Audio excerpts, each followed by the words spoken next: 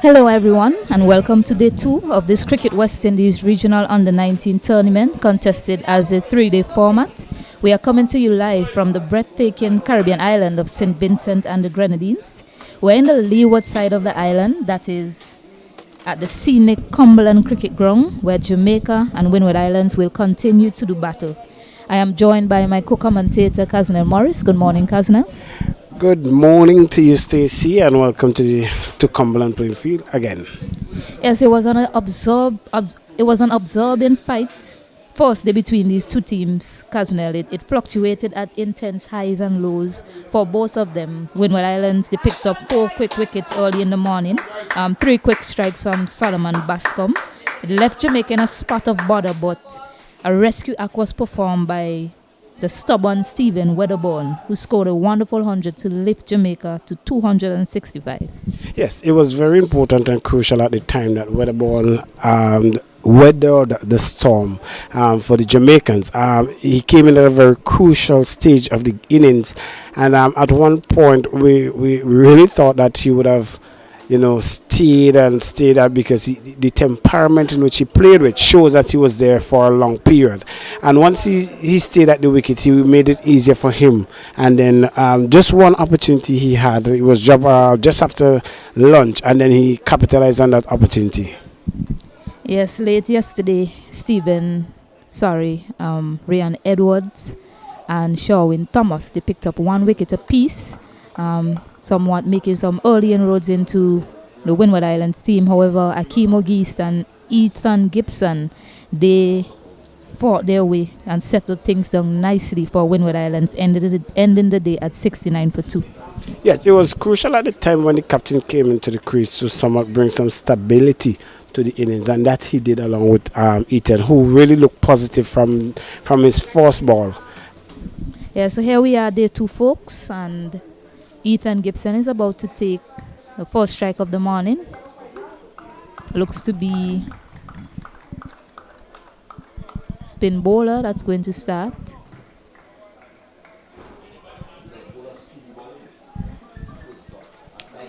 Start from the river end.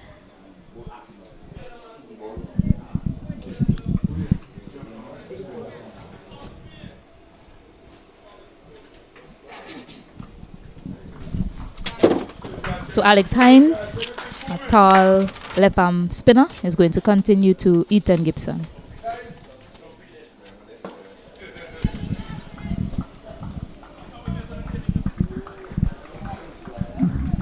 Stacey, it will be crucial for Ethan and Akeem to get into their work early. Not only get in terms of eyesight, but in terms of run scoring. It will be interesting to see how they turn over the strike.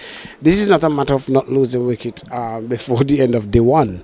It is a case where you have to chance if you're going to go through with giving Jamaica a total, a lead, or stay behind by a deficit. And if you are behind by a deficit, by what margin would you want that to happen?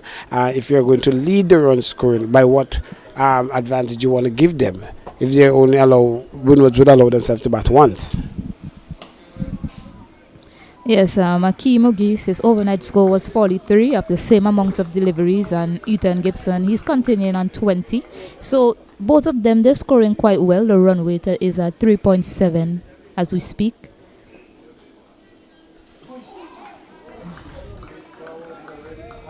That's skidded on there into the gloves of the keeper, taken by Jose Northover. We have a man standing at slip, Jordan Johnson.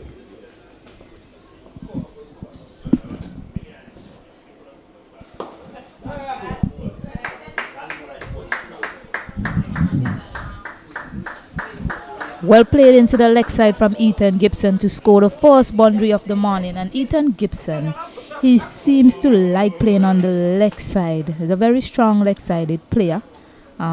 Probably a very strong bottom-handed player. Usually most players who are prone to playing on the leg side are very strong bottom-handed players. So the end of the over, the score is 73 for 2. Gibson is on 24 and Akeem Ogis, he's about to continue from overnight. He's on 43 or 43 deliveries.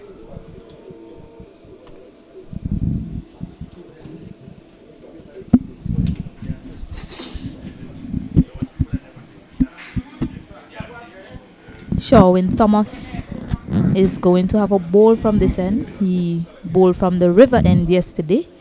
He's going to have a first bowl from this end, the commentary end, Kaznel.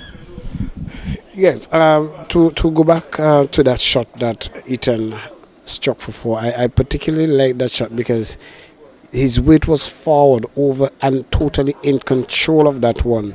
And the placement is what was immaculate, and he got value for a shot with that one. This is a good move to introduce the pace of showing. It's early morning, he would have got some rest, and the captain would have opted. Yes, he started out with the spin, but Akeem, who haven't gotten any ball from that previous over, would not.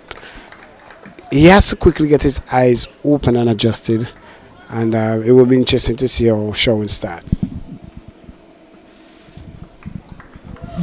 Very good line and length from Sherwin to start. I was looking at him during the warm-ups. We have the benefit of seeing the teams warm up before the start of play, and he was running in hard, and it appears as if the setup was to bowl to a right-hander, and he was just getting that ball to move away from the right-hander. So I guess his mode of operation would be to get that ball angling into the left-handed batter.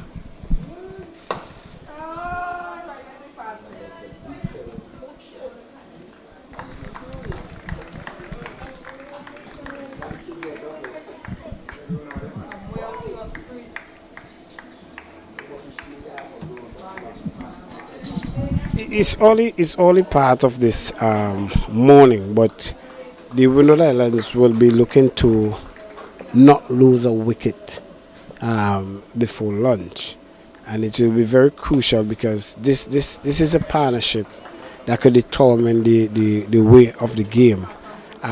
Just halfway into the over, the second over of the day, and they have added just 4 to their overnight total, which shows you that yes, they are going to continue their run scoring shots, play shots on its merit, and they still have to be positive and look for the opportunities wherever they get the opportunity to make runs. Neatly forward there by Akeem Ogis. Yes, Akeem Ogis with all he did need to bring all of his experience to the fore this morning, and but Windward Islands to a lead. I'm sure they'll be looking for a lead because both of these teams, Jamaica lost to Barbados and Windward Islands, they lost first in points to Leeward Islands. So both of these teams will be searching for a win.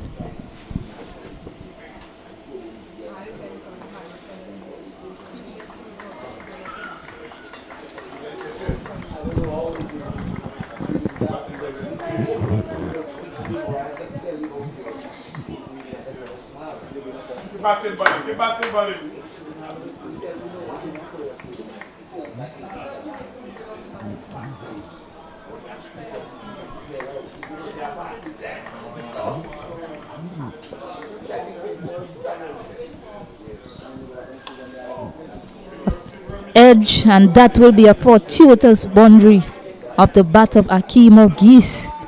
They have one slip in place, and they don't have anybody at that second slip position, and the edge was found, but died on its way to the slip cordon, and 4 runs to Akeem Ogis to start off his morning. Well, it's end of the over, 77 for 2. And so good start for the Windwards. They got two boundaries to start the innings this morning. Interestingly, the last ball of each over from the boundary. So what Jamaica should be working on is cutting out those boundary balls, especially after the last ball of the over. The bowler is toiled so hard the first 5 balls, and then the last ball of the over on each occasion from the boundary. I don't think that is something that they could control. Stacey, even if it's a good ball, sometimes it could take an edge. It could take an unfortunate drop catch and spill in the boundary. So to say to control, I somewhat would not agree with you on that one. Well, you say you're disagreeing with me, but I've seen bowlers control their way to maiden overs, Casnell. So it's just about keeping the ball in the right areas to these batters. Yesterday, Akeem Ogis, every loose delivery he put away. Anything that was in hitting the good areas, he respected it. So here we are, Alex Hines. He started well in this over so far, and he'll be hoping to continue just to maintain and add some pressure to both of these batters.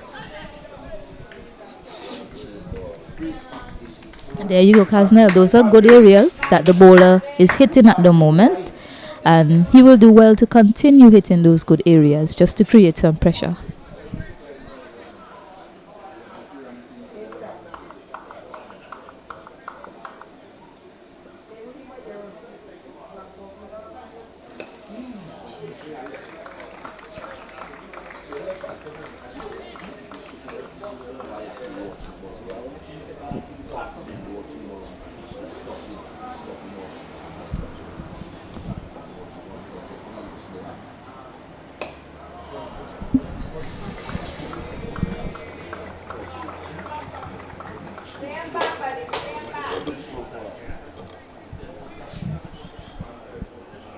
So one more ball remaining. Finishing well is key for Alex Hines.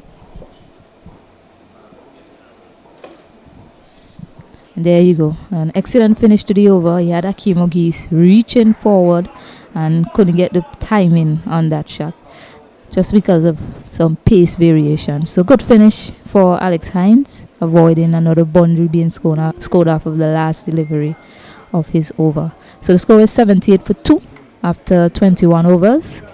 Akeem Ogis is 47 and Gitan Gibson, he's 25.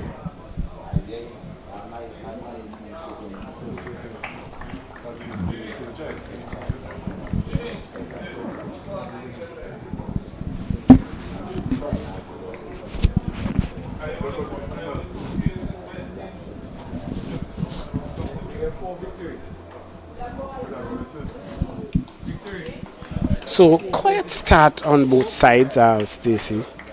That is something you would want. The sun is out, stinging. It's an early mid-morning.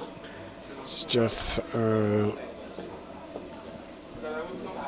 minutes past 10 o'clock in the morning time. And good approach, good solid approach there to the crease from Thomas. I think he's hitting the bat there very hard, and the tranquil Caribbean Sea is just next door. The other anchorage of yachts, and mainly North America, and it's a cool morning, even though it's hot. It's a very forested area, the Cumberland Valley. And we're on the northwestern side, so this area is more of a farming community where you have Spring Village and Coastal. It is somewhat netted between there.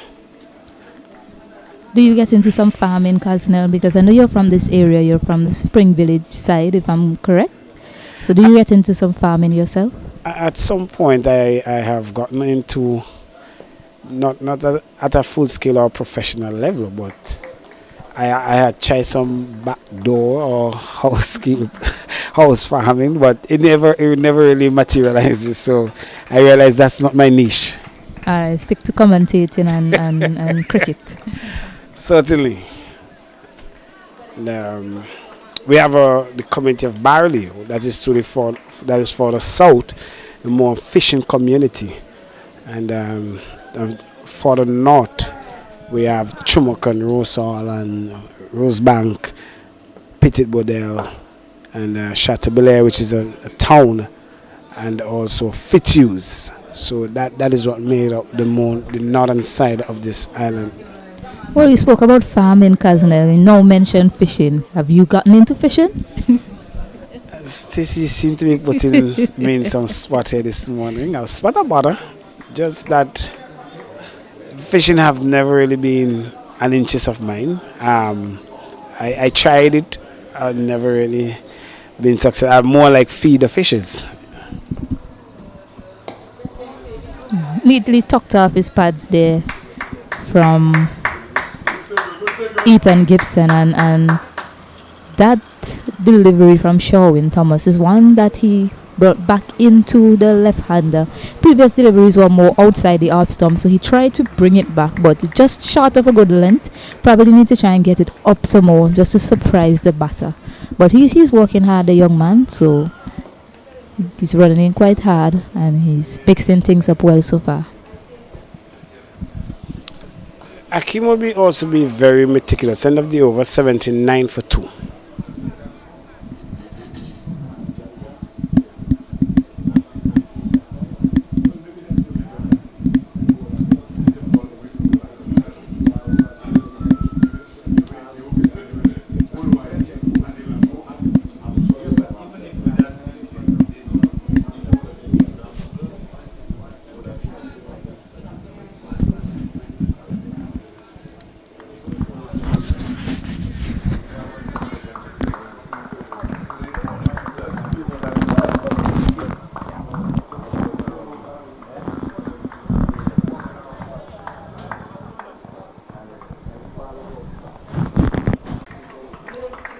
Alex Hines is continuing to Ethan Gibson. Quite a subdued start so far this morning. We're into the 5th over of the day.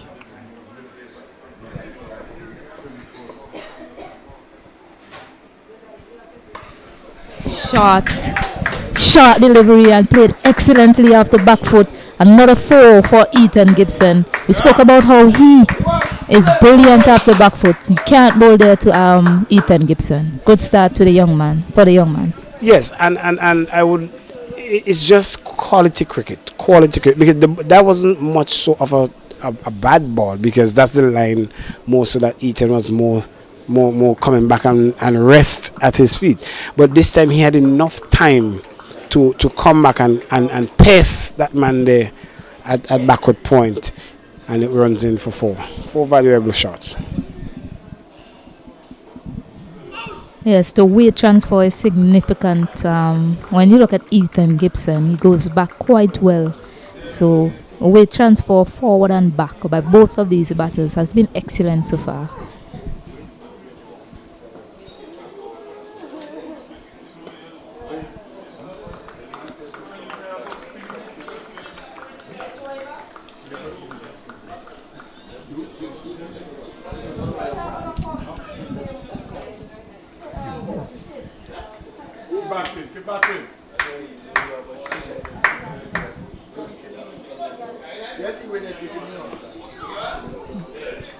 That one surprised Ethan Gibson. Got a bit of lift, not expected on that occasion.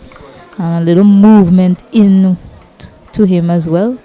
So good bowling, good comeback from Alex Hines. Too short again. Unable to put that away on that occasion, Ethan Gibson.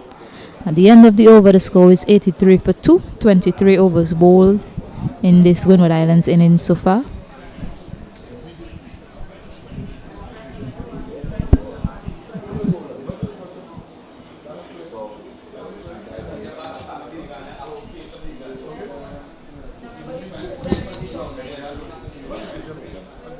And what do you make of the ploy to start with a spinner and a pacer so far this morning? Do you think it's something that the Jamaicans may have discussed as the right approach to these batters, Ethan Gibson and Akeem O'Geese this morning?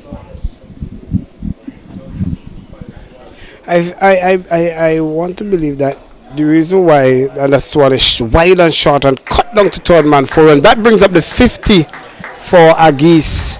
A well played 50, second 50 for the tournament so far. and it's a welcome 50 as well. But Yeah. I was saying that starting with that spin piece tactic this morning, it's not a bad ploy, because what you don't want is that the Windward Island is to get off with a pace. So far they're doing very well. They're trailing by 178. Okay, the both batsmen that are there, Akim brings up his 50, and Gibson, he's on 30. He has been playing very positive, as I made mention, from since day one. So it has to be something that the captain must be looking to do or experiment to see where he can find all the inroads. Yes, and they need to find a way to break the partnership, because yesterday they picked up 2 early wickets. They were well on top of the game. However, this partnership has just quelled the flow of the Jamaicans so far. So sweetly played on the up, through the covers. Not many 4 has been hit in that direction, but the timing was so immaculate from young Akeem Ogis to get that to 4 runs on that side. Excellent shot from the young man. I think the only problem with that shot is that they did not reach to the bunker as fast as it came off the bat. So he got value for the shot, but boy, oh boy, that was a classic cricket shot. Yes, and what I was saying, it's quite hard for the players to score boundaries square, because the outfield is very heavy on that side, but the timing was perfect from the young man. That's why it raced away to the boundary for 4 on that occasion. Cut brilliantly this time from Akeem Ogis, and Sherwin Thomas has just been a bit too short this over, and Akeem Ogis, who has raced on to 59 from 59 deliveries this morning, will be looking to convert to the big figure, Kaznel.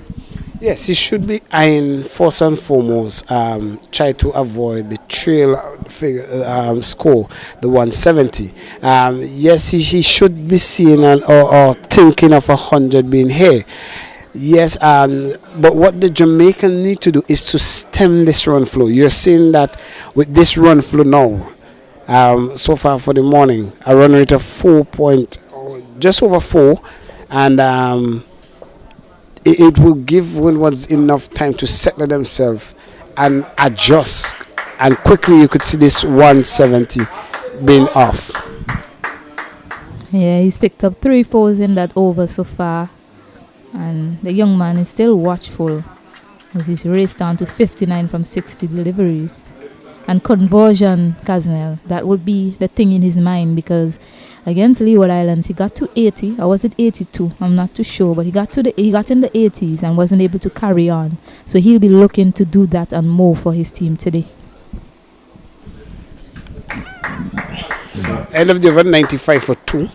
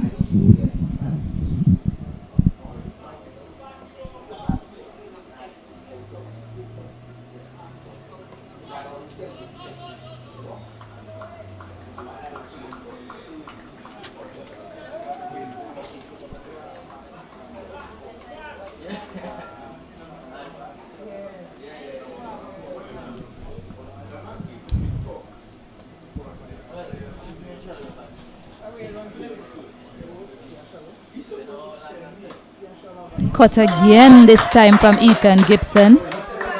It'll just be 2. Picked up by Sherwin Thomas, who went down as well. Hope he's okay, the young man. He just foot's getting stuck in the grass there as he ran down to pick up that delivery.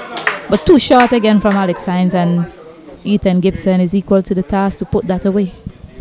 Yeah, I think the problem there is a slight slider as he tries to stop that one, and in the process may have slightly pull up his ankle a bit. Not a major concern.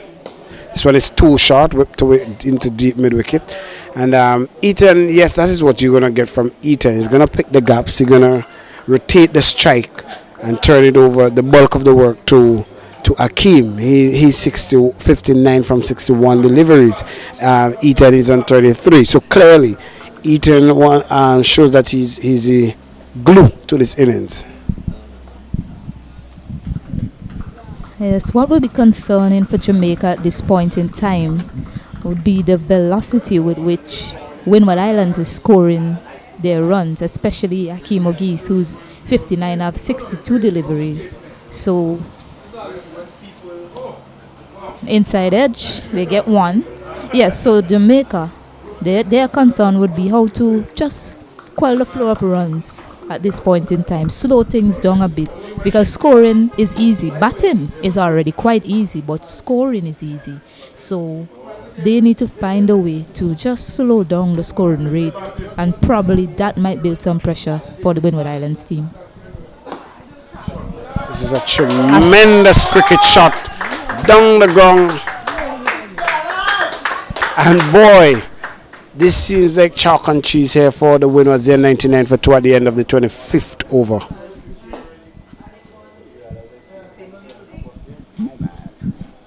Yeah, astonishing pickup shot from Ethan Gibson. You see how brilliant he is on the back foot, but that was a demonstration of what he can do on the front foot as well. So a brilliant shot from the young man. Weight transfer against his key, and made sure he got that up and over the field. That was at mid-off. It was a straight hit, which is key as well. And Ryan Edwards is going to be introduced into the attack from the commentary end. I was just speaking to my commentator off air, and he was saying to me he thinks that young Thomas is going to get another over, and I said to him, no, I believe they're going to bring on the left arm pacer from this end. And so said, so done from Team Jamaica. I mean, I guess I've watched them play the first game, so I sort of know, I have an insight into how they operate, and Ryan Edwards seemed to be very key to their hopes of picking up all the wickets, picking up key wickets when partnerships are building. He's the man that they usually go to. So let's see how the young man goes this morning. He's a quick left arm pacer, and he's bowling two informed batters who's really scoring at a quick rate at this morning. Akeem Ogis is on strike to Ryan Edwards.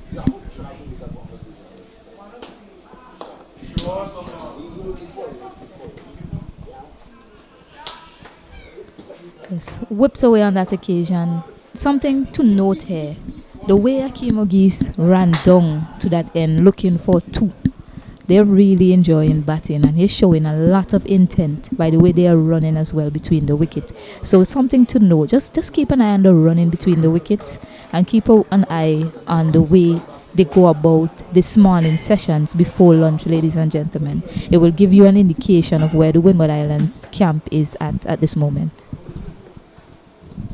Yeah, from start they look very business-like. They look like they're about their business. Whereas on the contrary, Jamaica seems to just come out to play cricket, just a normal cricket.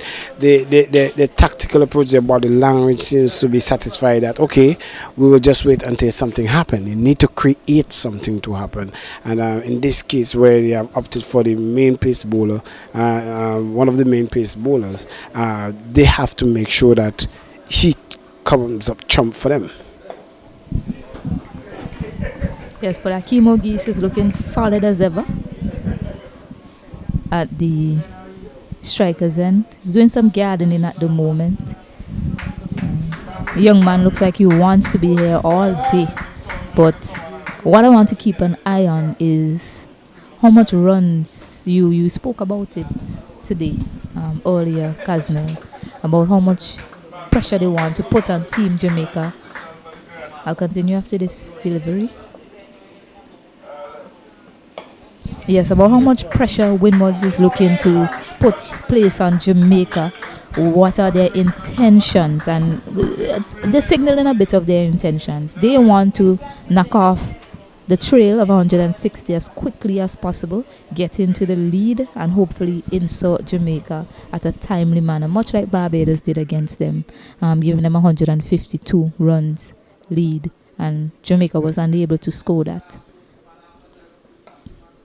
And so, of course, Hakeem is respecting the good deliveries, but anything loose, he's going to put it away.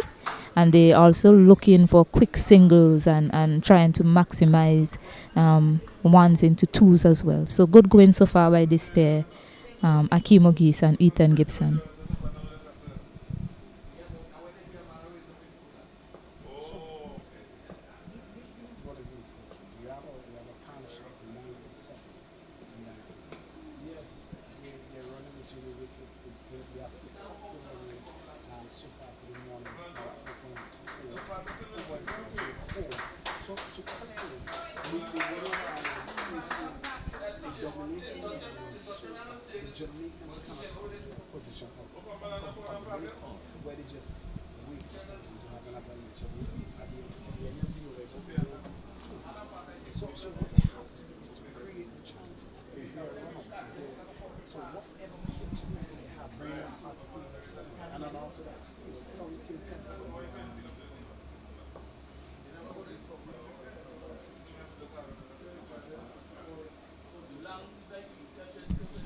Yeah, it's a learning game, and each of these players, they're thinking along as they go. So not too soon, not too long now, you might see the captain implement some sort of funky feel, but maybe get another man around the bat. Yeah, probably get another person around the bat just to create some pressure. Ethan Gibson, so far, he seems to be quite comfortable on the back foot. So what the bowlers can try to do is maybe bowl a fuller length to him and have him coming forward more, take him out of his comfort zone.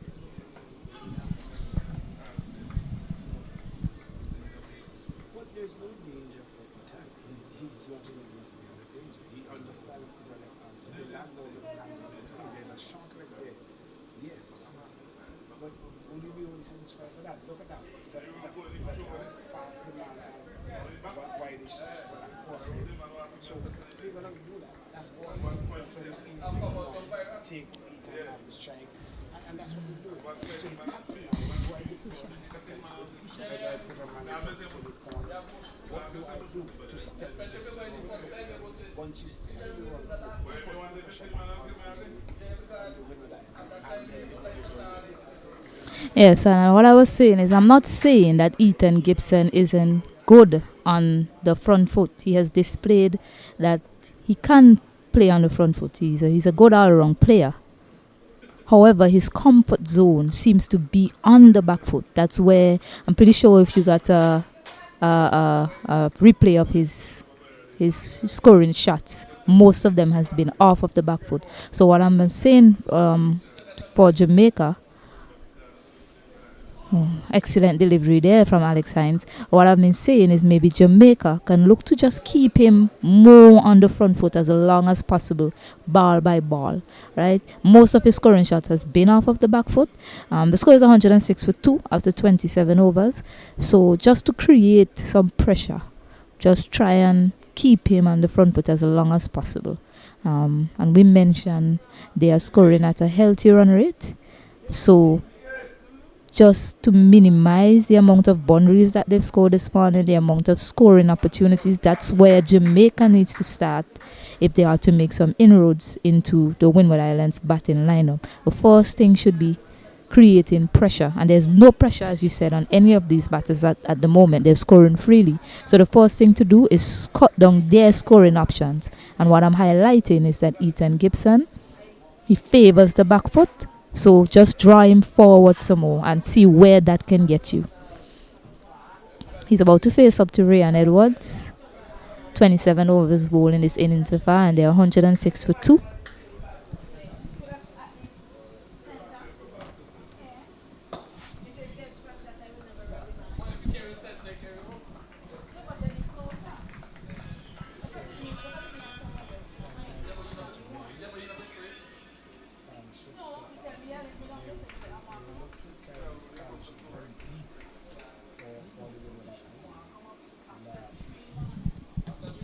it will be important. They really, really carry it down to as far as possible, even if it is after long session.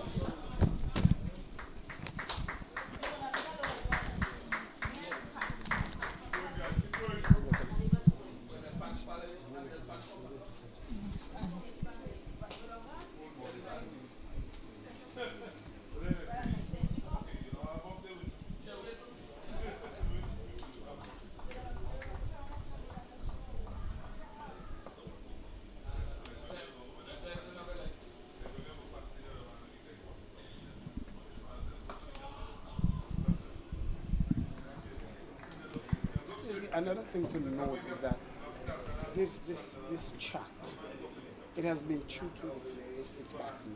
It has been very gracious to them. However, you as a batsman have to come in the track and adapt yourself to the wicket. The ball is getting old. It's one of those caught ball, what we call kookaburra. What is going to happen over a period of time? It's going to lose everything, shine everything. That's a delicate shot. Pass him and diving down first and foremost. Between Geese, Ethan Gibson, a welcome partnership there. Yes, played with some poise and guile to guide that down and past the slip fielder to bring up the 100 runs partnership between Ethan Gibson and Akeem Mugis. They're doing battle for their team, but these kind of shots, it gives you an indication of where the team mentality is at the moment. They're playing quite freely and they're looking to also bring in some quick single taken by these two. And there you go again, not letting any run go to waste. These two batters and the team Windward Islands at this moment. I think the captain will be somewhat disappointed with that, with those fielders in that area. There you see, plugged that area for the cut shot that Akeem. We know that Akeem played two constantly, three boundary shot, mainly cut shot in that area. He plugged those areas, and look at that, just an easy push into that side again, and he was able to get us somewhere. Loud appeal, that's a bit too high in my opinion, and I think Shannon Crawford agrees, and not out, says Shannon Crawford. But that's the line I was asking Jamaica to bowl. Just get that ball full on that occasion. There's a bit of bonks, not allowing Ryan Edwards to pick up the wicket of Ethan Gibson, but that fuller line, you see his intentions. He went back because that's his comfort zone. So just try and bring him forward. Just keep rolling it fuller to him and find that magical line and length that can, what they call the corridor of uncertainty that can create some problems to Ethan Gibson.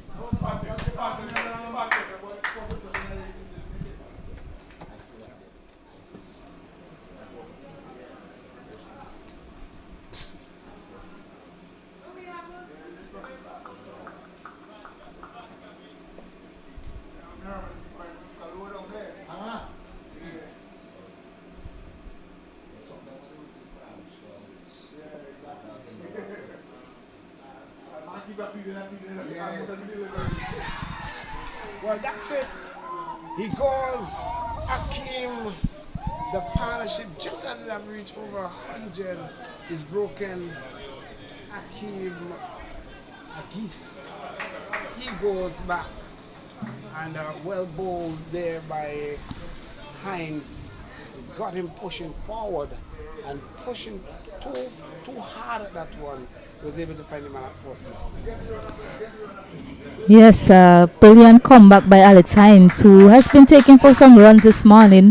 Akeem Mugis would be disappointed with that again, unable to convert one more time. He was out for 80 and he's now out for 65 today. So brilliant comeback by Alex Hines. The key to that, Casinel, was a fuller length delivery. Akeem Mugis, I think he went to leave it but was late on leaving that delivery alone and getting that thin edge to the man at slip. Well taken by Jordan Johnson in that slip region. The score is now 111 for 3, sorry. Devoney Joseph has made his way to the middle. Another left-hander. Windward Island seem to be packed with a lot of left-handers, Casnell. Yes, they have a cadre of fleet of left-handers. Now you see that the wicket are falling, and this is what I'm talking about. The Jamaicans feel like this is the momentum now that they wanted. Where was that 2, 3, 4 overs ago? Yes, it is important to get a wicket, but here you are now putting a man in front in silly point position. That could have been done all around. Create the pressure yourself. Do not wait for the pressure to come. But I'm not saying good luck there for it. And a very important partnership there for the Windies Islands. Someone brought them back into the game. And it will be interesting now to see the sort of message that is given to Devoney to see himself up to lunch. Yes, and while I agree with you, Casnell, on your point earlier on, sometimes encouragement from the captain comes from the bowler himself and the lengths and lines that he has been bowling. And Alex Hines has been a bit inconsistent. He's been too short on some occasions and too full. However, him finding that perfect area from that ball to Akeem Ogis has encouraged the captain now to put 2 slips, and now they have a man at silly point as well as a man at silly short leg. And with that, Casnell, some energy has been injected into the Jamaica's team, because that wicket was a key wicket and a massive wicket for them, as well as the bowler Alex Hines, who is now running in and just hitting those areas. He knows now what he needs to do. He has found the area and he's going to keep walking over there, hopefully for Team Jamaica.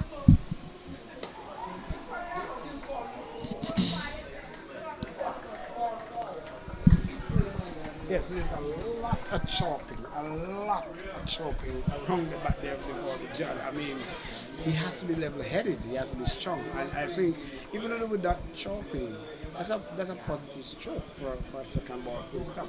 It's basic cricket. Don't forget the chopping. Forget the anxiety that is going around. That's the right. And he's looking correct. Yeah, and that's all he needs to do, the young man. Just forget about what's happening behind him. He's having a little bop of his head. He's enjoying, his game, and that's important. He knows he has a job to do for the team. His captain was just dismissed. And he needs to build a partnership with Ethan Gibson. He gets up the mark. And he looks quite steady at the wicket so far. He's just come into the wicket, Devoney Joseph. Did he play in that game against Leeward Islands, Casnell? Yes. Well, Devoney, yes, he did play, and he did play a positive innings. He didn't really score much in that innings, but he came in at a very crucial time and was able to especially the second innings, and help the Windies Islands secure a draw. But in this game, there you see the difference in the energy level. Now Ethan comes on strike. There is not that energy, there is not 2 slips. Do you understand what I'm saying? And this is what they need to do. Continue the energy level and put back that pressure on the Windies Islands. They're just satisfied that Ethan is the man in form, and we don't care if we don't have him. But so end of the over, and the Windies Islands, they are 112 for 3. Yes, 113 for 3, and yes, Casnell, I agree with you, but then of course I have to give my thoughts on what Jamaican team is thinking. They still have a pretty attacking field set to Ethan. They still have 2 men around the bat and the slip, but they are mindful that Ethan Gibson has been there since inception, so the chances of him taking an edge to second slip is probably slim in their thought. Maybe something to first slip with an edge of him playing carefully, and something probably brushing his bat, similar to what happened to Akeem Ogis. So they still have a pretty attacking field set to him. What I would like to see for Ryan Edwards is a more attacking field set. They've only employed 1 slip to each of the pacers this morning. I'll still like to see 2 slips and maybe encourage him to bowl short, or maybe bring somebody in close, a silly short leg position to the new batter on strike.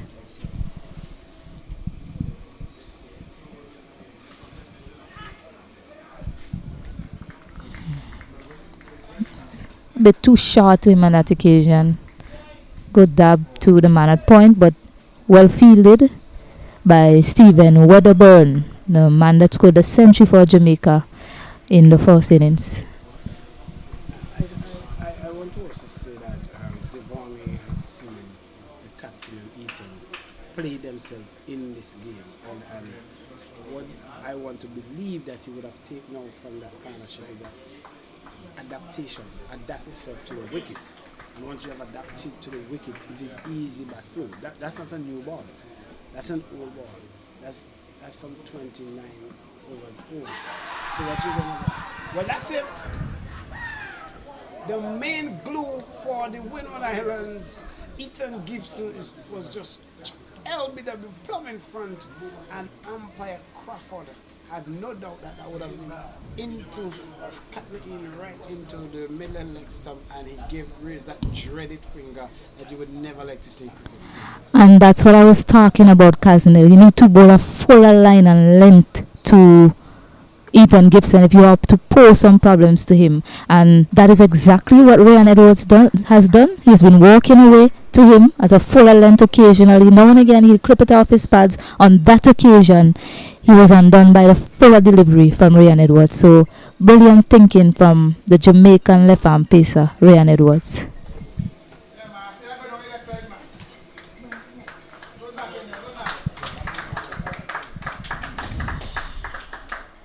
Tariq Edward, a tall left arm, the tall spinner for Windward Islands. He picked up 3 wickets against Jamaica earlier on day 1. He's here to do battle with the bat for his team, and boy do they need a partnership now, because Jamaica, they are up and about. They've picked up 2 wickets, especially getting that wicket of Akeem O'Geese has set them up alight, and they are up for this challenge. They are running in harder. Everyone is shouting, everyone is applauding around the bat.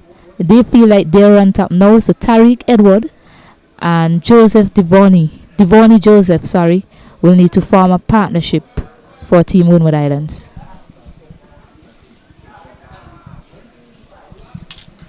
Well, Tariq will know his work. He will get his work cut off. He made a very important half century first innings against the Windward Islands. In that game, it was more sort of a saving knock, I would say. Even though it was the first innings, it was that he held with Captain Agis, that partnership, that really cut it to a level to score 209 there in that first innings. However, this is a different ball game, and different approach, different bowlers. But it's a similar situation. 114 for 3. The Windward Islands, they are in a spot of 1. Yes, you see the difference in body language by all of the players from Team Jamaica since that wicket of Akeem O'Geese. They know he's the key man for Windward Islands, and now they're up and about and ready for this challenge.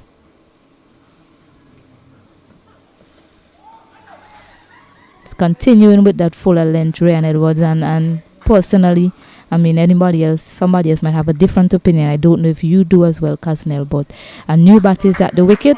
The ball is not as new. It's not generating as much bounce as a newer ball would. And I personally think a fuller length that he's operating at, all he needs to do is line it up properly. It's where he needs to be, especially to the new batter on strike. Yeah. Yes, and I agree with you a lot. Akeem will want not to lose any sort of wicket before lunch, and so to the Windward Islands. But I like the way at the end of the over it's 114 for 4. Yes, 114 for 4. Jamaica yesterday were 46 for 4. They got to 265 runs, so all is not lost for Team Windward Islands. I'm sure they have capable batters to come, and 2 capable batters in the wicket that can do the job for them and dig them out of this hole that they found themselves in, currently trailing by 151 runs. You see they have 2 slips in place. Jordan Johnson and the captain Sanjay Walker himself has gone into second slip to Devoni Joseph, So Alex Hine has found a line outside the off stump to the left-handers, and he's gonna continue working away there. And as the captain would hope that he continues there.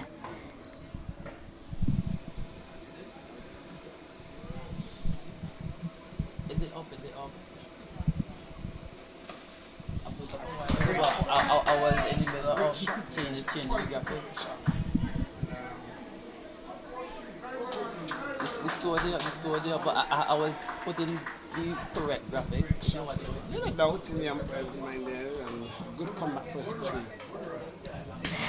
Yes, a brilliant shot, Casnell, but I believe the running between the wickets upstaged the brilliant shot. But because these guys, they came back for 3 runs, the running was so quick between the wickets, I hardly noticed that they were coming back for 3. So excellent running by Devoni Joseph and Tariq Edward to get 3 runs on that occasion.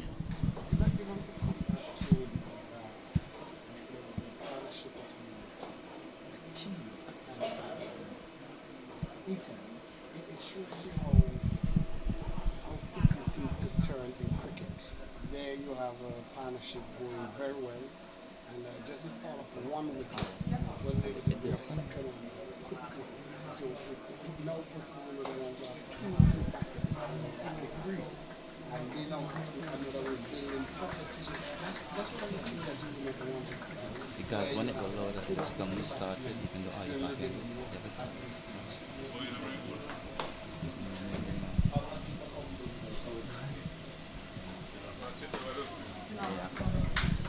Yes, 2 new batters at the crease, so the repair work has to start here for Windward Islands. They've lost their captain, Auguste, for 66, and Ethan Gibson, who partnered with him to have a 100 runs partnership, fell shortly after. So definitely some repair work to be done here for Windward Islands.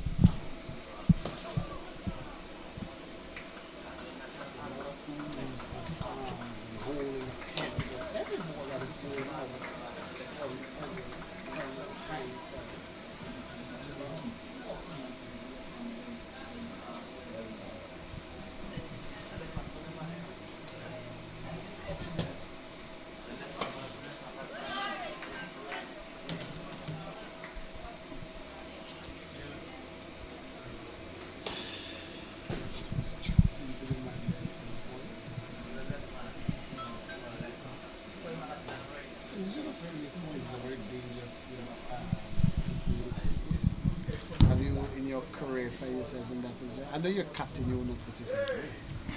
Well, we largely played a white ball game. Loud appeal, and he's been given by umpire Ryan Banwari, playing back to that delivery on that occasion from Tariq Edward, and he has been adjudged LBW.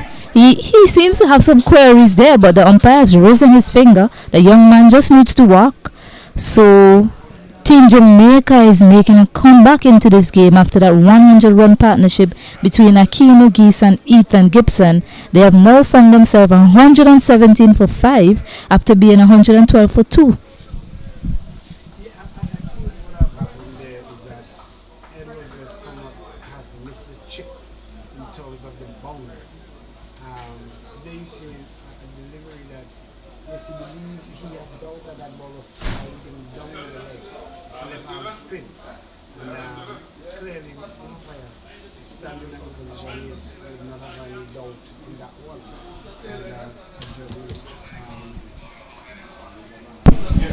I judge him LBW.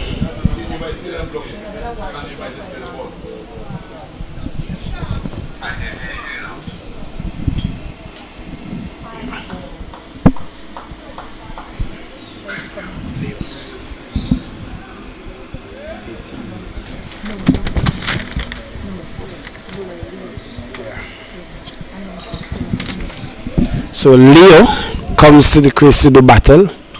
Very important and crucial time here. 3 quick wickets in succession, less than 15 minutes.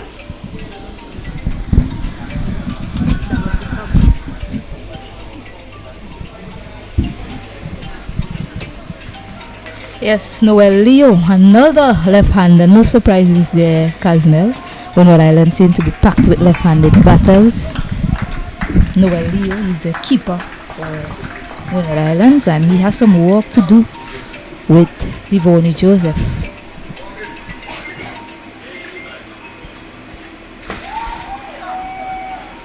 Yes, at this point in time, Jamaicans are so on top. Not even the bad deliveries are being put away. That one was pretty short, but wasn't able to put it away on that occasion, Leo. But still showing some intent. So good to see from Windward Islands. They're still looking to be positive and put away anything loose. The score is 117 for 5, 31 overs bowled, and the Windward Islands, they trail by 148 runs.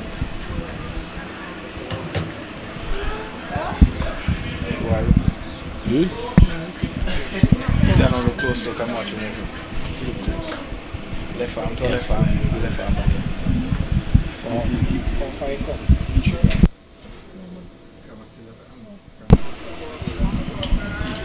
Trigger movement cracks. So that's why we say the act of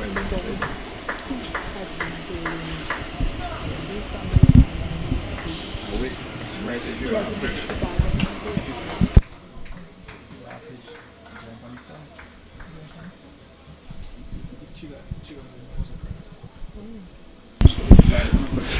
So Edwards continues to knock on the door. This one not out, sliding down this time. Yeah, seemed to be some bat involved there as well, Casnell. Umpire Shannon Crawford rightly shaking his head no on that occasion.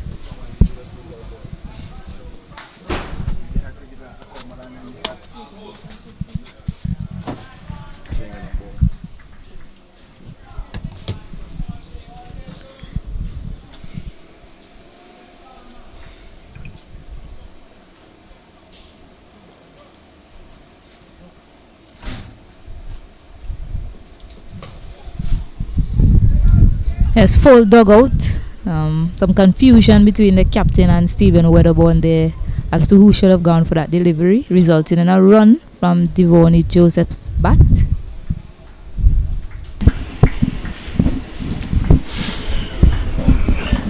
So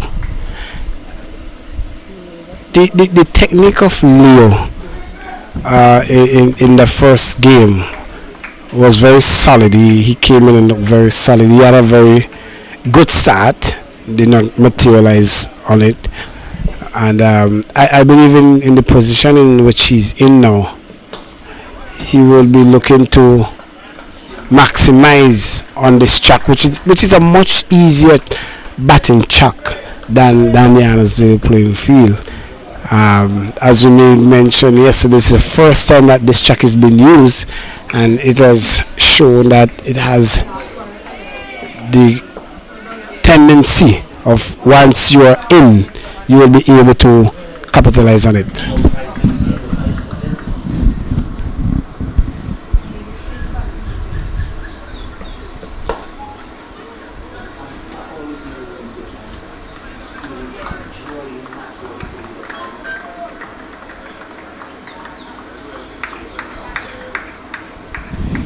So the winner should not be looking to lose any further wicket from here, Stacey. Definitely not, Casnell. We're on the eve of our first drinks break of the day.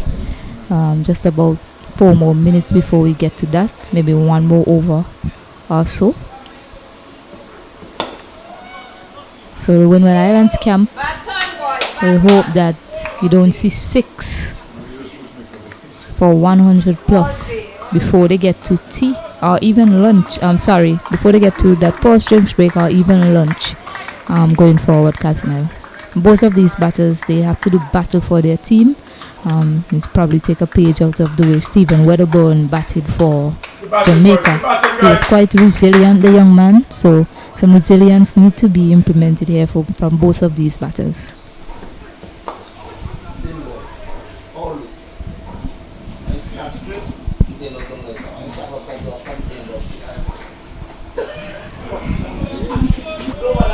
So end of the over, 118 for 5. Yes, 118 for 5. And as you talk about drinks break, the aroma, Stacey, the aroma of breadfruit and chicken It's been all across the community boot here. I wonder if our technical guy is the person who's having some of that. Yeah, so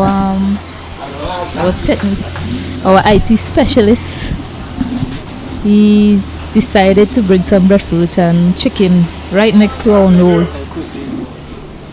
And I can't help but I keep peeping into on the right hand side of me because I keep peeping in his bowl at this moment. The breadfruit looks really nice and ripe, here in St. Vincent and the Grenadines. Full delivery, too full on that occasion. But yeah, here in St. Vincent and the Grenadines, we're known for some really nice breadfruit. But throughout the Caribbean, really, breadfruit seems to be a favorite for most people. That's part of our national dish, breadfruit and jackfish. So it's chuck where into the body of Brian Barnes. Silly point there. He's limping around, but seems to be a tough young man. He'll be okay. That's part of feeling in front of the bat. You must expect to get a few blows.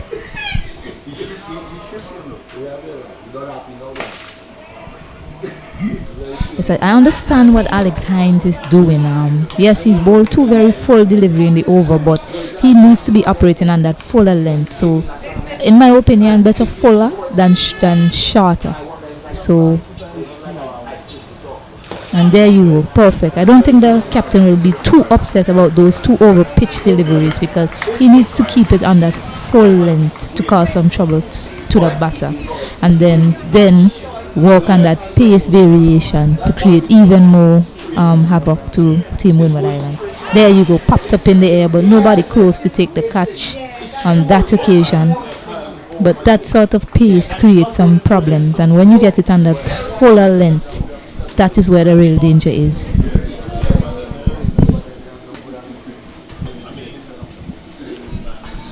So to come back to the cuisine, the chicken, stewed chicken, and breadfruit is one of our local fruits here. You could either roast it using the firewood or charcoal, or some people do it in their stove. Whether or not it is roast breadfruit or chicken, it is easy shot here. This one is too easy,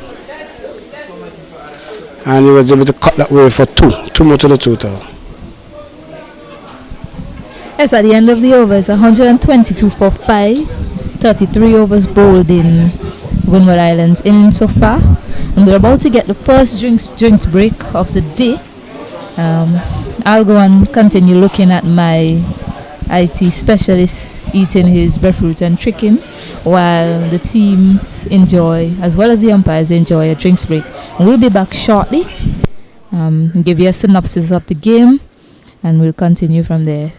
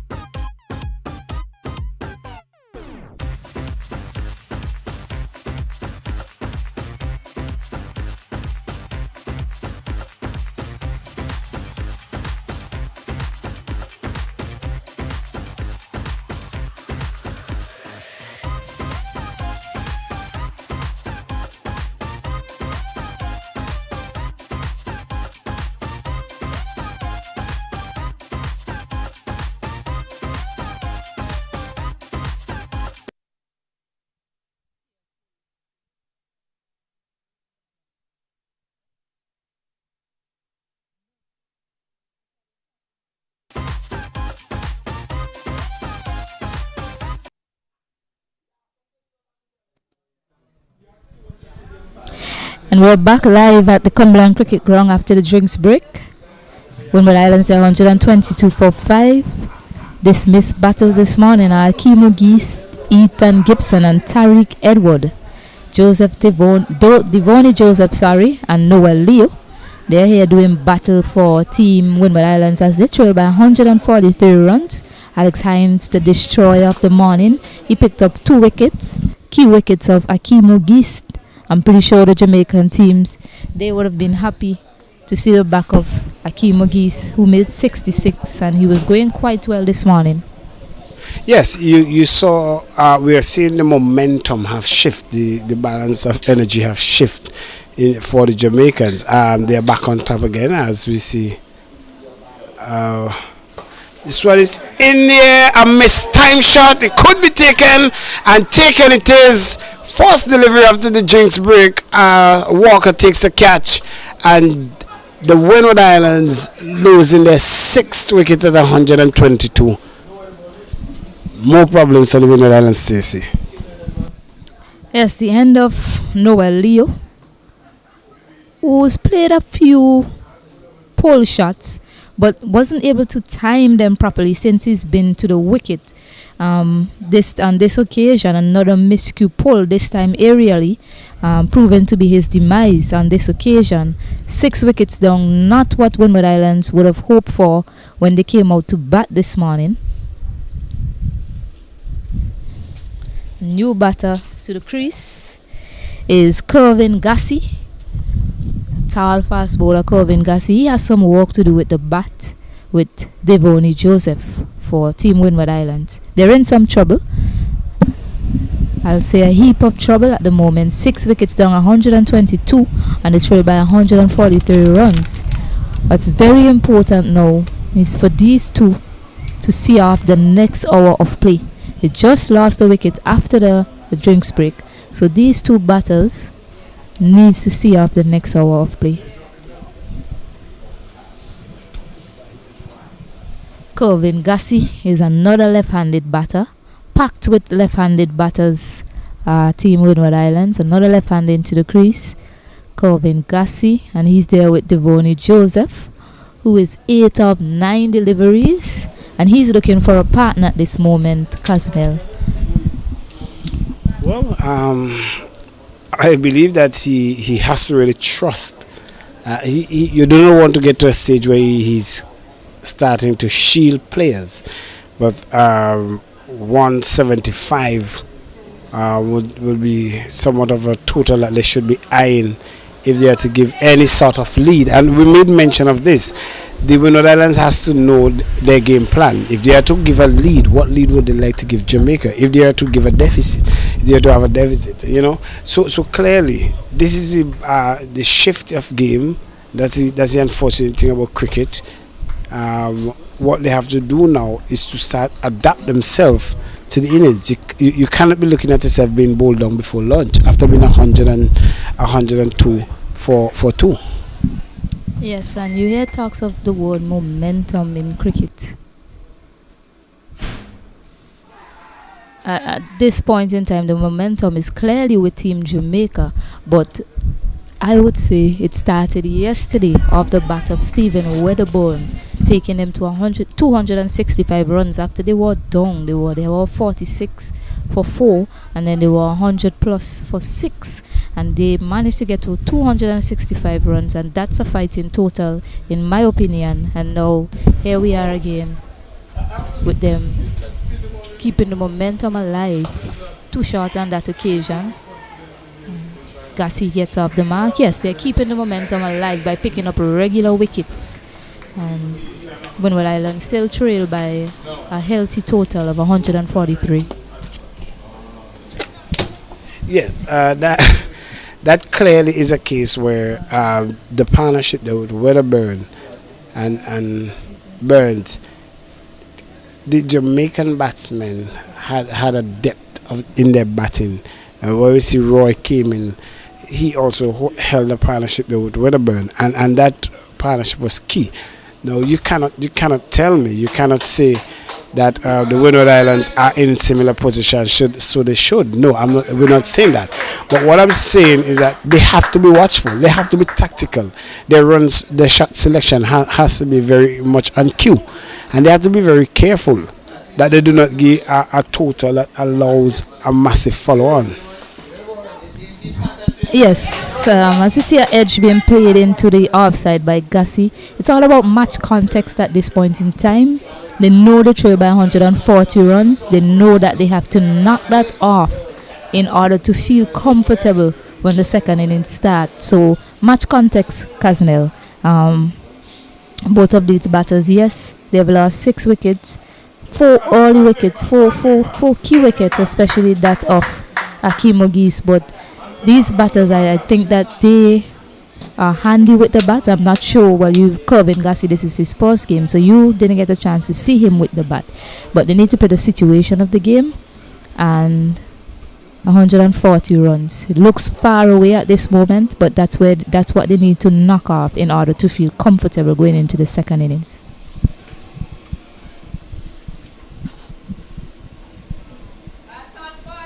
So Hines continue. Been bowling since the start of play. That's a very good shot.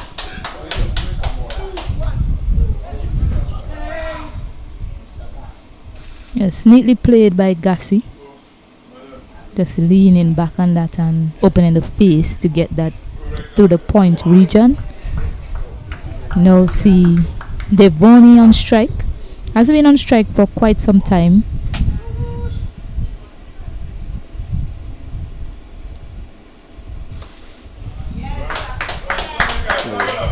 Played out to cover region. There's a lot of space out there for run scoring. And as you see, the Vernon just playing it late and able to get 2 on that time. Yes, and that is what Akeem Ogis and Ethan Gibson was doing so well yesterday. They were playing the ball quite late. They were very watchful, so playing late was very important to their success late yesterday.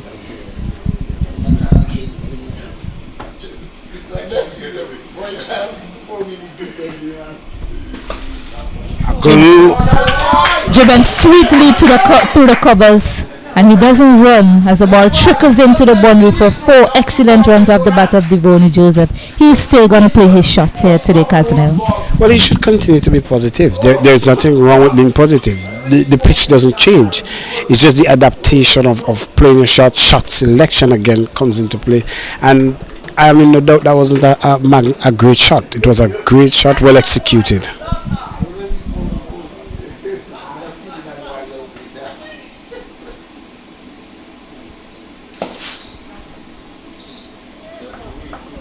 Yes, 2 full from Hines. Hines has been inconsistent, but he's picked up 2 key wickets. So when he lands it quite well, and he causes some trouble.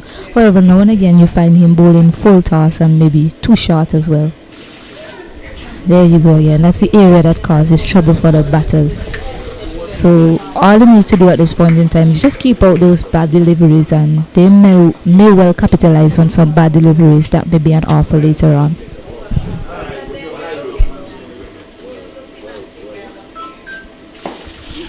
Well played. One of the things I must applaud the captain with is that the long spell in which he trusts Hines to bowl, and he have not disappointed him in any way. End of the over, and Windward Islands, they are 130. Yes, it's trail by 132, so they are 133 for 6. Yes, I must give some props to the think tank of Jamaica. Alex Hines, he was operating from this end, which is the commentary end, and today they decided to bring him from the river end. So just trying to see which end suits him better. And today he picked up 2 wickets of that important wicket of Akeem Ogis. So we have Captain Walker continue. And that's a fine shot played out to cover. Welcome shot there, full delivery, a glorious shot there. So 4 more added to the total for the Windward Islands. And we made mention of how important it is to get this run total and the parentage and everybody. But with us, we're joined by Wayne Agis, father of Akeem. Wayne, welcome to St. Vincent. I know it's not your first time, but welcome to Cumberland and welcome to good hot sun cricket here. Yes, yes. Good morning and thank you. In fact, Cumberland is one of my favorite grounds in the Caribbean. In fact, yes, been here a few times. I mean, as a parent, your senior son played a well-played half century, crucial in the point of how the game is now. As a parent, how do you feel sitting in the stand and seeing that from your son? I mean, we always just happy to watch him play. Whether he gets out on 0 or gets 100 or gets to 50, we're always happy to be there to support him because, you know, we believe you have to be thankful for everything because you get a half century and it could be worse than that. Yeah. Well, you're from Grizzly, that's in the north of St. Lucia, and the people of St. Lucia will be happy to see him not only playing here now, but also he has been the captain for the West Indies under 19 World Cup. What is the feedback like from the people at home? Well, first of all, I'm from Grizzly, but I'm originally out of Labrie, which is in the south. Yeah, but Akeem is a very disciplined player, very hardworking, very disciplined. And St. Lucian Public, they've been very supportive. The Ministry of Youth and Sports has been very supportive. So it's been good. It's a lot of hard work, but it's been good. Well, this one is chucked back to the bowler. He's out? He had to juggle that one. And boy, the Windward Islands now, they have lost their 7th wicket. And we are seeing the back of Devon John, who stroked that one back. He goes to 22. The Windward Islands 139 for 7. That's a spot of border there as a supporter of the Windward Islands. Yes, I'm very disappointed to see Devon go because he was sort of the last hope, really, in terms of the main batters in the side. And he's a young man who has a lot of talent, and we're hoping for a big one from him today, but it wasn't to be. Yeah. That's the game of cricket. Yes. And the Windward Islands, they have a very balanced team going through the tournament. Being a young man, do you see 3-day tournament be effective or taking that toll on his body? Do you think that he can generate that energy for 3 days? I think they can. They have to. I mean, most of them are between the ages 17 to 18. So at that stage, their bodies are not fully developed, but they get in there. They put a lot of hard work. Most of them are very fit.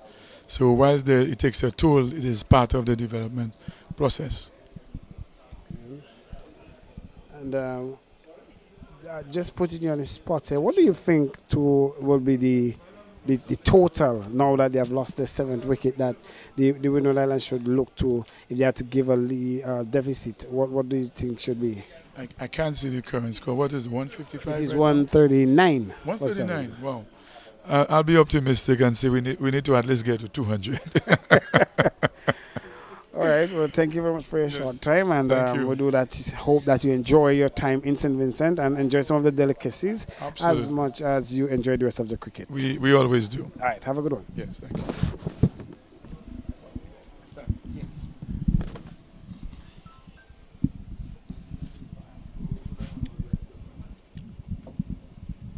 One thing, Akeem Ogi's dad, always good to get Wayne Ogis, always good to get some feedback from parents in terms of the process from their young ones.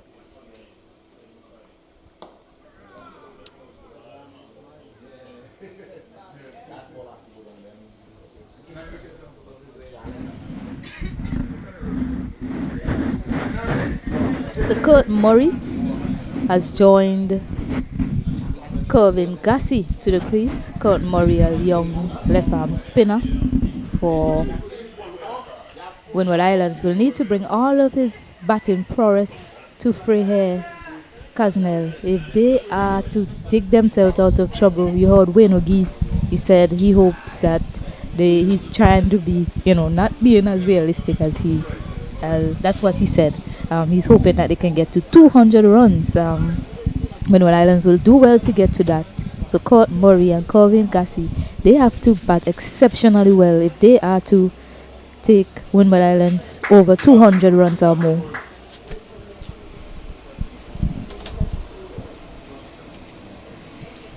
Jordan Johnson has been introduced.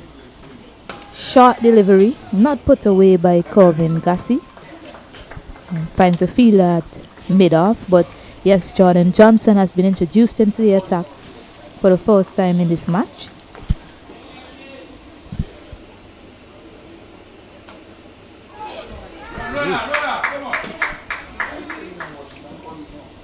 Replacing Hines, who bowled a very long spell, very tiring one. So excellent bounce and turn there from Johnson. Go through for a bye. Caught, beat everything there, even the keeper. 140 for 7. The Windward has the trail by 125.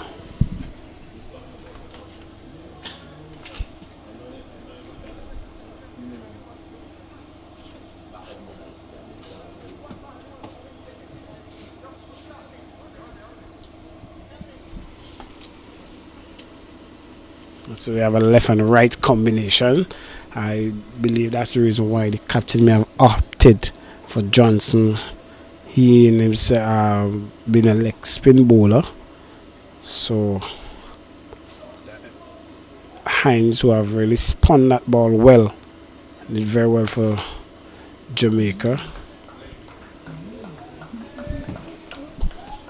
And Stacey, you during the interval you went and enjoyed some of the delicacies there of the breadfruit and chicken. I couldn't resist it because it was smelling so good next to me. So but what about the taste?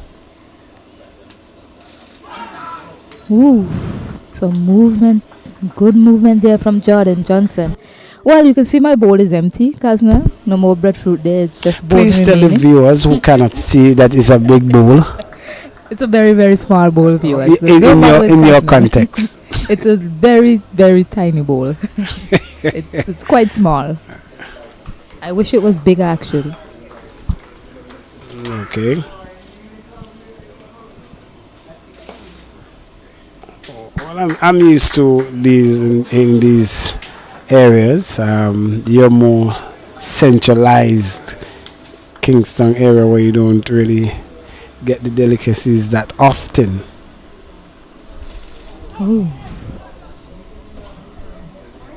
good and great over from Jordan Johnson, creating some problems there for young Kurt Murray.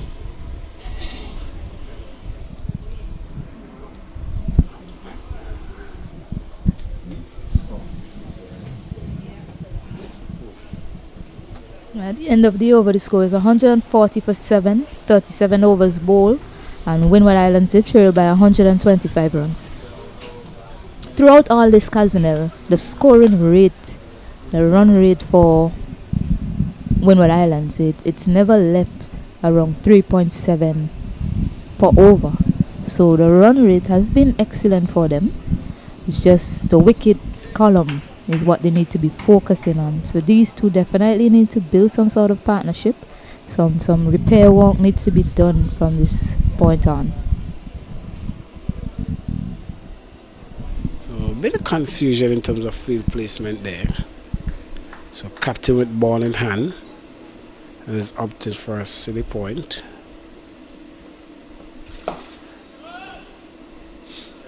Well, another thing that I've really want to give the Jamaican captain kudos for is that he have placed the fielders in strategic places, and even it's a good shot. Many of these shots have found the fielders. Yes, and that's great to see. These places are under 19 competition, and it's really good to see how the teams and the players, captains as well, vice captains, senior players in the teams.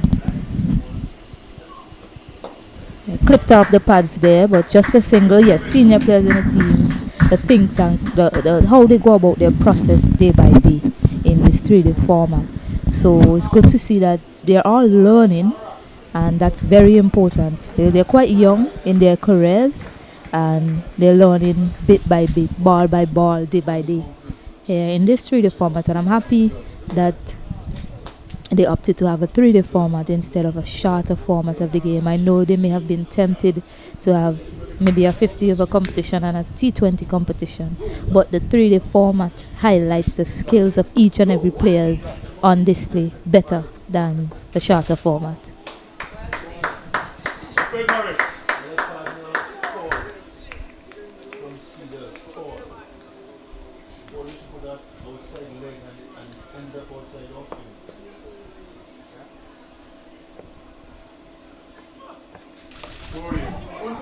Too short, played out to the man at square leg, just misses him. One bounce into the boundary off the bat of Kurt Murray. And that brings Murray off the mark with that shot. Well pulled away. He was always going away from the fielder, and even though he put in a dive there, it was not enough to save that boundary. Yes, Stephen Wedderburn on the square leg boundary wasn't able to stop that. Shot again. Tries to pull it this time, deciding not to go aerial on that occasion. Interesting from young Kurt Murray. There we see he's learning the game. And we talk about learning the game. Kurt Murray, he hit the ball aerially. He knows how important a wicket is. He knows how important it is not to lose his wicket. He just evaded the man at square leg. He got a similar delivery, and instead of going high, he decided to try and play it down as much as he can on that occasion. So you see a young man here learning his game as he go along. So really good to see from Kurt Murray. It also says that he read the turn of the chap, because that ball did turn and turned greatly. So he was playing with the turn.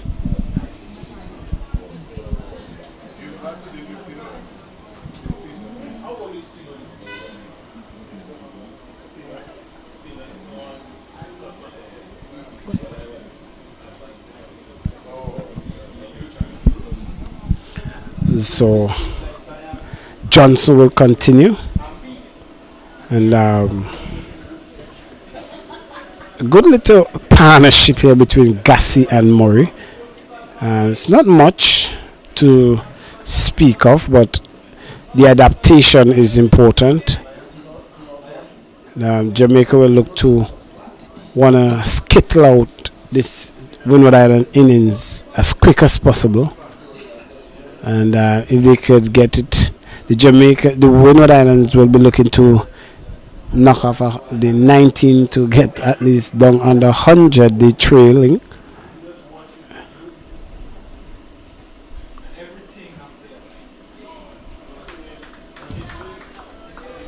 What do you make of this field? At least the field positioning is very interesting, because there's a man at slip, there's a point, there's a silly point, a short extra cover, there's a cover. Well, I'm not even sure, because the man at short extra cover there is directly in front of the man at silly point.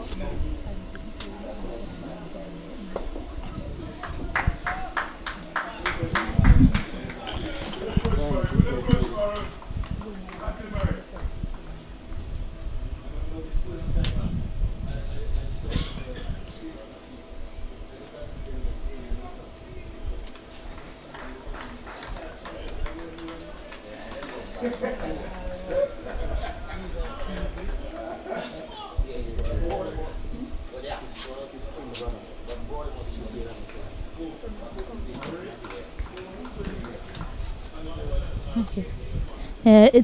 It's quite interesting, Kaznel. As soon as Court came into the wicket, Jordan Johnson came on to have a bowl. I'm not sure if it's a plan against him particularly, or if, Jamaica decided that it was time for Jordan Johnson to have a bowl. But as soon as Murray walked into the wicket, Jordan Johnson got the ball, keeping in mind that Alex Hines produced that key breakthrough.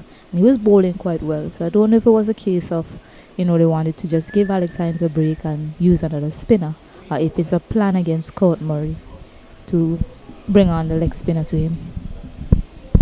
Well, what is happening for sure is that we have not seen much right-handers in the Windward Islands setup.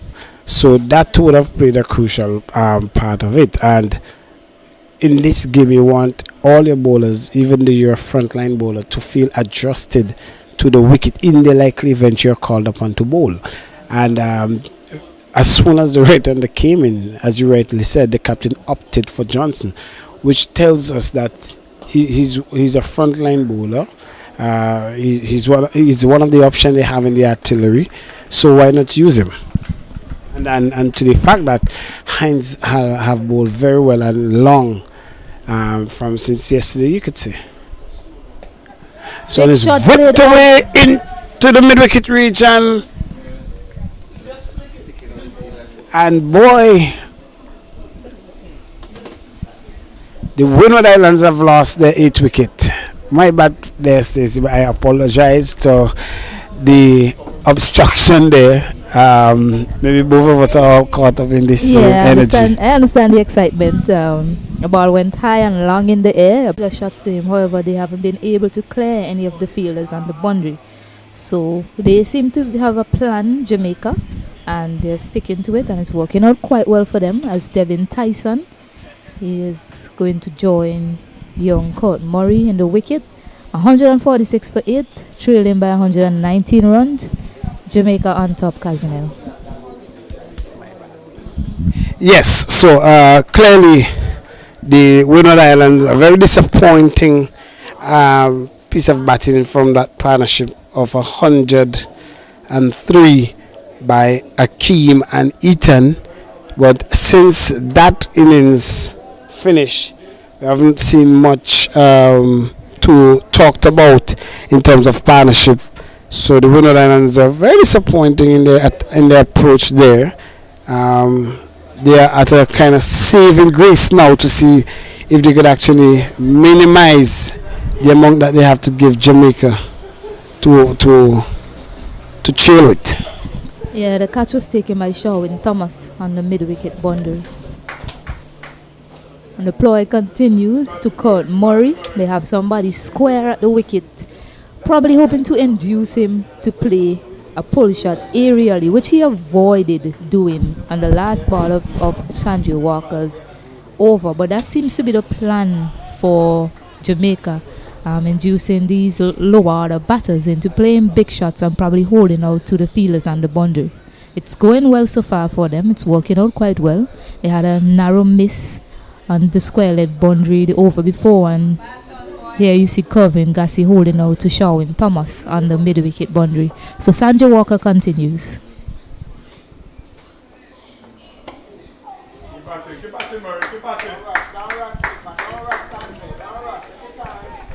Let's just playing on the patience a bit of the lower order batter is Team Jamaica at this moment.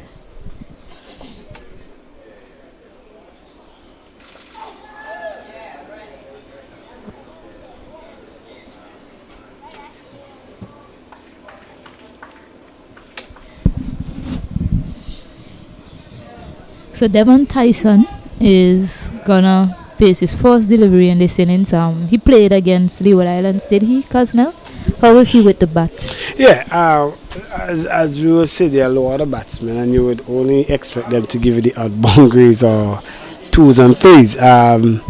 They know how important it is to hold innings. He held the innings with Bascom that really saved the Windward Islands to drew the game against the Leewards. If that's what you're gonna get, that's a magnificent shot over the top. First 6 that we have seen for the day here for the Windward Islands. A welcome boundary. Yeah, no mess around from Devin Tyson. Got one in the slot, and he placed it perfectly straight on the side of the board at the long half boundary. Long on boundary. brings up the 150 runs for Windward Islands in the process.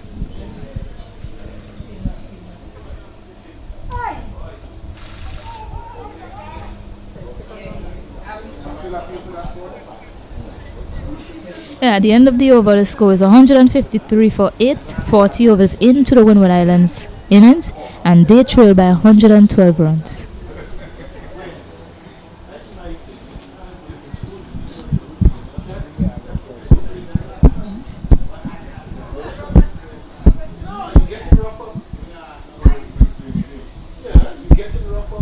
I believe that the Jamaicans should opt now for the pace bowler Thomas and try to finish off the innings and see how best and how low they can, because what these batsmen are going to do, yes, they are having a tough time with the spin, but they're going to see how much time they could also take in terms of batting here.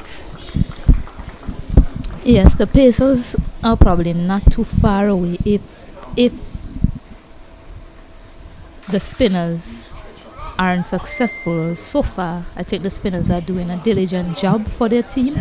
They're bowling in the right areas and they're creating enough issues to stay on and make a case and probably pick up these other 2 wickets to fall. If it is that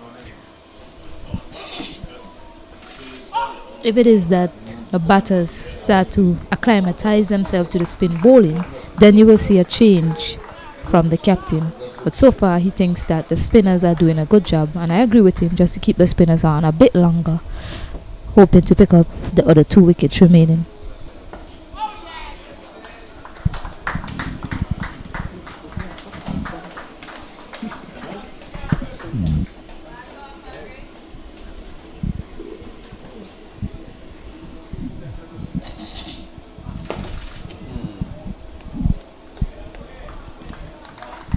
So Kurt appears to be a bit adapt to the crease, 6 from some 20 balls. So clearly he understands what is required of him. So have a quick run,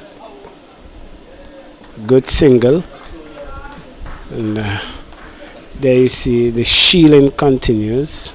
Well, it's going to start, not continue. The shielding of the tail end is starting. So Kurt, being the senior statesman in the batting, realized that, okay, I'm going to have to protect you. I wouldn't really say it's a shielding thing. I think the single was there to be taken, and he did so because Devon Tyson, he came out and he's hit his first ball for 6. So I don't think it's a case of shielding Devon Tyson. I believe all of these players, I don't think they'll be looking at the lower order batters as if they can't hold the batter, as if they can't bat. Those days are long and gone, Kaznel. Each of these batters, once they get a bat in their hand, they're quite capable of scoring boundaries and playing a top order batsman game, for example. It's just that in cricket, you have to have somebody at the top and you have to have somebody at the bottom. The defensive technique of Kurt is looking very impeccable, and I'm somewhat intrigued at the position in which they have placed him there, but that's for me not to question. He's been batting very well, but well done there by the captain himself, Walker. He has bowled he's into his 6th over now for 27 runs with his 3 wickets, so he in himself has shown that he's capable of handling the bat. This one is struck out, he got someone to it, so it somewhat cut the pace off. Diving effort there by the man at cover. Yeah, good hand from Sherwin Thomas to restrict that to 2, as it was well struck, sweetly timed by Kurt Murray. That surely looked as if it was heading for 4, so a good hand by Sherwin Thomas at the short cover region.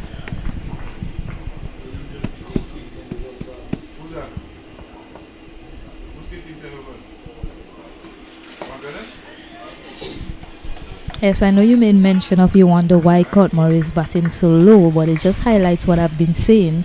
You know, all of these batters are capable, and the batters before him are more so capable of staying and playing a longer innings for their team. But each and every single one of these players, when they come out to bat, they look as if they are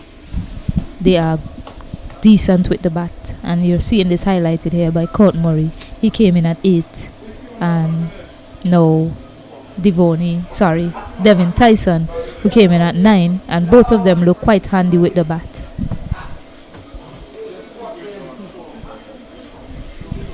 $156 for 8.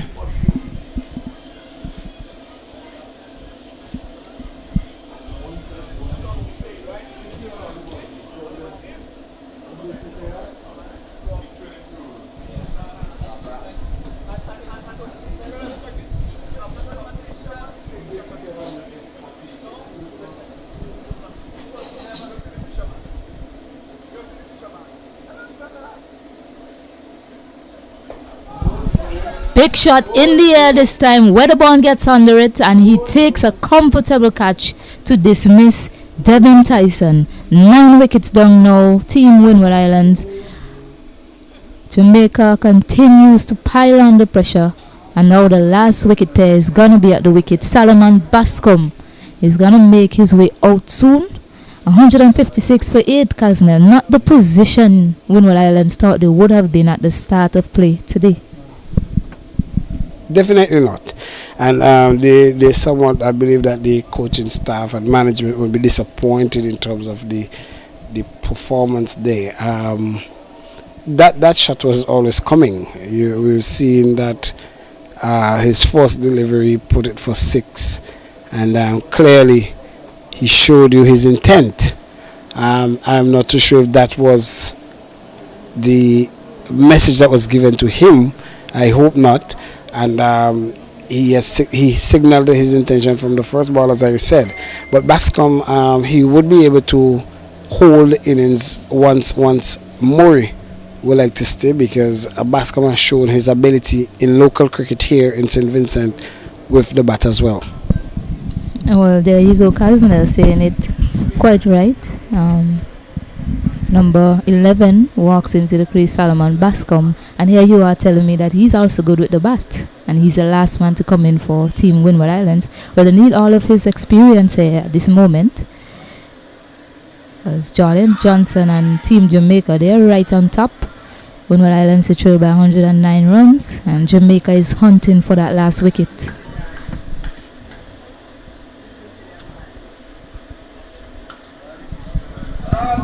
Great shot. And what I like about Kurt is that even though he's losing wicket, he's still capitalizing on the bad balls, and that is fundamental in any part of cricket. You do not be debarred by what is going on around you.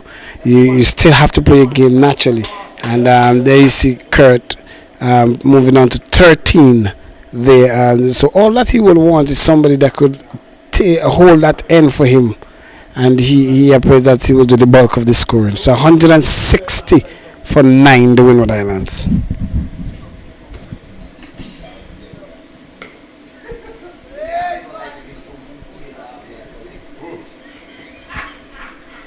Yeah, the Windward Islands team, they'll definitely be looking to score as much as possible from here on out, because it's 1 wicket remaining for Team Jamaica, and they need to minimize the amount of runs that they're going to be trailing by at the start of Jamaica's innings.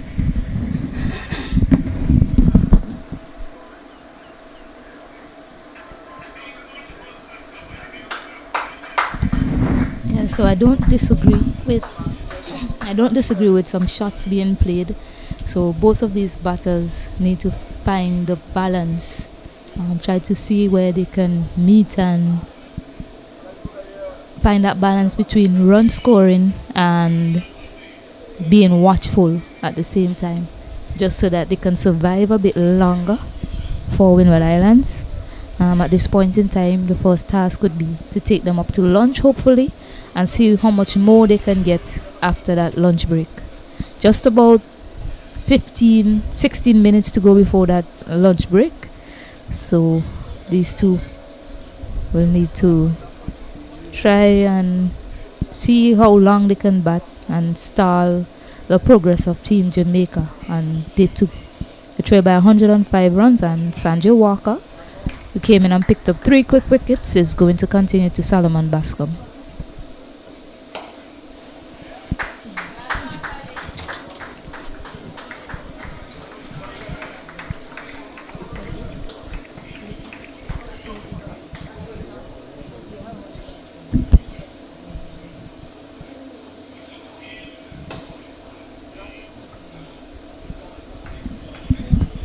So Solomon Bascom, very adapted to bat long, as I made mention. The partnership between himself and Tyson was what caused a draw, which lessened the time for the Windward Islands to win that game in the first round game. And they were able to add not a great total, but enough to see the Windward Islands saving that game.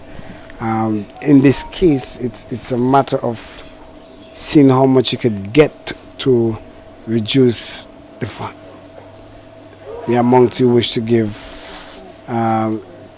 Jamaica for the follow-on there total.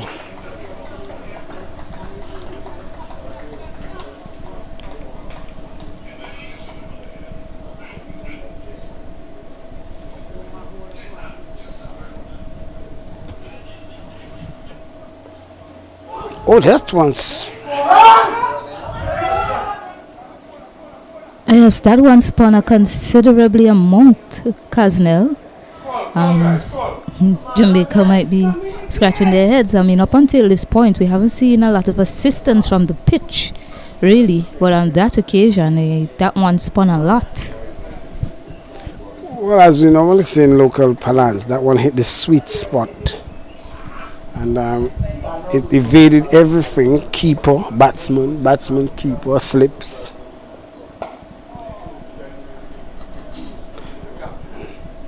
It's 161 for 9, 44 overs bowled. Windward Islands did trail by 104 runs.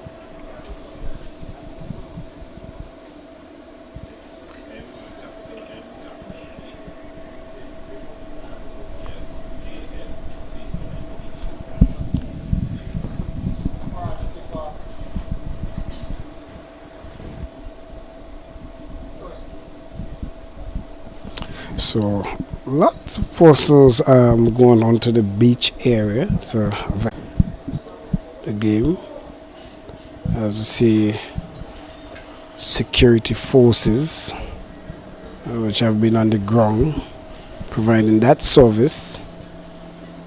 And one of the things that is here to enjoy is the scenery.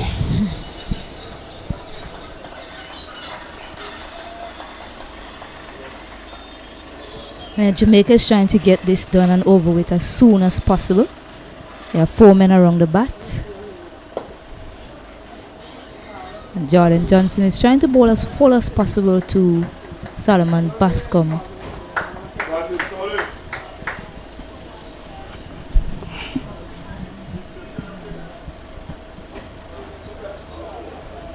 On beat Solomon Bascom. The 2 slips that are in place. And it appears to me that there are players who haven't even touched the ball for the morning in terms of feeling, like Adrian Ware, who is at point. It's just...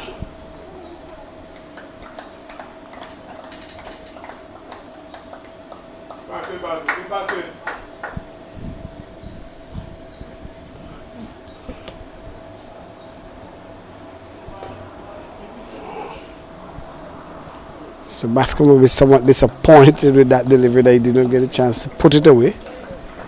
It was full in length.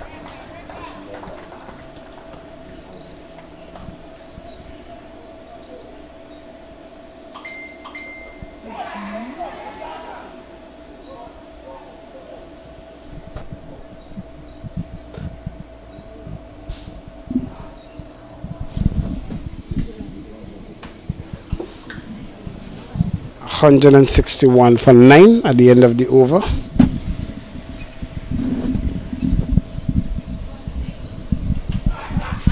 Sanjay Walker has taken himself out of the attack. He's opted to go for some pace. Sherwin Thomas is marking his run up from the commentary end. So they are looking to get things done and dusted as quickly as possible so that they can enjoy their lunch and probably go through some batting strategies. As it stands right now, it appears as if they'll have a healthy lead going into their second innings. So for Jamaica, it'll be all about building on that lead and see how fast they can insert Windward Islands.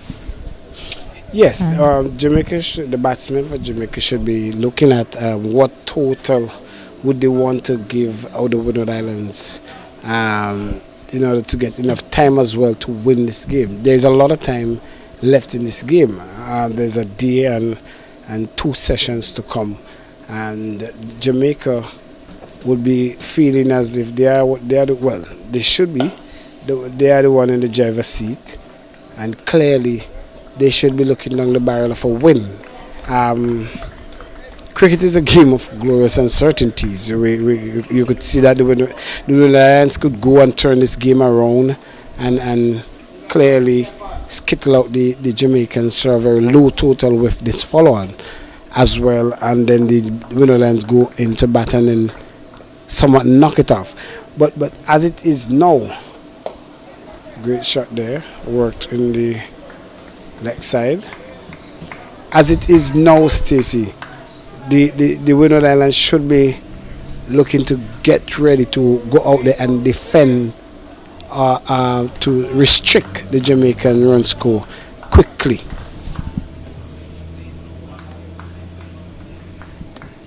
Well, although they are 9 down Casnell, I don't think they'll be having a defeatist attitude just yet.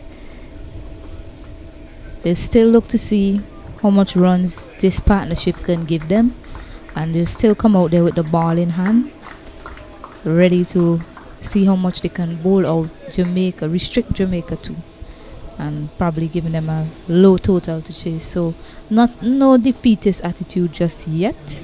It's just the first innings of this match. Yes, they trail by 103.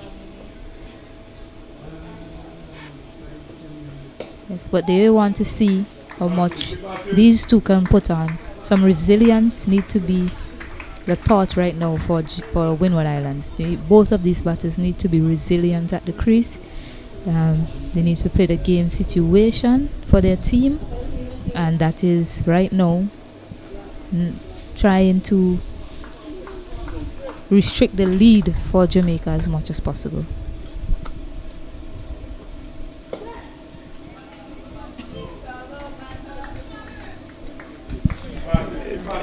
We made mention in terms of the tail and the batting, but this could be very frustrating for pace bowlers that you are anticipating the last wicket. Every ball that they will out, and there is a full defense there from Bascom. He's not off the market for his 14 deliveries, but he's really playing what the role that he was sent there to do. Maybe just to see lunch. Yes, and he won't be too bothered by the fact that he's yet to score as well, Casnell, because as you mentioned, his role would be to probably just bat as long as possible. Simply put, bat as long as possible. Both of these players, it's the last wicket pair, bat as long as possible. See how much runs you can get. Every run you get, every run you take off is less runs, is a less of a lead Team Jamaica would have. So Colton Murray and Bascom, they just need to keep batting and be a frustrating lower order pair to Team Jamaica at this moment.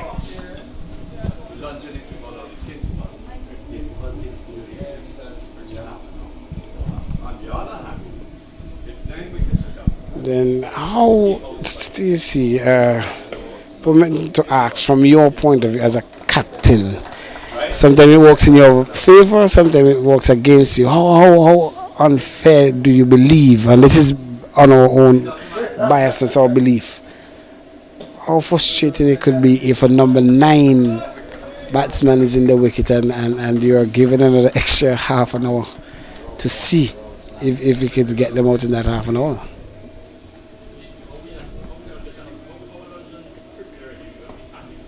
Yes, I mean, you keep referring to me, yes, captain. Yes, I get that. But as a player, as each and every player is on the field, that's why I'll go back to yesterday's innings when Jamaica was batting to Windward Islands.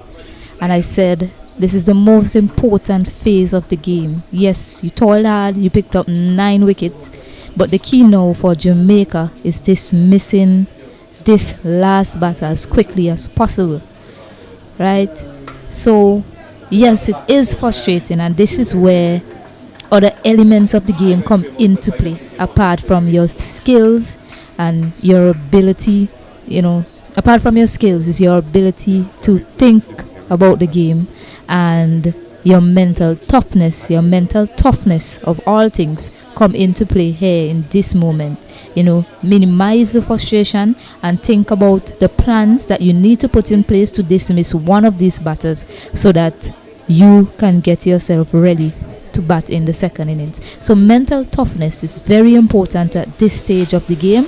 So as a captain, you need to be able to make the right decisions, bring the right bowlers into bowl at the right times, and as the fielding team, each and every person on the field, you have to be switched on more than ever at this point in time. You have to be ready for every opportunity that might come your way, whether it be a run-out chance, whether it be a catch, create something for your team.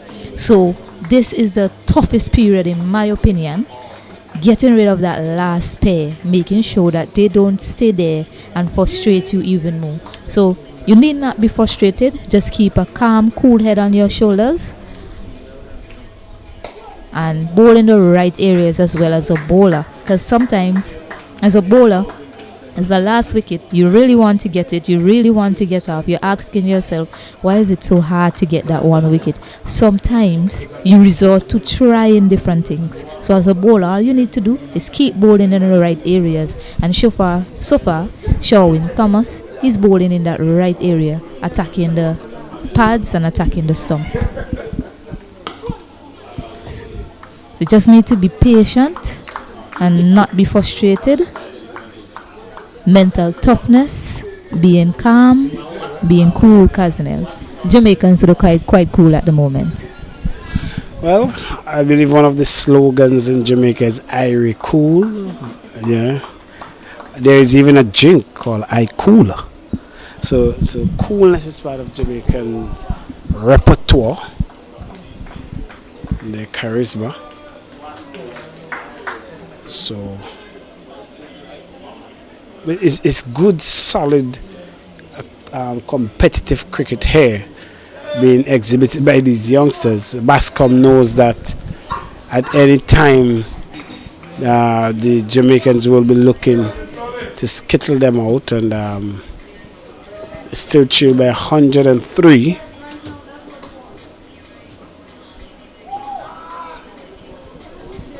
Excellent lines from Sherwin Thomas.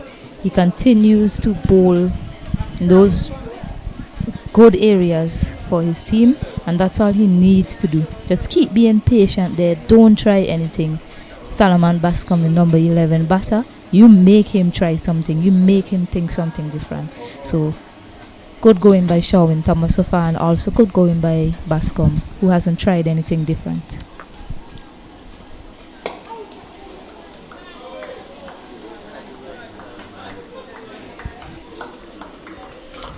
Yeah.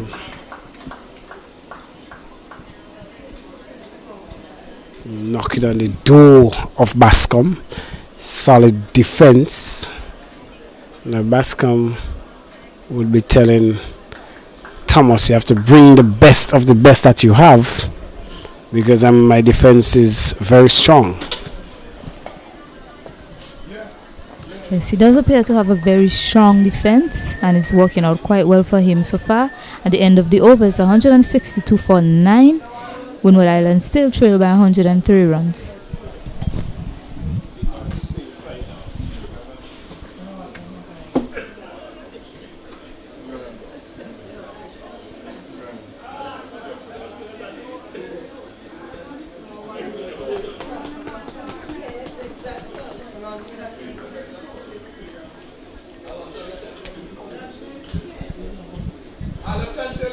So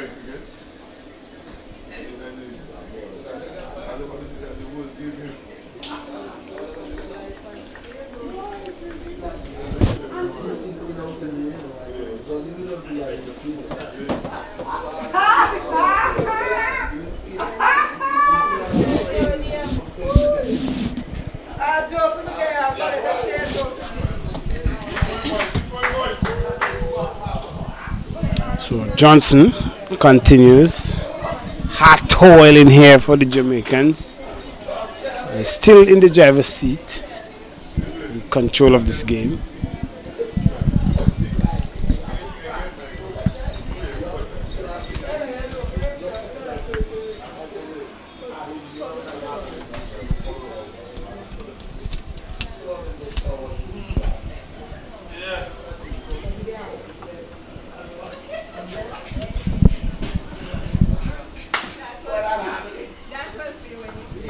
So a very crowded bat. Some 4 fielders around the bat.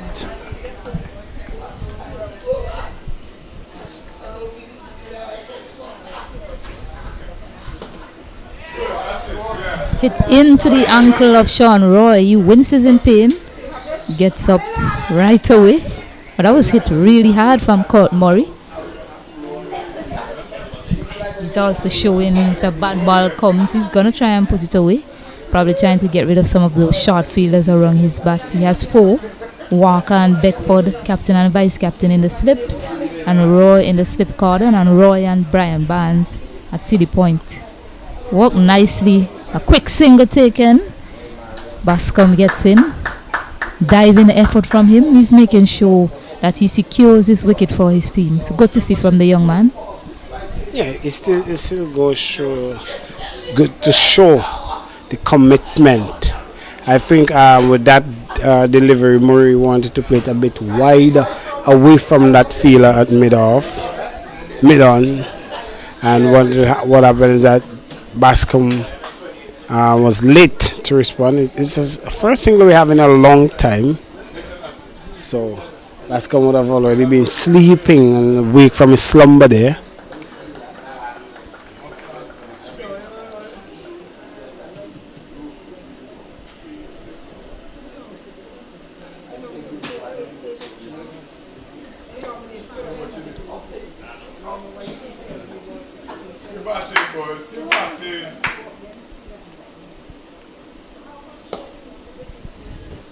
For the first time today, Windward Islands, their scoring rate has dipped below 3.5, but that will be no concern of them at this moment as they found themselves 163 for 9. So surviving is very important.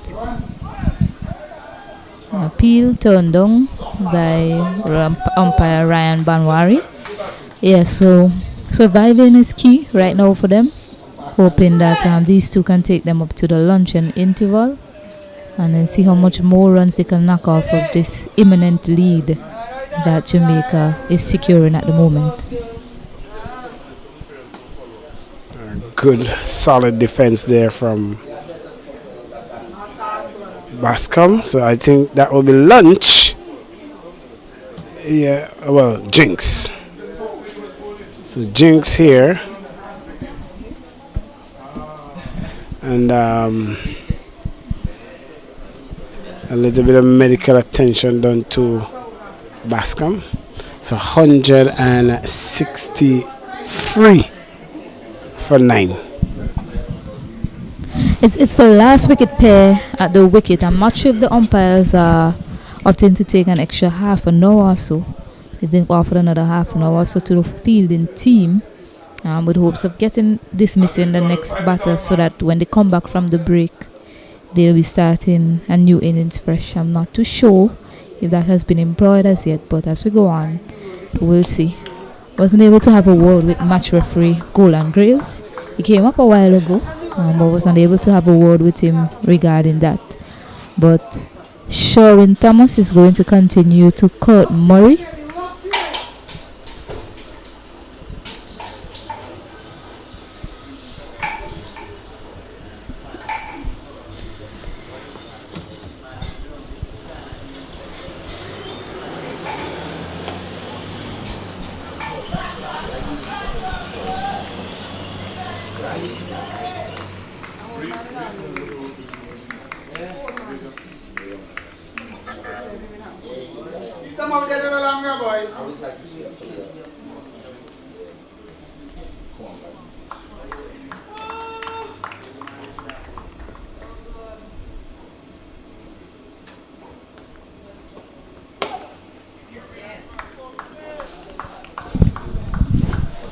This could be a very frustrating moment as well. It requires a lot of patience, Stacey, as we made mention on many occasions. What the Jamaicans need to do is to understand that this is what is required of the Windwards, and test of the temperament here. As you see, a fielder, square leg fielder, has been pushed back, so I believe there will be a short ball coming. Well played. Yes, excellently played by Courtney Murray, who has decided after he was narrowly missed by Weatherborn from taking a catch on the square leg boundary. He's not going to hit any more of those balls in the air, and instead of that he got on his toes and played that down well. So yes, it's a nice testing period for both of these teams.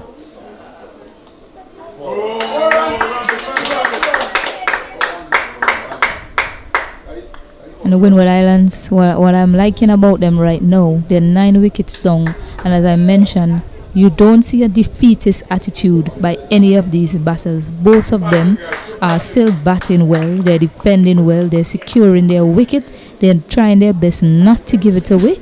So it's good to see from Windward Islands. On the other hand, Sherwin, Thomas and Johnson, they're deciding that they're bowling that full consistent line and length to both of these batters. Recently in this over they decided, maybe they'll try to go short every now and again, which of course is not a bad ploy given that you're trying different things to get a wicket. So a good little battle on at the moment between these two teams.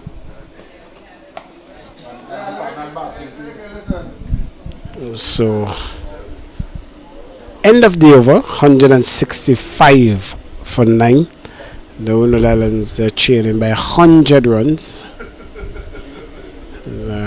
Half 50 overs at the end of 50 overs.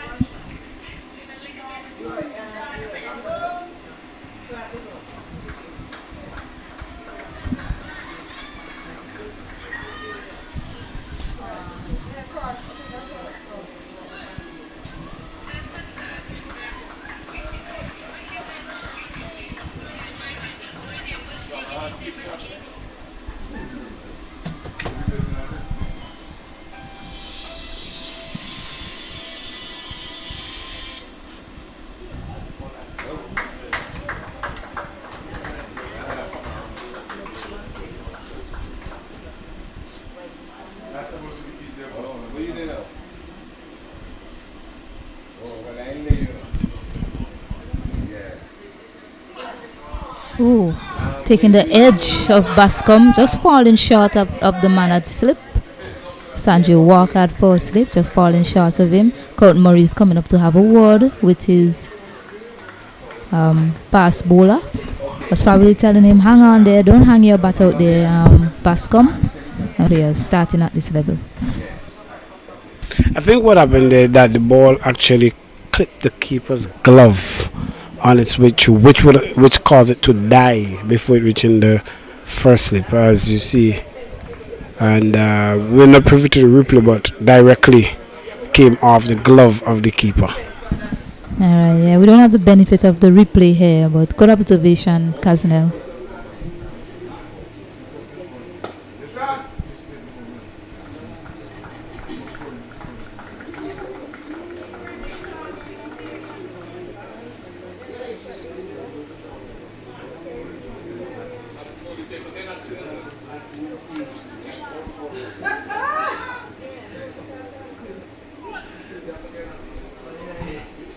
Some bunks on that occasion from Jordan Johnson were left by Bascom to end the over. 165 for 9.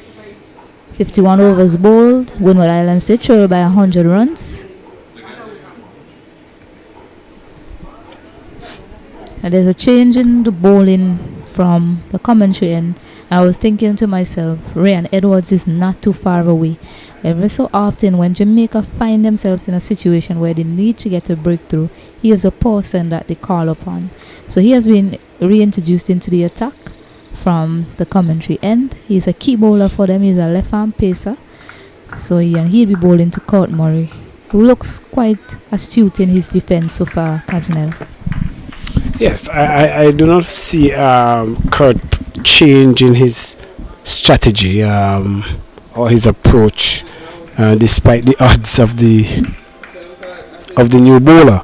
They have been there for some 50 deliveries, and for his 16, a patient 16, and Bascom, who is there for some 31 deliveries, will feel as if they have a solid foundation, a very irritating one for the Jamaicans, and clearly they will look to see how much longer they could frustrate this innings for the Jamaicans.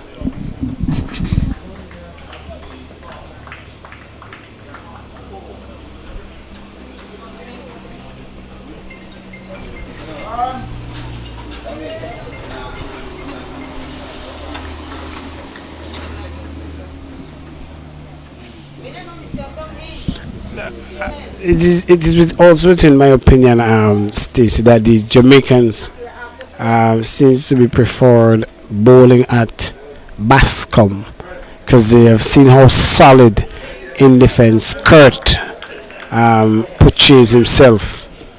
So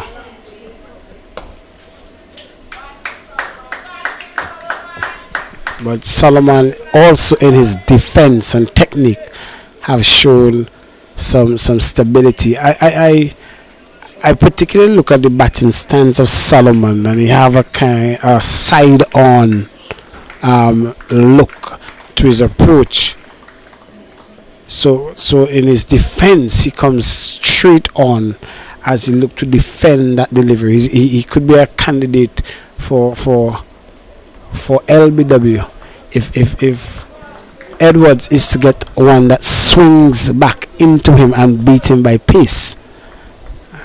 And you have to be very, very careful with that side on delivery. I'm not too sure as to why he would have, or if that is actually his batting stance.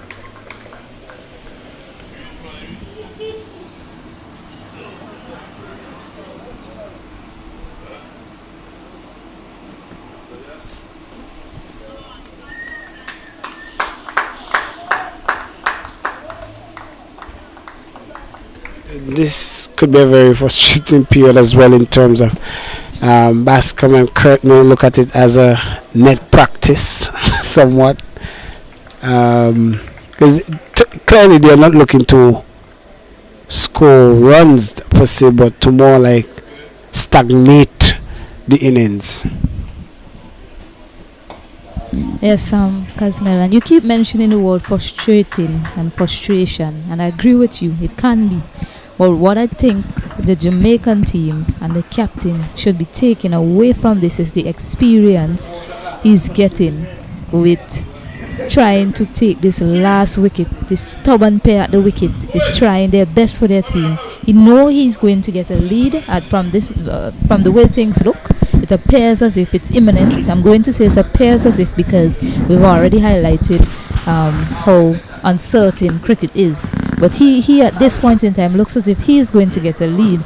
But I'm hoping, although it may be frustrating, he's a young man, they're young players, he's learning as he go along and taking different things off, figuring out a way to break through and finish things off for his team. So yes, frustration, but I think the young man should revel in this experience that he and his team is getting at this point in time. So partnership of 10, Stacey, from 59 deliveries. Great testing time here.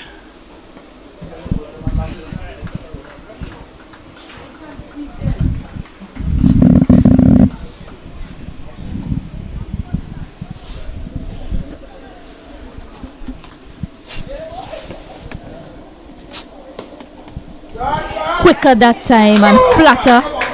And Kurt Murray gets on the back foot, picks up 2 for his team.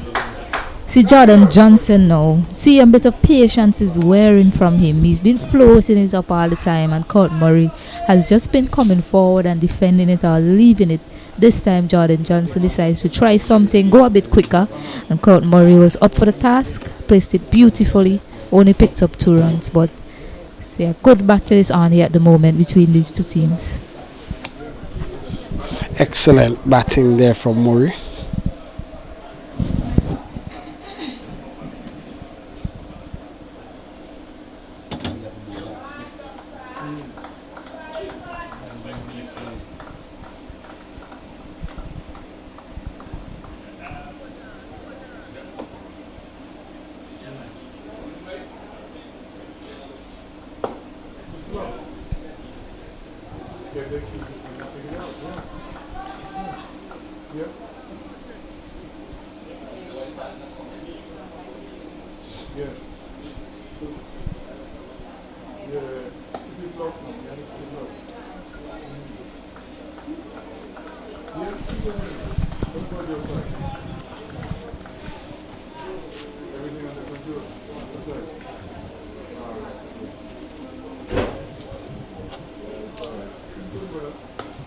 This one is full on the leg side, and Murray plays it in an open area there that doesn't have no sort of threat, and they're just settled for 2.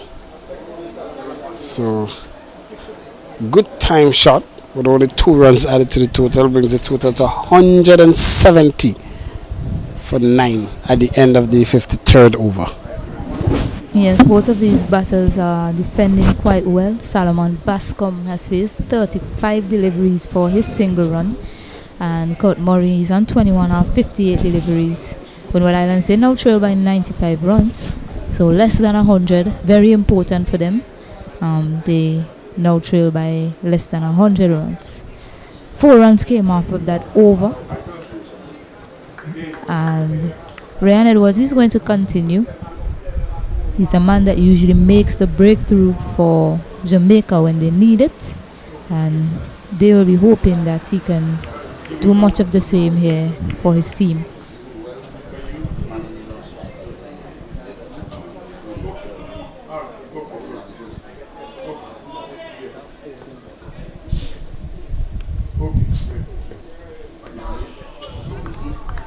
Yeah, team Windward Islands, they're definitely not running away with the score at the moment, but they are staying in the wicket, and that is an important part of getting runs as well. So staying in the wicket, very important for Windward Islands. These 2 players showing some resilience and sticking things out for their team. Did you get through to the guy?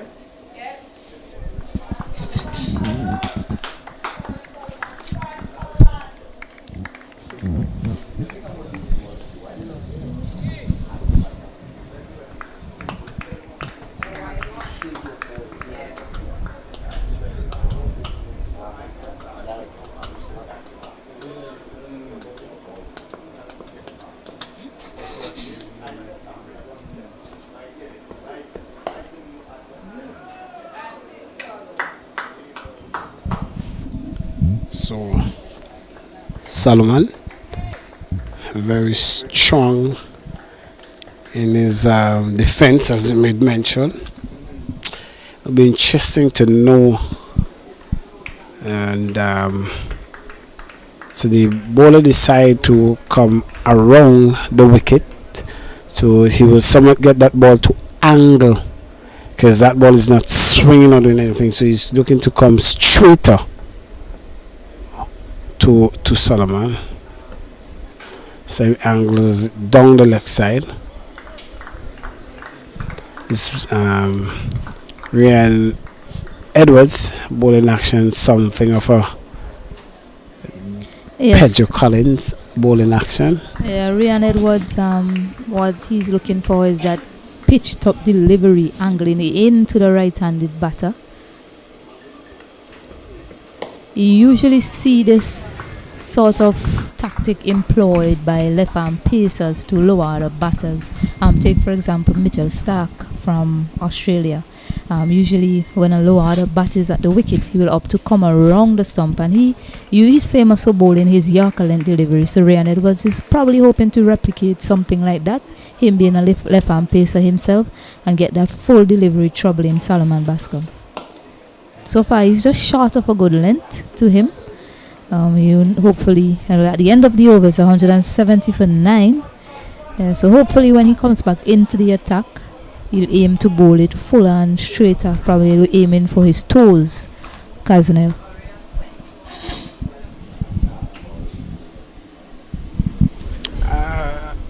I believe the captain should opt for Hines if he have to introduce any other bowler before lunch. It'll be interesting to see how the left arm bowler will bowl. But it's good, patient cricket here by both teams.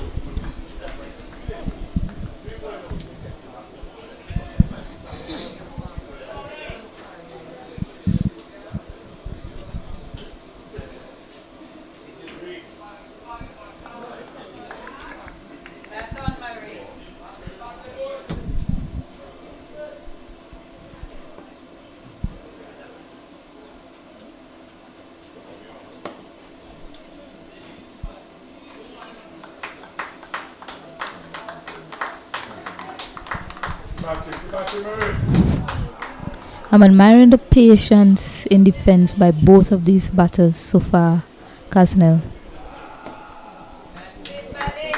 They're quite wary of the game situation, and that's the first thing I'm pretty sure that they would have in mind, that 9 wickets is down, and if any of us get out, that's the end of the innings for Windward Islands.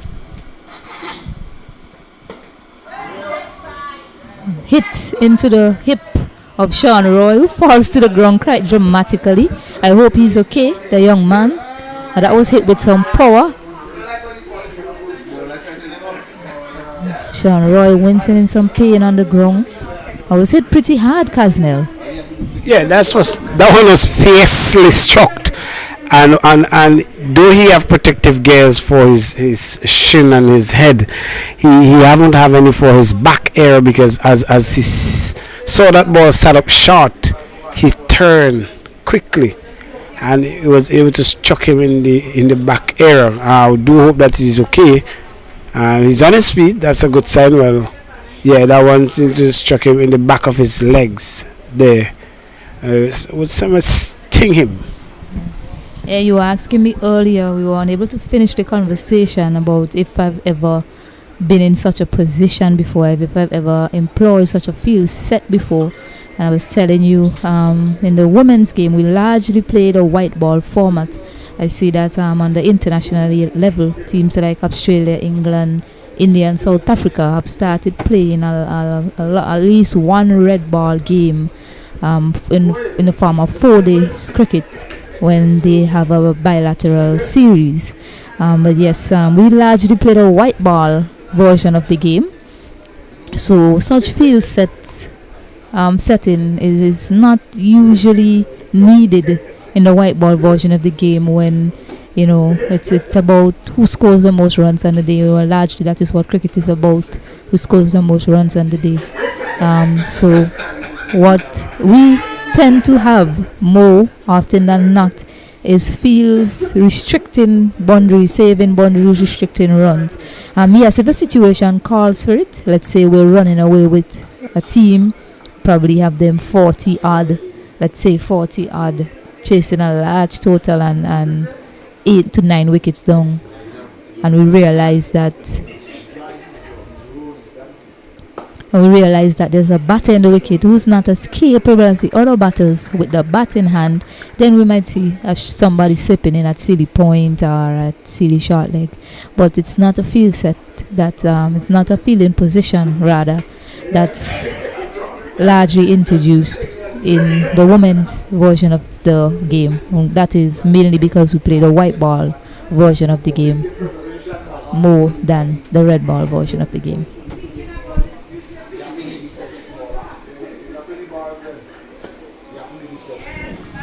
Good to see Sean Roy back up on his feet, and he's there again in that same position, showing some bravery, the young man, for his team. At the end of the over, the score remains on 170 for 9. 55 overs bowled in the Windward Islands innings, and Windward Islands, they trail by 95 runs. There's a change in bowling from the commentary end. The captain has opted to bring himself back on, put the final nail in the coffin, hopefully for Team Windward Islands. And he'll be bowling to Solomon Bascom, who has been quite astute in his defense for a number 11 batter. And that's why we keep saying these players, all of them, seem quite handy with the bat in hand. So good patience being exhibited by him and Courtney Murray. We've been batting for more than half an hour now. So excellent stuff from both of these batters at the moment.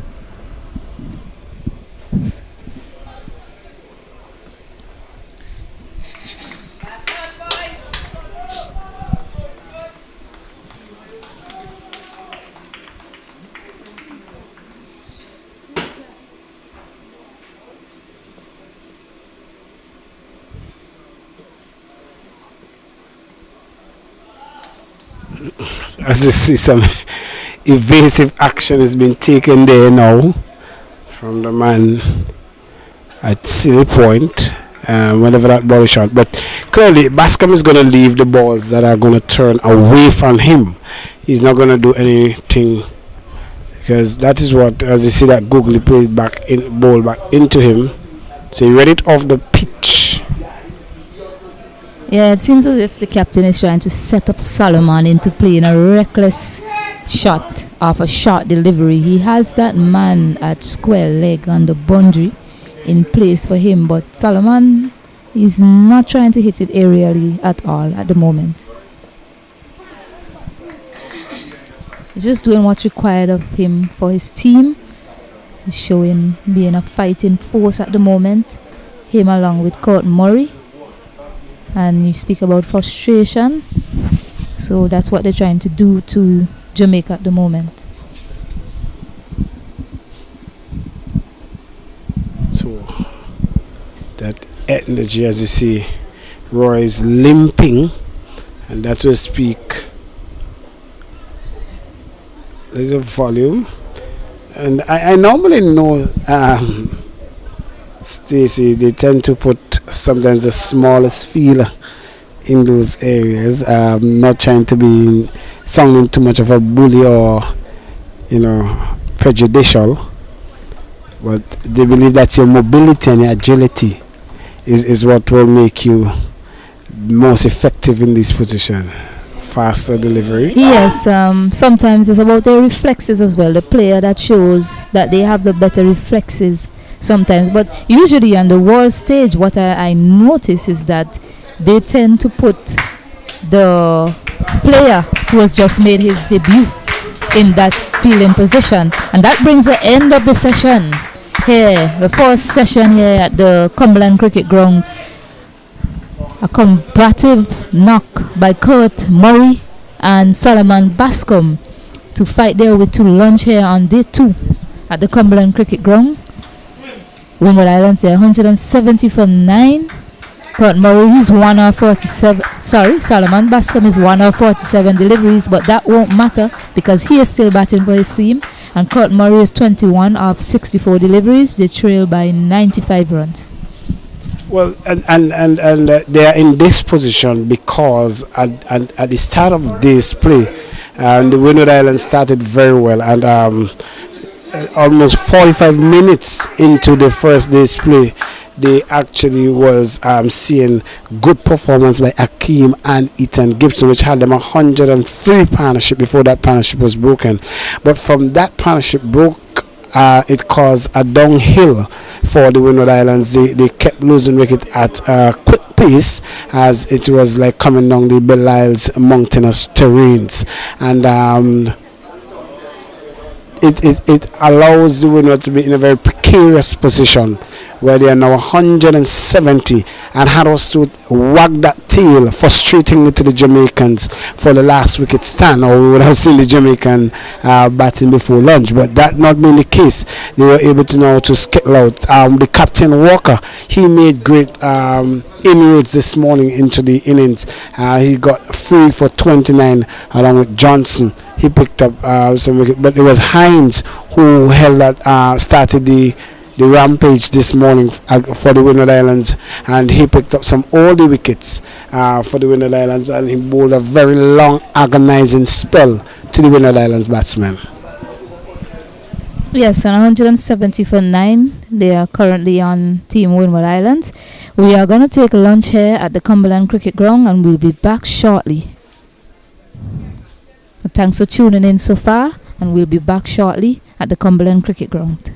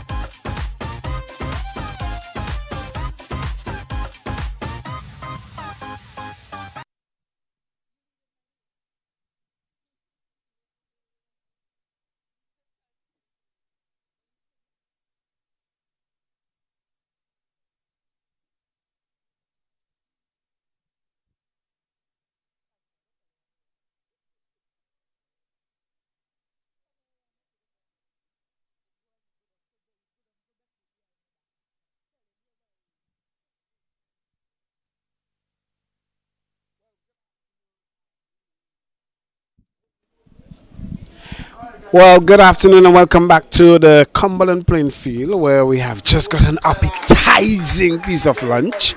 And we are seeing where the Windward Islands, they are at the crease, still wagging that tail a bit annoyingly to the Jamaicans. They are 170 for 9. Solomon Bascom, he and Kurt Murray is at the crease. Solomon is on 1 from some 47 deliveries. That is not an issue there at this time. Kurt, he's on 21 from 64. We still have Stacy. Whether Stacey seems to be so relaxed after having more of that breadfruit and saltfish. But Stacey, as much as that is relaxed, Jamaica cannot be too relaxed in this position. Definitely not Cousinel. I think I'm always relaxed. I think I'm always here with my legs folded. Just looking at the game and the situation of the game right now is that the Windward Islands, they trail by 95 runs. They have two very combative figures, that in Kurt Murray and Solomon Bascom, doing battle for them at the moment, the last wicket pair. And Jamaica, they'll be hoping to end the struggle of these two at the moment and take this last wicket so that they can go in and have a knock. And it appears that the Windward Islands will look to buy more time into this game. Seeing that there's a day and a session leave, we're going into the post-lunch session, which will go right up to tea time if we don't have any obstruction from rain, which doesn't seem possible at this time because the sun is out in all its glow, and the picturesque view of Cumberland is still there as we have Johnson. He will continue from the river end and he will be bowling to Kurt. There's still 2 slips, silly point. There's a cover, extra cover, mid on, mid off, and a man at short leg.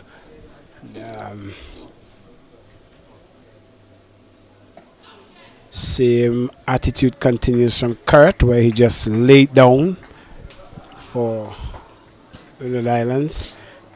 Stacey, the Windward Islands should be looking to. We spoke earlier with one of the parents for the players, Akeem, Augie's captain, and he was hopeful that the Windward Islands could reach up to 200 with the attitude of batting that the Windward Island possesses now.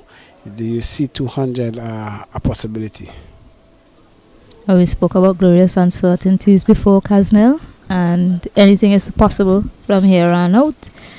The Windward Islands right now, the most important thing before studying the score on the board is they need to bat time. The longer they bat, the better their chances to get to 200 plus, and these two are doing a fabulous job for the Windward Islands so far.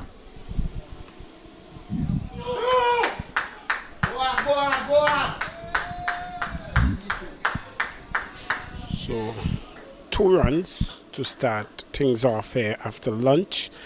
And the bat of Kurt moves on to 23.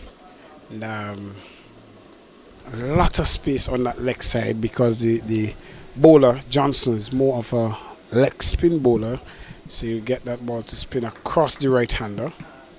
But he's bowling a bit short, so it give Kurt enough time to rock back and pull that one.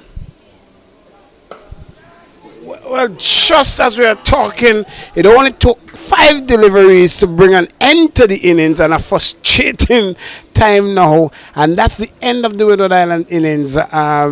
Kurt pulling a short delivery straight into the manhand at mid-on, and that's it. That brings the end of the Windward Island innings. 172 all out. Yes, the lone man on the leg side, believe it or not, he hit that ball straight into the hands of Sherwin Thomas, the man at that short sort of mid-wicket in between mid-on fielding position, more of a short mid-on fielding position.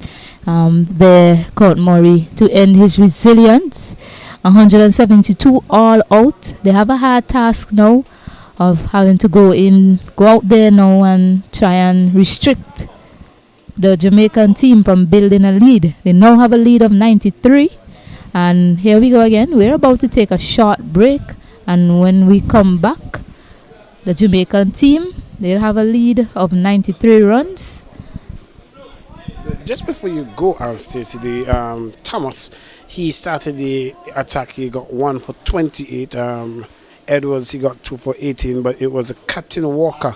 He got 3 for 29 from his 8 overs. And Hines, who I believe bowled exceptionally well, he bowled his 13 overs for 2 for 47. And the pick of the batting there as the captain, Akeem, he got a total over 66. That was 66 and 39 by Ethan, and nothing much more to speak of. 22 from Devani and 23 from Kurt, who just lost his wicket there, and the others are just in single figures. So a lot of thinking for the Windward Islands to do in the second innings, but in this case, it's about getting the follow-on to be reduced as much as possible, and see how much they could restrict the Windward Islands for the Jamaicans. Well, it's a short break, and we will have the reply of the Jamaican in the second innings, and we will be right back with you here as we enjoy some of the scenery here at the Cumberland playing field.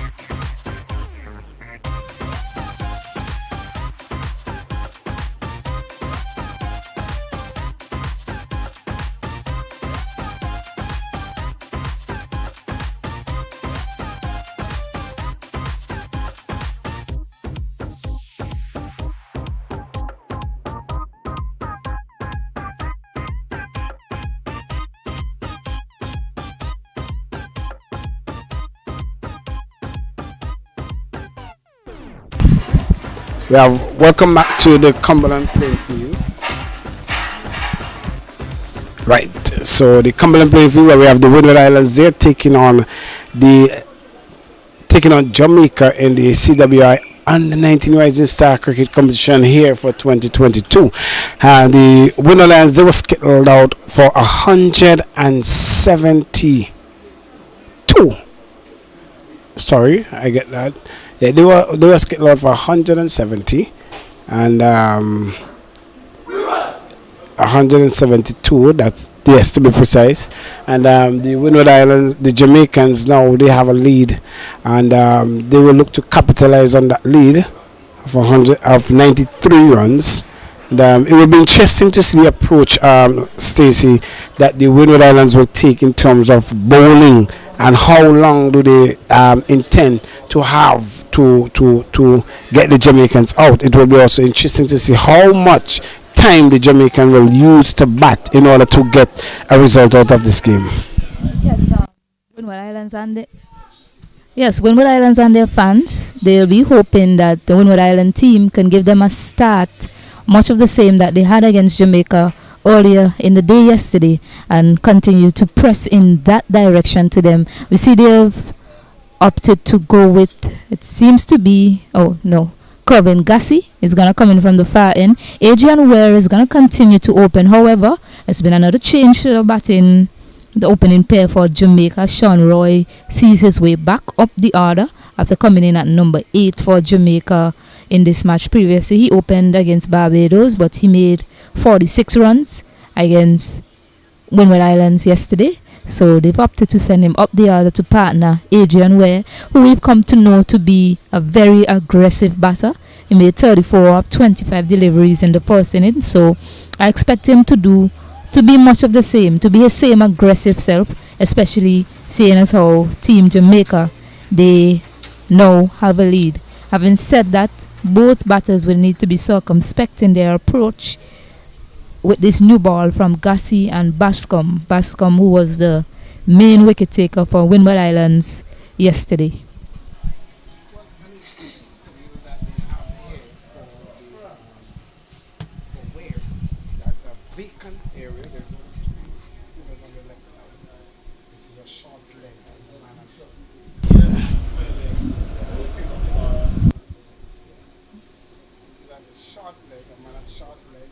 Windward Islands, they are starting with 2 slips in the gully, a man at backward point, a cover, mid on, mid off, and a man at short leg. Sorry to say, there's also a fine leg in place, so somewhat of a strong offside feel.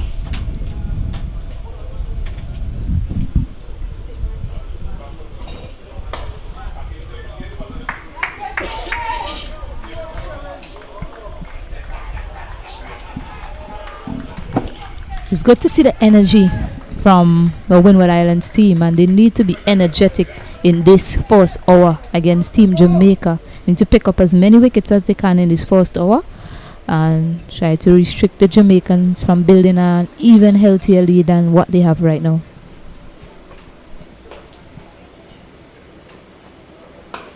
This one stood up wide and short and punched the way out to cover. A first boundary comes in for Jamaica. They start their scoring in this innings, and where he moves on to 4, and Jamaica opens their account. Yeah, it's too easy for the strong looking Ware, short and wide, and there's that big gap between the man at point and the man at short cover. So Ware just placed it between both of the fielders exceptionally well.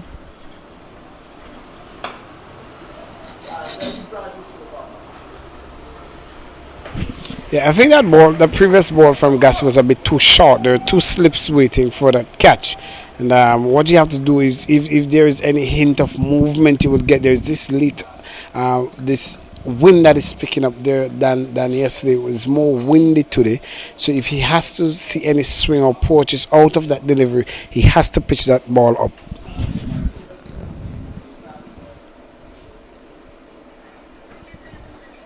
Yes, and I'll add to that, Cousin, and I'll say two balls, well, the ball before that and the ball before he played the cut shot, both of them were full deliveries, and he sort of looked like as if he was struggling for timing. He didn't time them well.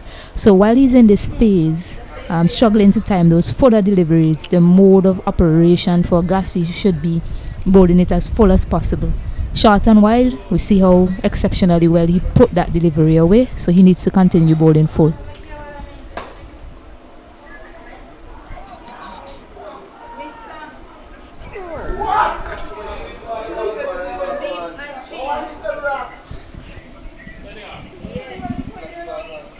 My goodness.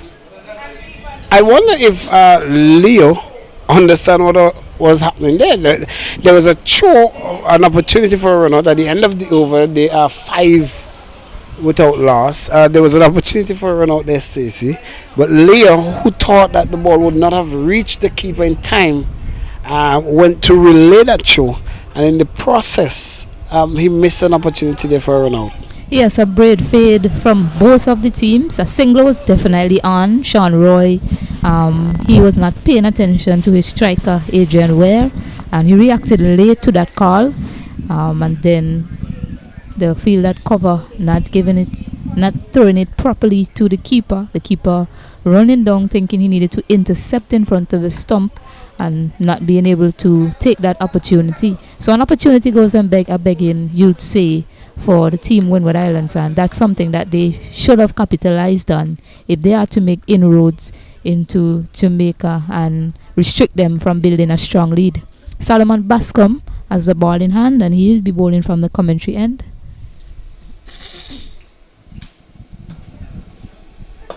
So it's pitched up, and he got the treatment it deserved. A magnificent straight drive over the top for 6, and Ware shows that he has some business here to do. Yes, 2-fold this time from Bascom in the slot for Adrian Ware, and Ware showing now that he is timing the fuller deliveries quite well. And as we mentioned in his first innings, he has opted to go up and over the fielder's head. That's the way he operates, and he was threatening the camera there a while ago, ladies and gentlemen. So if the feed goes down, you know who's to blame here.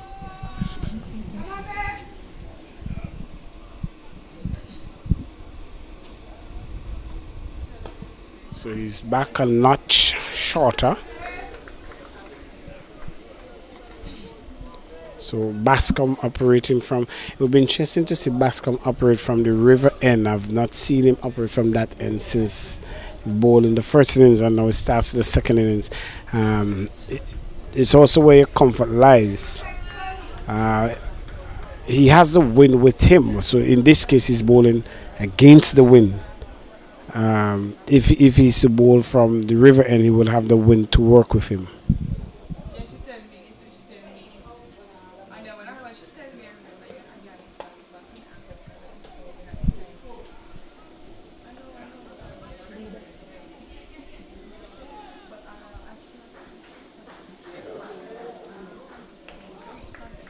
A direct hit on that occasion. Could have well done with that in the previous over. Solomon Bascom just finally outside half of Adrian Ware's bat, and before Solomon Bascom was so successful yesterday, Adrian Ware took him for about 30 odd runs when he faced up against him. So he seems to like the pace of Solomon Bascom, and the way he's operating right now, he is going to be aggressive towards him. And Solomon Bascom is a threatening bowler. He picked up 4 of his wickets at this end, Casnell. So I guess that's why the captain has decided to keep him on at this end as well.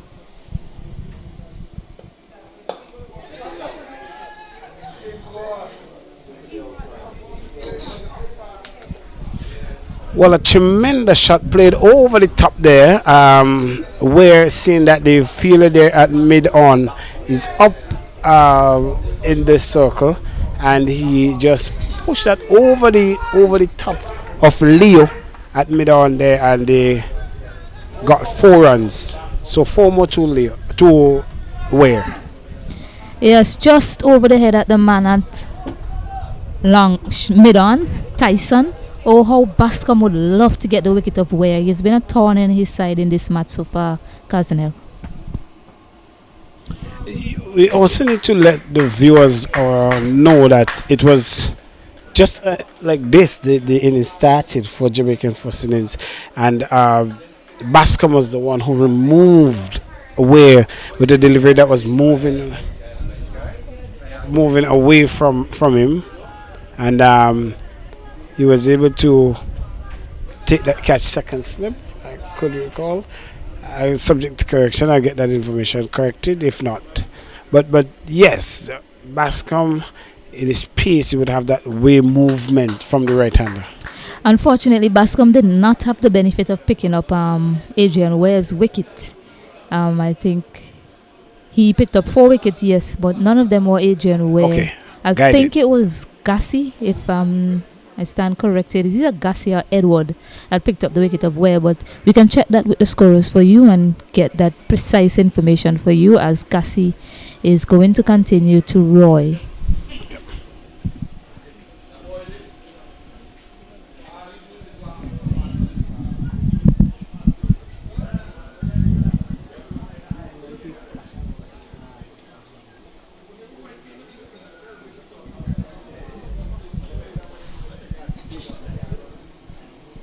It would be interesting to know the plan here from Jamaica.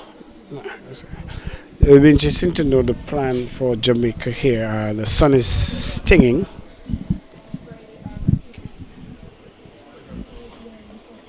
Oh, a loud appeal! And would that dreaded finger go up? No, said umpire. And I believe a bit of height would have been the problem that saved him there. Roy, who now opens the batsman. He came in very late in the first innings. So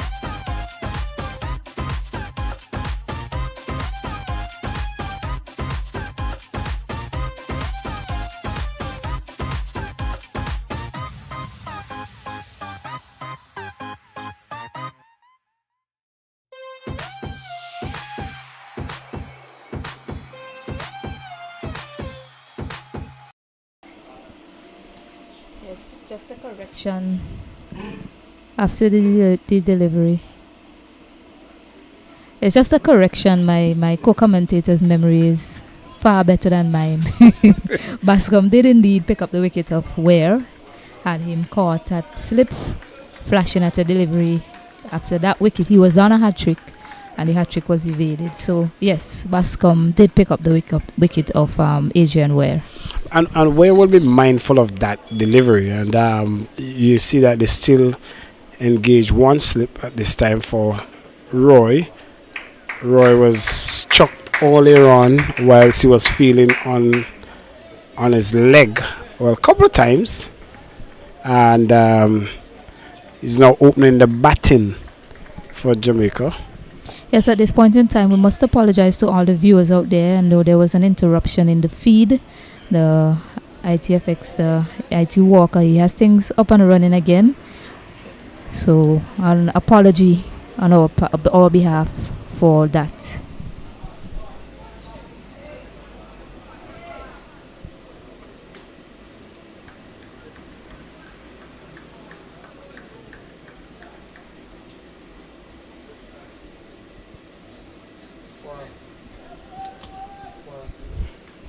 As Jamaica lead has now surpassed 100, they're now 118 runs. They have quickly moved on to 25 without loss. We're just in the third over.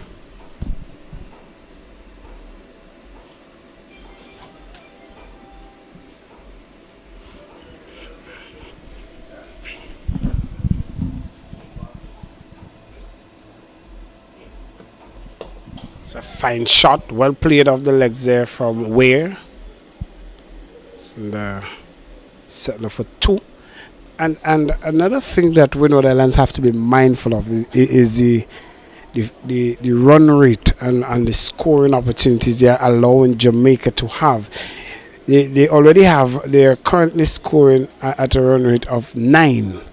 That's a very high run rate in the context of this game. And what they have to do is to put some restrictive fields if they are to curtail the run flow.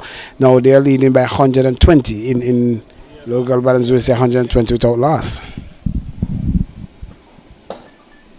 Yes, and credit must go to Ware. I know a lot of viewers may have watched that first game against Barbados and seen that he was unable to get into double figures in both of the innings previously against Barbados. But I like the young man. I like the way he goes about his process. It seems as if his role is to get the team up to a good start. Seeing off the new ball may not really be what he's there to do. His role is to get the team up to a good start. It's a 3-day format. Yes, it's a longer version of the game, but runs is equally as important. And that good start he gives to Jamaica, it sort of sets up the rest of the innings for the other batters to come. So the other batters to come, for example, Sean Roy, he doesn't need to be running away with the scoring rate because Ware is doing just that fine. Ware just needs to keep assessing conditions as he's doing right now and just play second fiddle at the moment Roy just needs to play second fiddle to Ware as he's doing excellently at the moment. A great partnership between both of these players.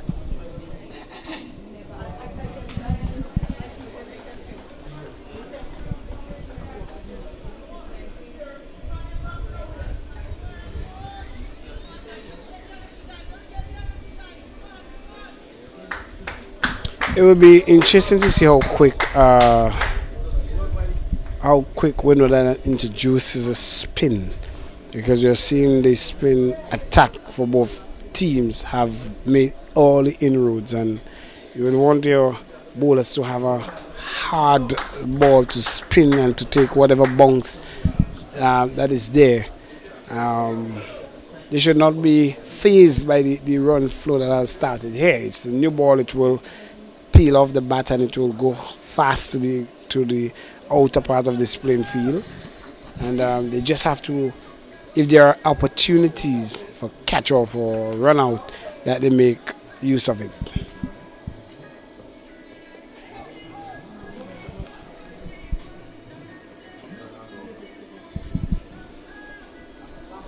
Yes, and while Windward Island should be concerned at the rate at which Jamaica is scoring, one thing they have in their favour is that sometimes a batter, they play one shot too many and that can be his downfall. So what they'll be hoping for is a mistake by Adrian Ware, who's not afraid to play his shots, who's not afraid to look for the areas in which he can score.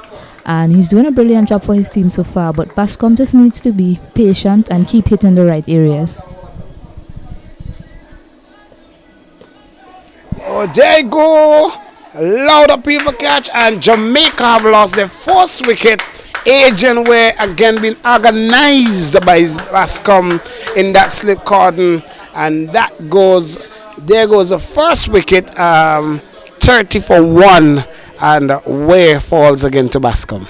Yes, and both of these players have been causing some trouble for each other. And you see Bascom there, he went up to Ware and he gave him a high five because he knows the kind of power that Ware possesses. It's been on show in the first innings, and here again today, Bascom has been hit for 6 and a 4, but Bascom has stuck to his line and lengths, bowling in those good areas, and he knew that it wasn't too far away for Adrian Ware to make a mistake. So good battle between these two has come to an end.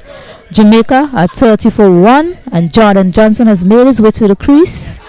He did not score in the first innings, so he'll be hoping to do a lot in this second innings for Team Jamaica? Well, unfortunately, Johnson has to walk out.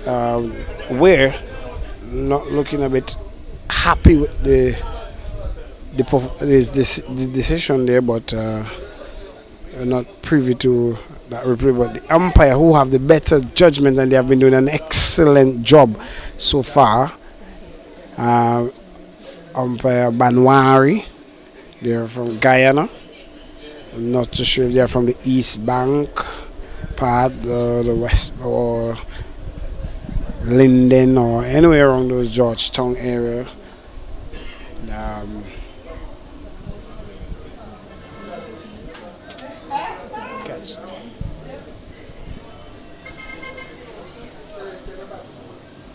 So Johnson will face up to Bascom.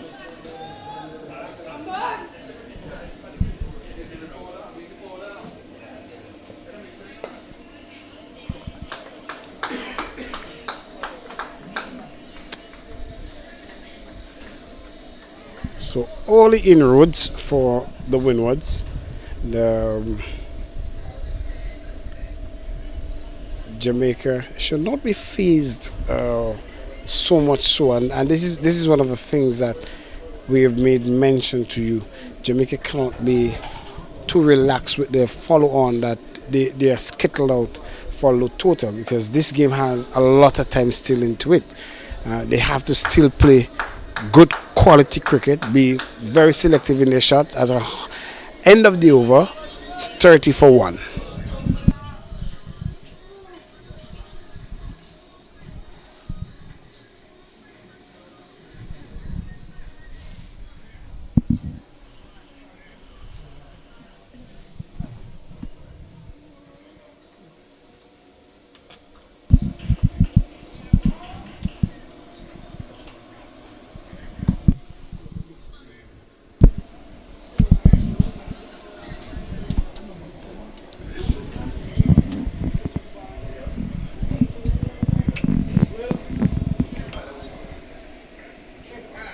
So Roy, Gassi continues. Solid in defense. And, Roy showing respect to that delivery. And the captain Agis have removed one slip. And that is mainly, I believe, because there's no sort of movement of that new ball. So you have just take out the slip and put him in that cover region where you have him and cover, an extra cover. So a short extra cover to be precise. So that lofted drive that is played by Sean, and they have seen it with the innings that he the first innings where he held that innings with Wedderburn, who made 100.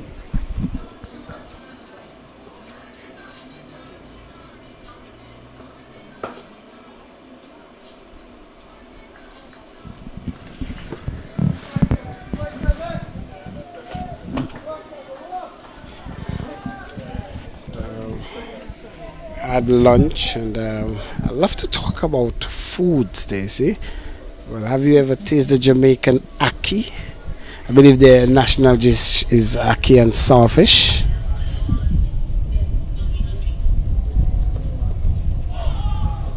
Well left by Sean Roy. I've never had the privilege of tasting the ackee and saltfish. I've gone to Jamaica twice, but I've never tasted the ackee and saltfish, unfortunately. Very disappointed in you, Stacey. I never had the opportunity. I can't say the opportunity to delight in such a delicacy has ever been presented to me before. I like to try different things, so definitely if it was presented to me, I would have tried it. So much straighter. Within the Caribbean region, almost all the dishes are familiar. Some just do a little bit of difference, or spices or that sort of thing.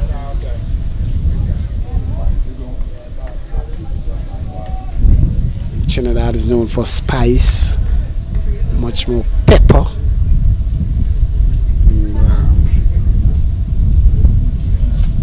If you listen to some of the centurions who speak around. Well, that's it. The second wicket goes to Jamaica, LBW, and boy, Jamaica putting themselves in a spot of bother. Sean Roy, who was very instrumental in that partnership with Wedderburn, he goes for 3. Jamaica now is 30 for 2. Yes, much like the position they found themselves in earlier in the day yesterday. And Stephen Gassi. We speak about partnerships in cricket, and apart from batting partnerships, bowling partnerships are just as important. And Gassi and Bascom has created a formidable bowling partnership between the two of them.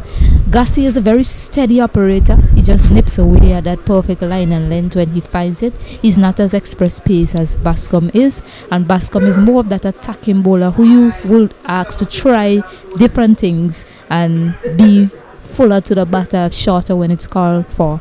So an excellent bowling partnership formed by both of these Windward Islands player, Solomon Bascom and Kervin Gassi, as Stephen Wedderburn has made his way to the middle. He was the man that scored that brilliant 100 for Jamaica in the first innings, and here he is again, and he has to dig deep, even deeper on this occasion. They do have a lead of 123, and they need to build a lot more on this total to be threatening to the Windward Islands. So Bascom continues. He's 1 for 14 from his 2 overs.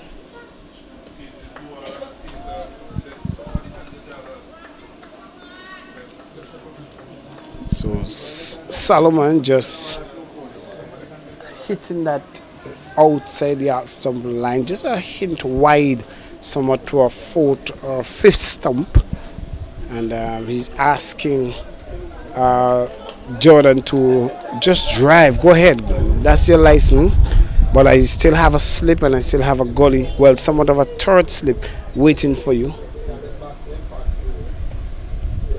Yes, contrasting positions for both of these batters in the middle so far. Right now, Johnson, he was dismissed for not in the first innings, so he's on a pair, so he'll be hoping to basically get his game started. He hasn't started his game so far with the bat in this match against the Windward Islands, while Wedderburn is coming off with some good form in the first innings, scoring that brilliant 100. And I had the pleasure of speaking to Wedderburn just before the start of play.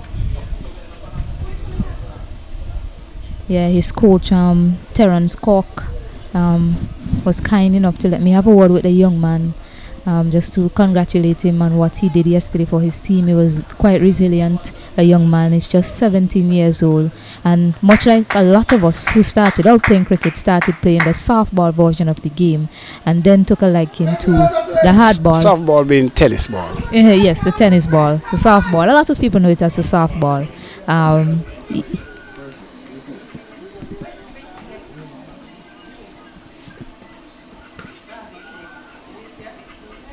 Yes, he did admit to me the first year playing hardball was so difficult for him, but he got accustomed to it. He started playing in grade 6, and much like a left-hander as himself, he idolizes, guess who he idolizes? Chris Gale. Ben Stokes, the English captain, England captain at this moment, and he wears the number 55 on his back as well, and that is the same number that Ben Stokes wears on his back. Interesting story there. Yeah, so his idol is Ben Stokes, who is another hard-hitting left-handed batter and quite a resilient batter himself is Ben Stokes, and the young man, it appears, is following in his footsteps, rightly so. Some people that he owes, well, not really owes this upbringing to, but some people that he's thanked for helping him in his career. Of course, you know, family and all of that, but his coach Andrew Richardson, and he's also player and school coach Dovell Ellis, who I'm guessing is probably looking on right now on the feed and cheering him on as he goes about his game. Both of these players, coaches, Andrew Richardson and Dovell Ellis, are two people that he owes a lot to, the young man. So it's good to see him taking a step towards being resilient for his team, and he's continuing to build and grow, and I wish him all the best in the future. End of the over is 30 for 2.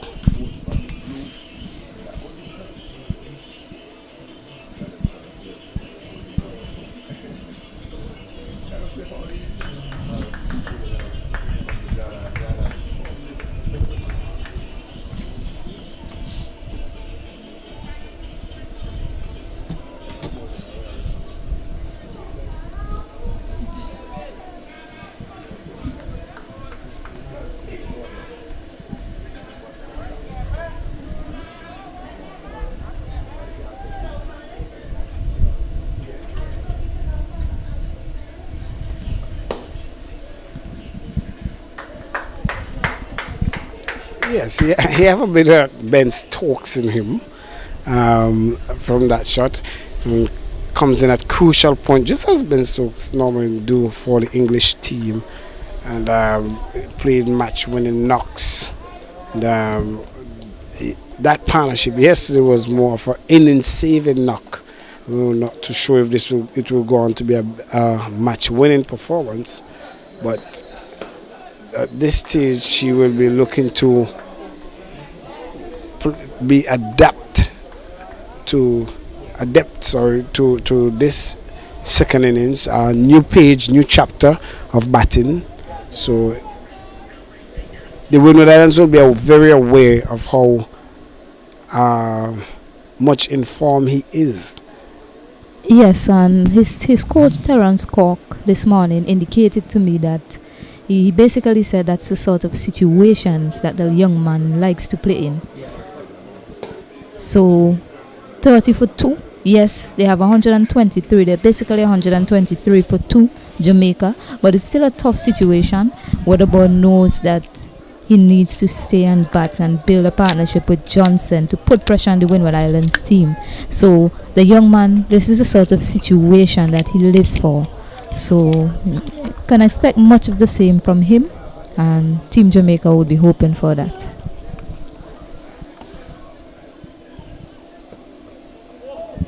The Windward Islands also will be happy to see the back of Wedderburn if he is to be dismissed anytime soon. That is indeed so, but from what I've seen of this Jamaica team so far, they have a team of match winners. Much of the teams on display in this competition, they're here with 14 strong players who can all perform in different facets for their team, different facets of the game for their team. And if Wedderburn doesn't do it, I'm pretty sure that Jamaica will look to someone else to do it for them, and they'll be just as confident in that other player to do it for them. For example, Johnson, who's at the wicket, he hasn't scored yet in this game, but in the first game against Barbados, he was the key man for Jamaica. He scored that 96 runs for them in that game. Other players put their hands up as well, but from what you're seeing here with this Jamaica team, any player can come and put their hand up and do well for their team.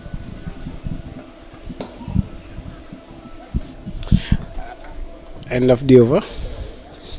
30 for 2. Maiden over.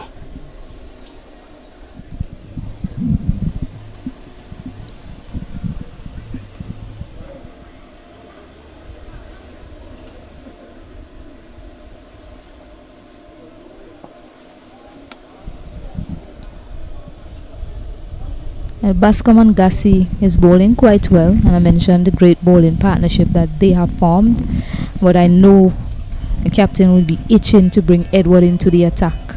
He seems to be the key bowler for them, and he's that reliable bowler for Windward Islands that creates that magic for them. So I know pretty soon he won't be too far away for Team Windward Islands.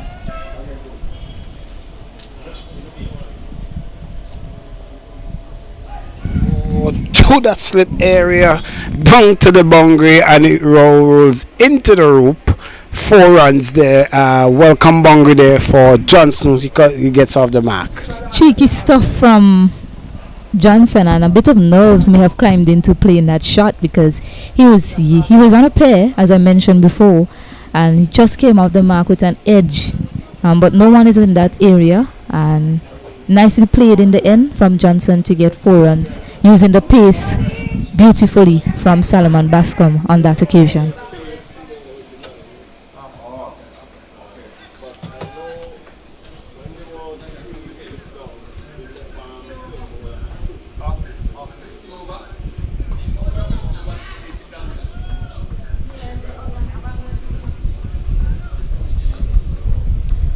A bit of uncertainty from Johnson whether to go forward or back on that occasion, maybe signaling to the other batters and maybe us here that the pitch is keeping somewhat low. But we've seen that time now and again, sometimes some of the deliveries they do keep low according to the area that they're pitched.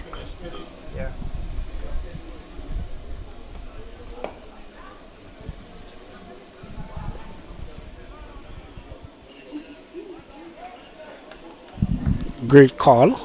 No. And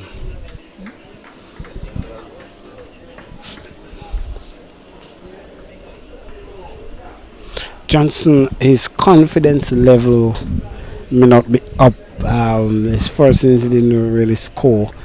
And you made mention of the previous match. He scored a 90 odd runs. And he did not use that confidence coming to this game. However, it doesn't take away from his talent and his ability. If he do get set in this ground, on this pitch, it could spark trouble with this partnership. Talking about confidence, these batters, they're fairly confident looking players. It would take a lot more. Yes, it would take a lot more than being out for duck in the first innings for a batter of his caliber to be daunted and be down. And the way he came out today, he looks confident. Look at the way he's standing at the wicket, nonchalant, well relaxed, both of these batters. So it would take a lot more than being out for duck to dent the confidence of such a batter. The shots that he has in his armory, if you've seen the sort of shots that he has played, Casanel, you will know that this batsman does not lack. He don't lack confidence. A lot of appeal there, but just a ball hitting the pitch on the way through to the keeper. So no bat involved. Very strong-headed umpires. Umpire Banwari not having any partake in that appeal. He's not convinced enough. That ball was more like hitting. It did have some bat onto it, yes, but it was down into the ground before it got to the keeper.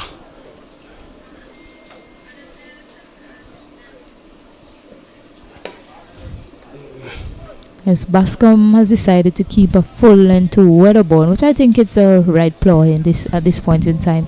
Any hope of getting an edge will come from that pitched up delivery. So it's 35 for 2 at the end of the over.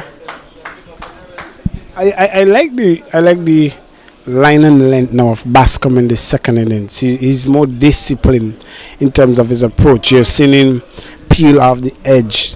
A couple of occasions, one going between the first slip and somewhat of a third slip, and that went for 4 in the first ball, and the one that went straight to Ethan Gibson that he got the wicket with.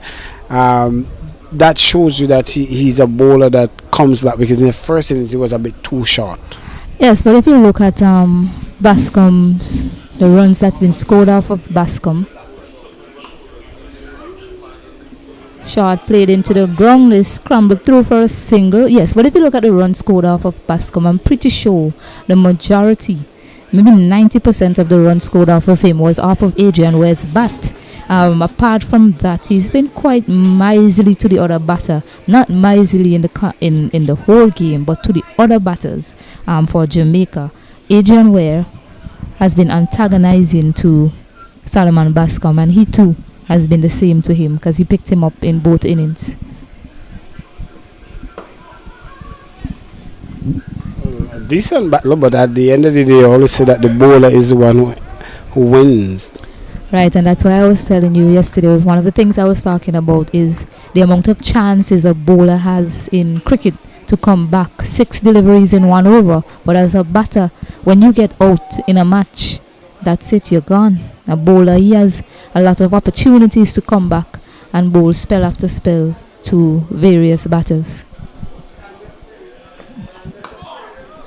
And so that is a perfect example of what happened between Solomon Bascom and Adrian Ware. Yes, Adrian Ware took him apart earlier in both innings, and then Solomon Bascom just finding that delivery in both innings to dismiss Adrian Ware.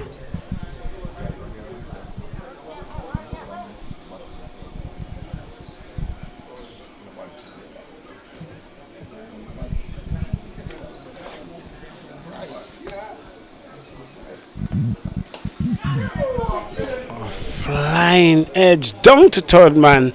He goes into the boundary over the captain there came over his head and it flew into the boundary for 4. Yes, not a convincing shot from Wedderburn, finding the outside half of that, finding the outside edge there. He was looking to drive that through the covers. Luckily for him, it went aerial and over the slip cordon, so he gets off the mark with not a convincing shot, but it starts his innings, and he is now 4 up, 12 deliveries. He moves the score up to 40 for 2.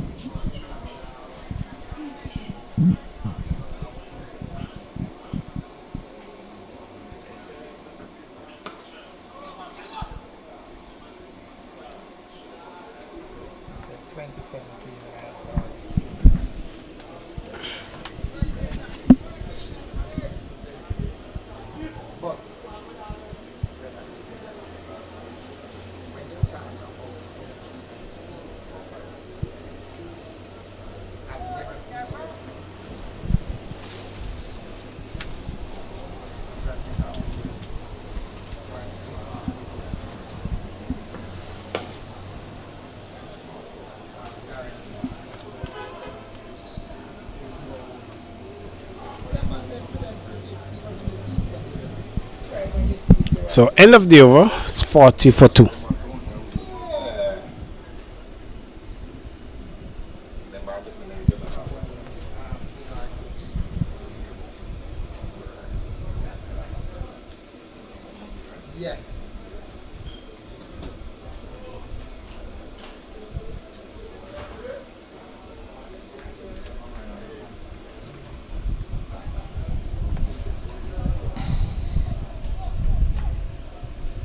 Bascom is going to get a 5th over from the commentary end. It's bowling to Johnson, confident looking Johnson. He's 6 off 12 deliveries. Wedderburn is 4 off 14 deliveries.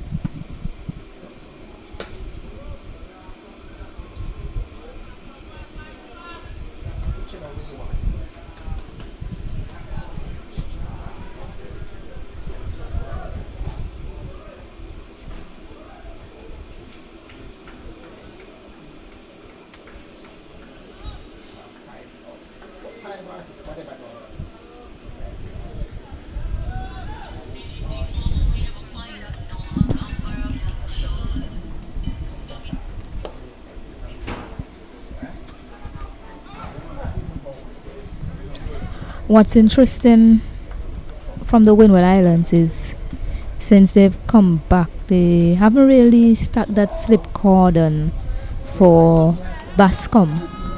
I'm not sure how do you think they're trying to get a wicket at this point in time to one of these left-handers, Casnell.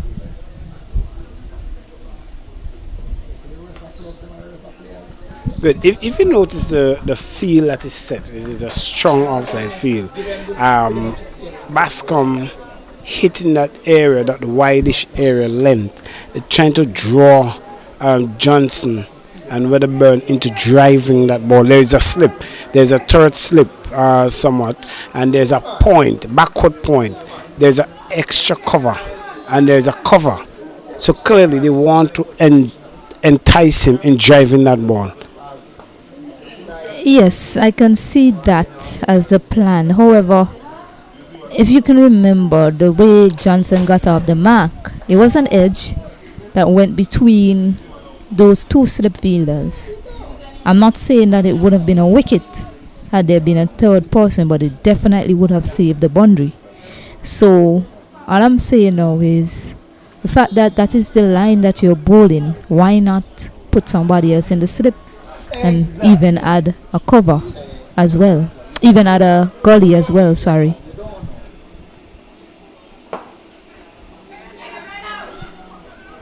Had that hit the stump, it would have been in trouble there, Johnson. But a good run, a bit suicidal. Yes, good pick up and throw from Devin Tyson at the short mid-on area.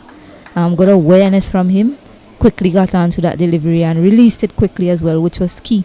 Unfortunately, he didn't hit the stump, but the release was good from Tyson on that occasion, and that's what you want to see from these youngsters. No second guessing it. You pick up and you shy at the stump.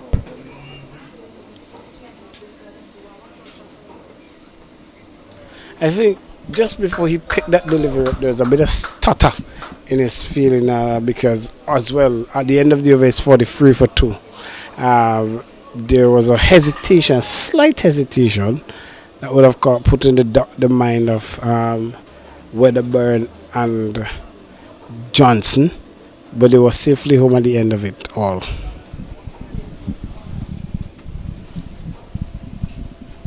Yes, the important figure for Jamaica is 136 because that is their lead at the moment, and these two, what I've come to know of them, when they get into their work, they go hard and long, especially Johnson. He has hit a few sixes in this tournament so far. So Windward Islands will need to get rid of one of these batters soon. Well, you have to quickly introduce a spin. We see how effective the spin is on this track.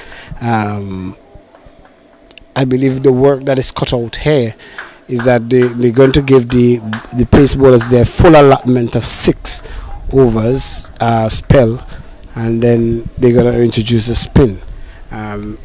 Even you shortlisting, maybe there might be a signal for a helmet, which could tell you that they are going to introduce spin somewhere along the line. But it's at what point do they do that, and at what point do they really look for the opportunities in terms of run out and catches? They do not want to drop catches because it could get very, very, very annoying here if Weatherbourne and Johnson is to sit here all evening.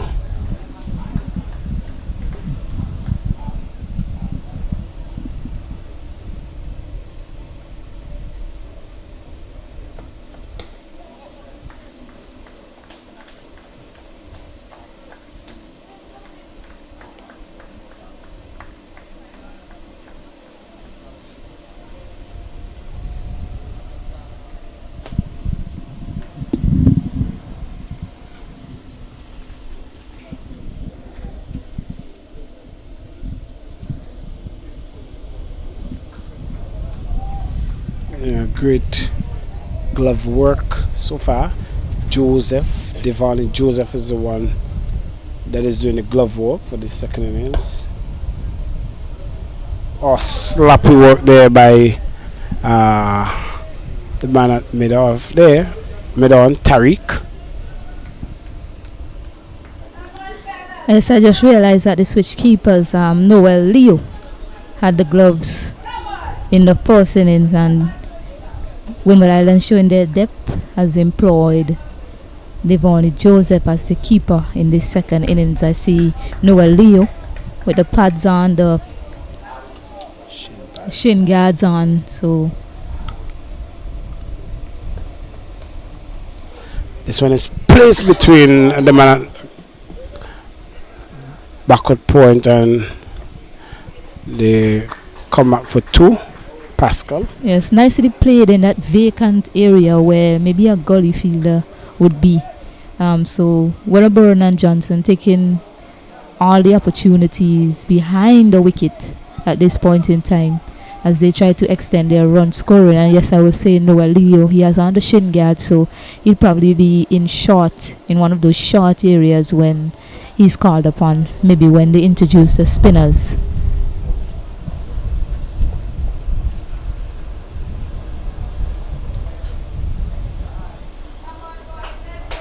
It's at the end of the over. The score is 48 for 2. Jamaica lead by 141 runs. This is drinks. It's been served up here. And hot day here, Stacy.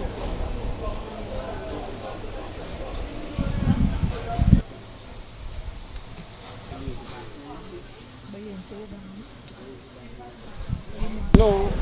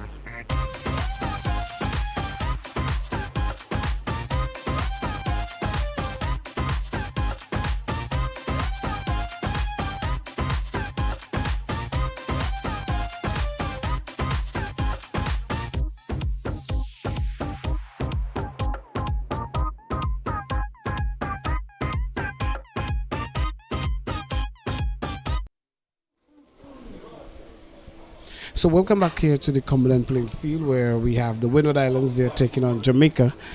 Jamaica, they are 48 for 2. Current run rate of well, they are 141 and current rate at 4.36 as Bascom takes up back the attack after a short jinx break. A glorious cover drive, shot to the covers, and it reached to the ball with such speed. The bat speed there, well, the grass didn't have no time to hold that one back. And we spoke about bat speed, and we spoke about the comfort of things here at the Cumberland playing field. But I am joined with the pleasure to have the father of Stephen Pascal, Augustine Pascal, and he's from Dominica, the land of many rivers. And yes, Stephen, Augustine, you are from the Rosa Valley in Shafor. The people in Shafor knows you as Beno. Yeah, most definitely. I mean, most people in Dominica would know me as Beno. Also, some people in St. Lucia as well as St. Vincent. Right. People know me as Beno. So, Augustine Pascal is basically when I go to the bank. Okay, I get you. I get you there. I get you. You've been following cricket. A glorious shot there again. I don't believe this one reached the boundary. We've been building up the story, and you've been following your son Stefan during his cricketing career. How has that been for you? Seeing that your son is taking up a mantle, aiming to play cricket at the highest level. You know, it's a pleasure looking at him develop over the years. He has always been somebody that basically, it's probably safe for me to say, destined to play cricket, basically. So, but watching his development over the years, it has been really tremendous seeing him grow and develop into the player he is. I'm like everything else, you know, you'd have loved to see him, put on more runs on the board when he gets the opportunity. But we are very satisfied as a family and as a people back home in Dominica. We are very satisfied with his development, and we just basically looking forward for him to, grow into bigger things. Yeah, the Pascal, when you hear of the Pascals, you hear of cricket, you align Pascals with cricket. It appears to me that you have been around the cricketing world for a number of time. In terms of Stefan in himself, at what age did he started or have this passion for the game? There is an interesting story, and I'm sure Stefan wouldn't mind if I give that story. I remember when Stefan was inside as a baby, right. I think his mother was like 8 months pregnant, and that was something that I called for him. Basically, there's a lot of movements in the tummy and so on, and I said, yeah, you take your time. You'll have to get out of there because we already know you're gonna be an international cricketer. Yeah. So that was something that was really called for him, and from the time this boy was born, I mean, as a toddler, I used to be just rolling balls, saw him in the living room, and he would, run behind it and slide before it gets to the wall, So we always saw, basically, the passion and the skill and the talent in him. I remember as a father was like selling the leather ball, saw him in the drawing room, and he was just catching it like 2 years, and I started selling it a little harder. His mother would scream, "Beno, you're gonna kill my child." Right. Things of that nature. But having said that, I think from the time he never allowed me to go, because I played a bit of cricket myself. He never really allowed me to go and play cricket and not wanting to be there. As a little boy, like 2 years, 3 years, I think that was always something that I had to deal with, because I had to be playing and still have to try to babysit him, and stuff. Sometimes I would try to escape and get away from him, but he would find a way to get into the vehicle, and accompany me wherever I go to play, Okay, so Tariq Edwards has been introduced, the first sign of spin here into the second innings here. And before we let you go, Stefan, he has played a very important knock in the first game in Annesville, where he scored at 87 runs. He would have liked to go on to make 100. How was that for you and for the people back home in Dominica? What was the feedback like? You know, it was a sort of like bittersweet kind of feeling. We'd have loved to see him get the 100, but you know, we were very happy, pleased as his family, because you know the one of the things that works for Stefan too is he has a very strong support system at home. Yeah, but we have a small family of like 5 of us. We have a nephew, my nephew that lives with us, so it's like 6 of us. And you know, he's one of the lucky boys involved in cricket, where he has a very strong support base. So that helps him. I think we were all, you know, would be happy to see him get the 100, but to be quite frank, you know, we were happy with the 86 that he got. Yeah.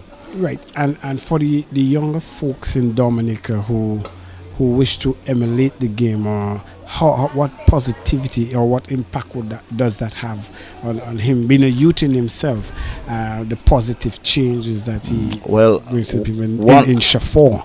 One thing I will say here is I would encourage parents, you need to find a way to be behind your children, you know, whatever whatever walks of life, whatever they decide to do, you know, because I think that is making a very big difference with Stefan. I think the support is key. So for young cricketers, I don't know who to send the message to, if it's the young cricketers or if it's whether the parents, but I think parental support is a big thing, and I think we have a good example of Stefan as something that we can encourage other parents to do back home. All right. Well, that brings us to the end of the over. It's 60 for 2. Thank you very much, Mr. Pascal. It was a pleasure having a word with you and getting that background information. Most Wish definitely. you and the people in Dominica all the best. Yeah. And hope that you and Pascal could really reach to the heights that you all wish to. Yeah, most definitely. I just want to say hi to the people back home, to the family. I know my daughters, both of them are my wife, looking on, you know, very keenly at the game, and so I'd like to just say hi to them. Yes, and thank you very much for having me. All right.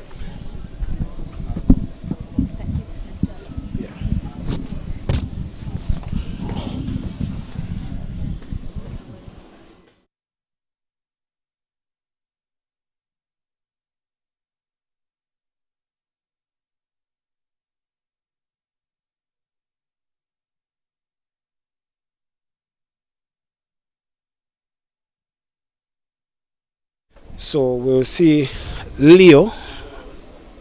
Tyson, taking up the attack, and change of ball in there, taking over from Bascom, and Weatherborn is not going to have anything to do with that drop and run, Stacey, as we may say. Yes, definitely not. He's not about to lose his wicket. While you were doing that interview, saw some great aggressive shots being played both by Weatherborn and Johnson, and Jamaica's lead is now up to 153. It was an interesting piece of story there with Pascal. He wanting to play the game from a very tender age. Not very often you find persons having that intent. Sometimes the family is into cricket and you find they have interests elsewhere, and Pascal live up to the family lineage of playing the game, and he's doing very well so far, so I wish Pascal all the best in his future endeavors. Continue to do well for his country and his nation on the whole.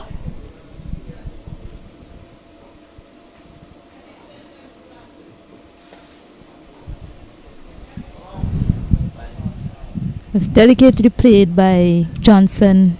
He has scored a few runs in that area behind the wicket since he's come into bat looking to play that late dab. So he's playing as late as possible.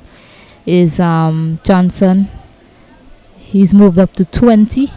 He didn't score in the first innings, let me remind you, ladies and gentlemen, but he's decided he's come out here today and he is going to be fighting for his team to try and get them up to a formidable target for the Windward Islands to chase down.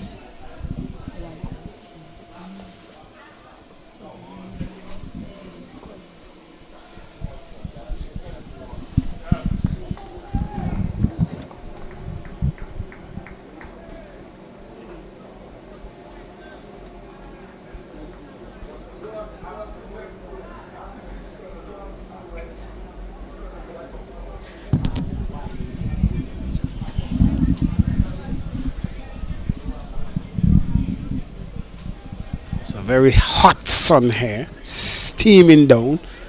And see the main highway, the public highway, the Leeward Highway, for traverses to the northern end of the island, takes you to also the southern end of the country. The extreme north, you will see the volcano, the Lasso Free volcano. It erupted over a year ago, and some memories that I believe that the Vincentian public will not want to relive again. Stacey, were you affected in any way? I mean, all Vincentians were affected, whether it be great or small. End of the over, it's 64-2.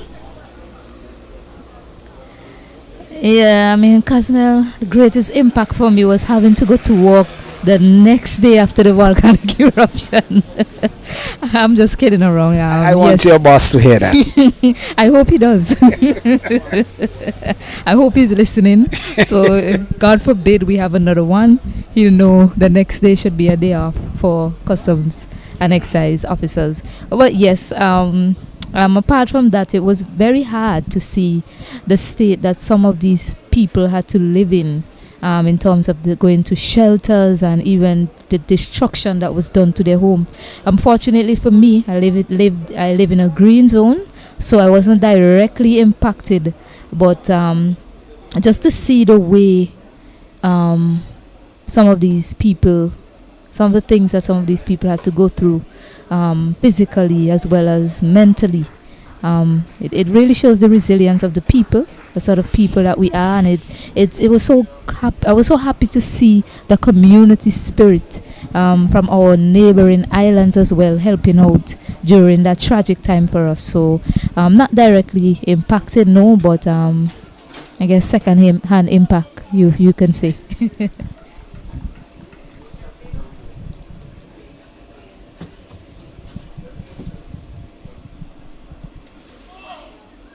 So one bounced a bit. Yeah, a bit of bite off the surface for Tariq Edward. I mentioned the use of his height. So the batters, they have to be more watchful against him because he gets more bonks compared to the other spinners because of his height.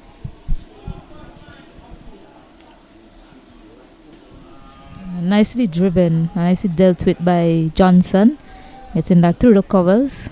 They have employed a more defensive field setting. They have the field spread, a man at long off and one at covers, just to limit the boundary scoring options for Team Jamaica.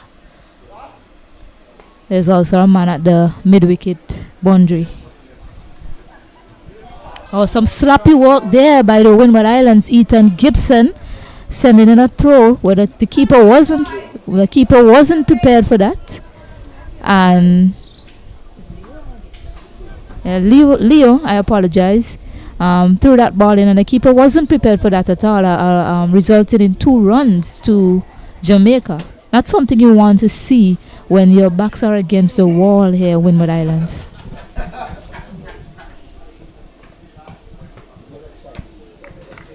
You need to save as many runs as possible because Jamaica, they're building nicely at this moment. They have a lead of 161 runs. They are 68 for 2, and shots like that being played, stopped well by Leo in the cover region. Both of these batters are looking quite comfortable at the moment. It's 68 for 2, 15 overs bowled.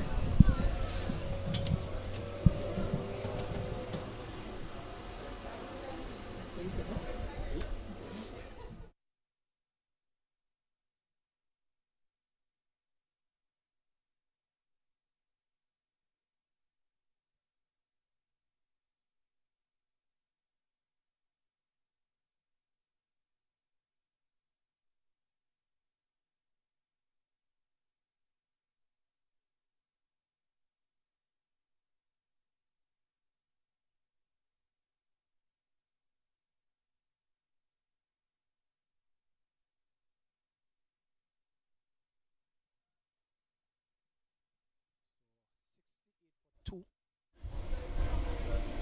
68 for 2. Tyson continues from the commentary booth end. Or that story from Stacey not being much affected because of the green zone area that she was in. The persons who are still in the red zone and the orange zone. This one is magnificently played over the top. 6 runs, a welcome 6. He was advancing down the track there, and Johnson saying, well, I've had enough. You do not have the expressive pace as Solomon, and it's my duty to dispatch you over the fence. 6 runs. Yes, astonishing from the young man. What was important, ladies and gentlemen, about that shot? Yes, he used his feet, but look at the way he kept his shape. Unfortunately, we cannot show you a replay, but he kept his shape beautifully all the way through that shot, holding the pose as it ended up for 6 on the banks here at Cumberland Cricket Ground. Beautiful shot from the young man. Well, the new balls coming out.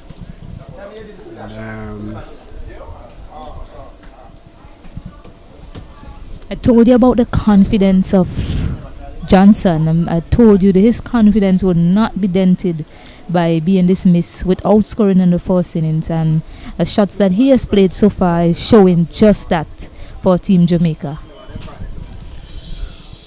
And,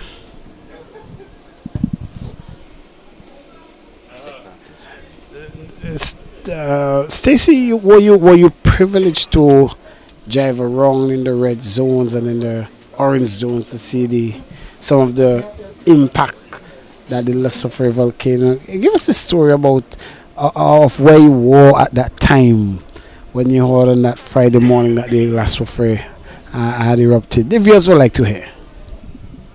All the viewers is gonna hear from me is that I was at work.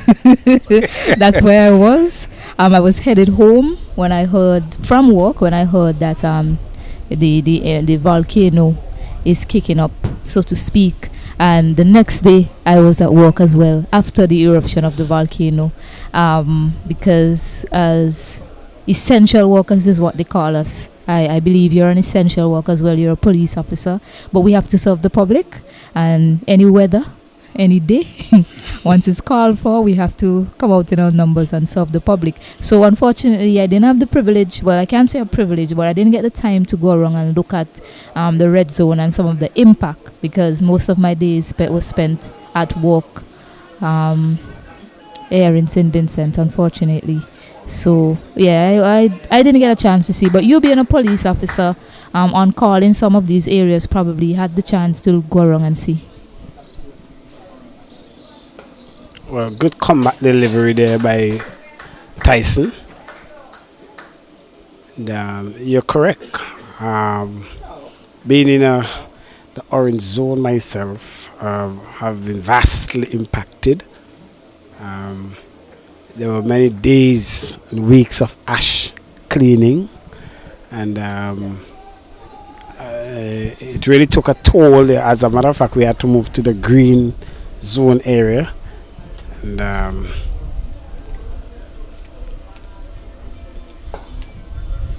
as persons in those orange zones, and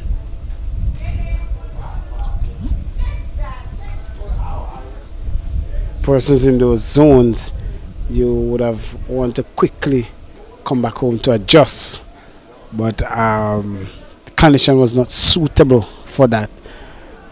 And I mean, even on the waters there were restricted areas for sailing, so we would not have seen the luxury of yachts anchorage in the Cumberland area, or lower or higher north. So yes, it was a challenge, but as you said, the resilience of the people, just as the Jamaicans are doing here, putting up a serious resistance. Yes, and back to the cricket for a bit here, Casnell. Windward Islands need to be wary at the rate at which Jamaica is scoring. They're scoring just under 5 runs and over in this 3-day format. They have rushed on to 75 for 2 in the 16th over, and they lead by 168 runs. So they need to be careful at the rate at which Jamaica is going. They don't want to look up and suddenly Jamaica is leading by 250. Magnificent from Jordan Johnson. What a timely blow. As I was talking about the run rate at which Jamaica is operating, Jordan Johnson swivels into a magnificent pull shot, goes all the way for 6. 81 for 2. Team Jamaica has rushed up to 174 runs lead. That was too short at the pace of which Tyson's bowling. He doesn't have the pace to trouble the batsman, and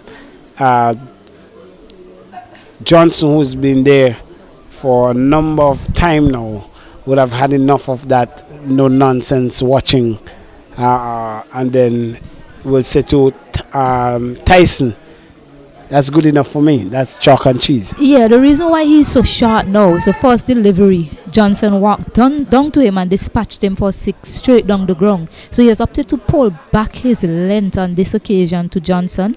But Johnson is up for the task at playing any sort of shot. And on that occasion, he was far too short, allowing Johnson to just rock back and pull it effortlessly for a sweet shot for 6 over the square leg boundary. The score is now 81 for 2. 16 overs bowl. Jamaica 174 runs lead. Casnell.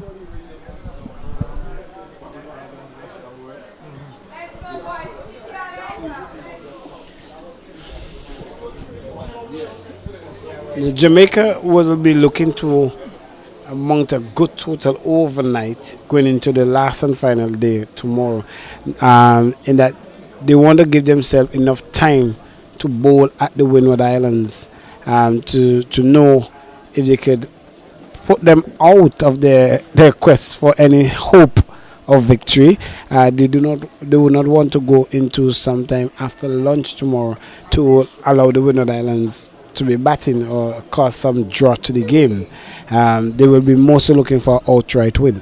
Yes, so right now Jamaica, the team and the camp, is in a sort of an appraisal stage where they're trying to assess what is a good score and when is a good time. So these two things may be on the mind of the Jamaican team as they continue to bat here to Tariq Edward. So what is a good one? What is a good score to put on the board, so that if it comes to that situation, Windward Islands won't be able to win the game, and 2, when is a good time to declare, so that they can give themselves a chance to come out with an outright win at the end of the 3 days.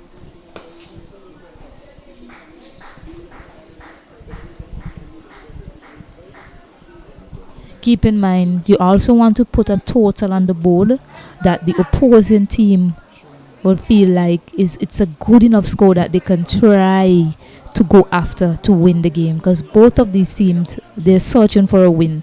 Let me remind you, Jamaica lost to Barbados in the first game that they played, and Windward Islands lost first inning points against Leeward Islands.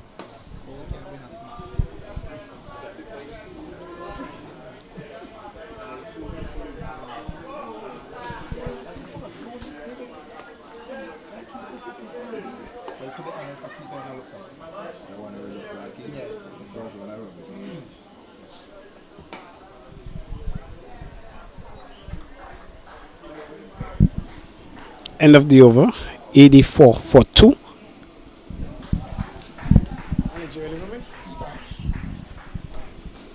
Keep the mind.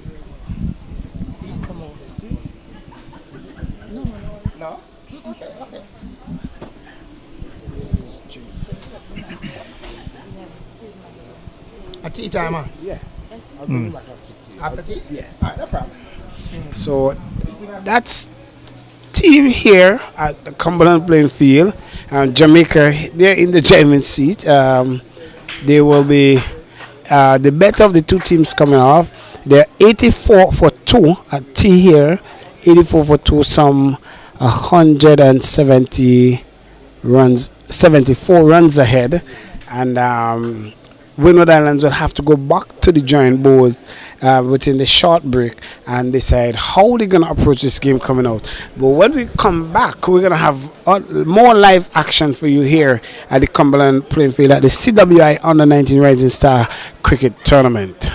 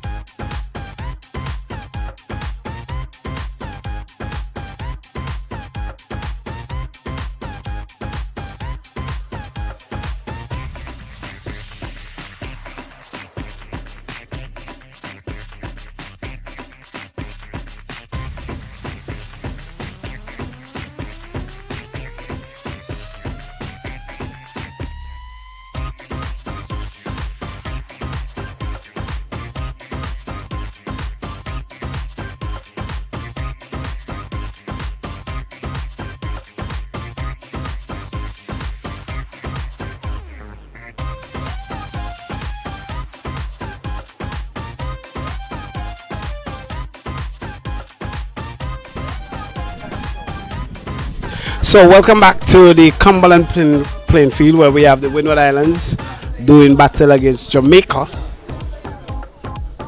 And we're just having the post-tea match, which is the last session for the day. Stacey's still here with us. Yes, Kaznel, welcome back to all the viewers out there. We have an engaging match on our hands so far, and to talk about engaging matches at the Annisville Cricket Ground, Barbados in the second innings was all out for 154. They got a lead of 47 and a tea. Trinidad was 78 for 3 with a lead of 31. Elsewhere at the Park Hill Cricket Ground, Leeward Islands got the upper hand of Guyana. They needed just 13 runs to win and they pulled off a victory by 10 wickets, Kaznel. So that's a score update in the other matches so far. Well, right here at Cumberland, Jamaica, they are 84 for 2. And in their second innings, they have a lead of 177. They will be very satisfied, not too satisfied, but satisfied with where they are. They are scoring at a run rate of 4.94. Something that the Windward Islands will need to do to restrict that, either restrict the run flow or they have to be in the wicket taking column. Yes, definitely so, Kaznel. A lead of 177. One would say Jamaica is currently in the driving seat. However, Windward Islands, they have the bowling attack that can pick up some wickets after tea and pose some problems for Jamaica. So, ladies and gentlemen, we can't rule Windward Islands out of the competition just yet. Yes, when Jamaica has a lead of 177 runs, but the Windward Islands, they just had a refreshment, a little tea break, and I'm sure the think tank of Windward Islands, their task now would be figure out a way to get a wicket and break this healthy partnership for Jamaica that they have going so far. Well, Kurt Murray will do battle for the Windward. He bowled very disciplined in the first innings.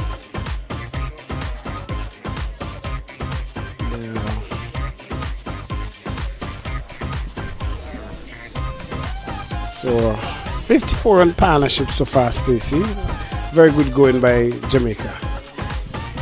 Yes, very good going, and their Jamaica, this is the second game that I've watched for them so far here at the Cumberland Cricket Ground, and they have a great support staff here, their coach and their manager.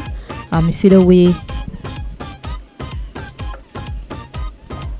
yes, you see the way they get behind the players, as all the coaches and the managers in this tournament have they back their players. They have a lot of confidence in their players, and all of the teams here on display believe that all of the players that they've worked with will do exceptionally well for them. So Johnson gets off the mark after tea. A single played out to the cover region.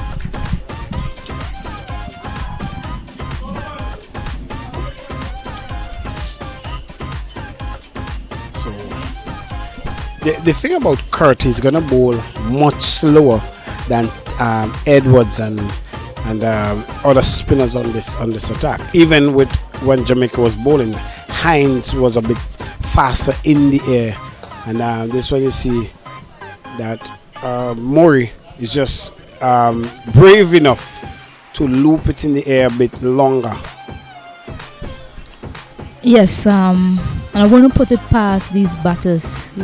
Pretty soon you'll see them using their feet to the spinners. As I mentioned before tea was an appraisal stage for Jamaica. They were just evaluating things, just trying to see what a good score will be for them to get to and when is a good time for them to declare and probably try to bowl out Windward Islands, which is what they'll be hoping to do. So they need to get to a formidable target in order to do so. Beautifully swept by Johnson, but a man is at square leg. A well set field mixed with enough defense and an attacking and an aggressive field set as well by Captain Akeem Ogis, who's cheering on his fielders at the moment. They know that they're not too far away. If they pick up a wicket or two, they might be able to pose some problems to Jamaica.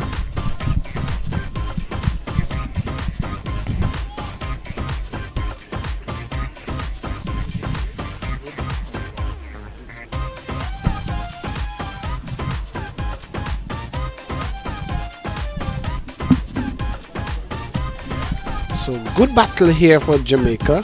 They are 87 for 2 in the 18th over. Current run rate are 4.83. Jordan 34. Weatherborn, he's on 19. Edwards to continue. And we are privileged to have with us in the commentary booth the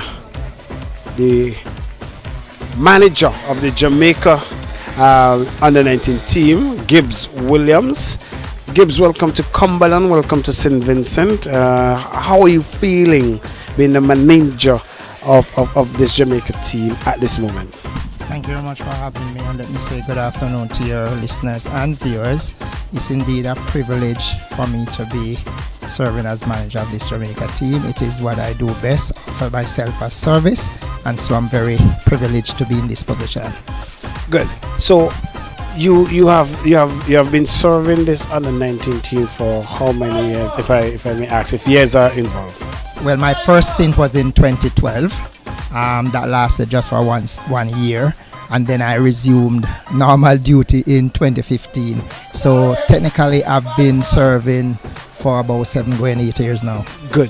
This present crop of guys that you are working with, there seems to be a formidable force to reckon with. You have went down in your first game. It's too early to call tough luck for to write them off, but they're coming into their game as they come into the conditions of the playing field, different grounds. This is the second time they're playing at this ground. What do you think they're doing now that they didn't do in the first game?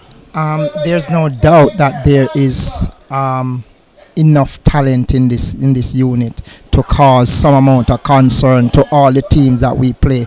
But one of the things that we knew from back home is that as talented as this team is, they lack game awareness and they lack critical game sense and the ability to play the situation. We knew from the get-go that with 7 boys coming from the under 17 tournament, it would have been a struggle for us to get them the requisite game sense because they are so young. When they are this young, you will find inconsistent performances. Now let's look at the first game. I think it's a privilege for us to be playing the second game here because when we got here, we have not had one training session yet. However, that first game against Barbados, which apart from the first session that we won, we would have lost that game, and we did poorly in the game, but we knew that we would have learned enough from the conditions here to equip us very well going into the second game. So you're right in that context because Weatherborn, Jamaica was in a spot of bother. Let us speak of Weatherborn 100. He's one of the more tactful batsmen I have seen. This is my first game watching Jamaica here, but I have seen one of the more tactful batsmen. Do you think that's the role that you have placed on him as a senior statesman in the team? As a matter of fact, I'll tell you this, that is pretty much his game. He did represent Jamaica in the limit overs white ball competition. That's not his game. His game is time cricket, and we knew that once we slot him in the middle there, he's going to bat time, he's going to eat up a lot of deliveries, but at the end of the day, he's not going to give away his wicket. And we knew that we could bank on him, and so we did. Great.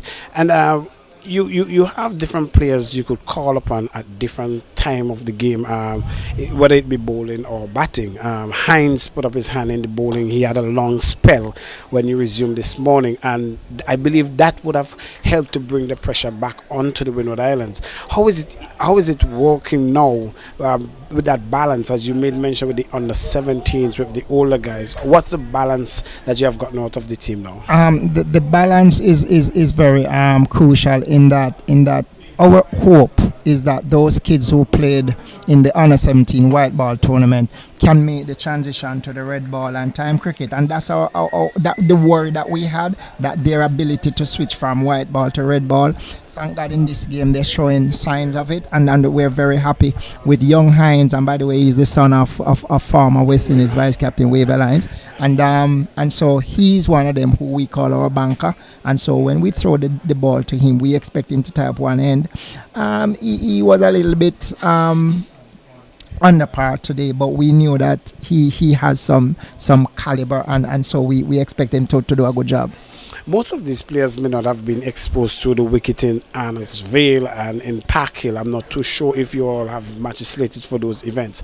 However, when duty do calls, what do you believe would have to be the plan going into those games? All right. So the fact that this tournament was held here 2 years ago, and we are quite familiar with the conditions here in St. Vincent, and so we know that at Arnottsville is a little bit more bouncier, and so our plan is going to be a little bit different in terms of the team selection.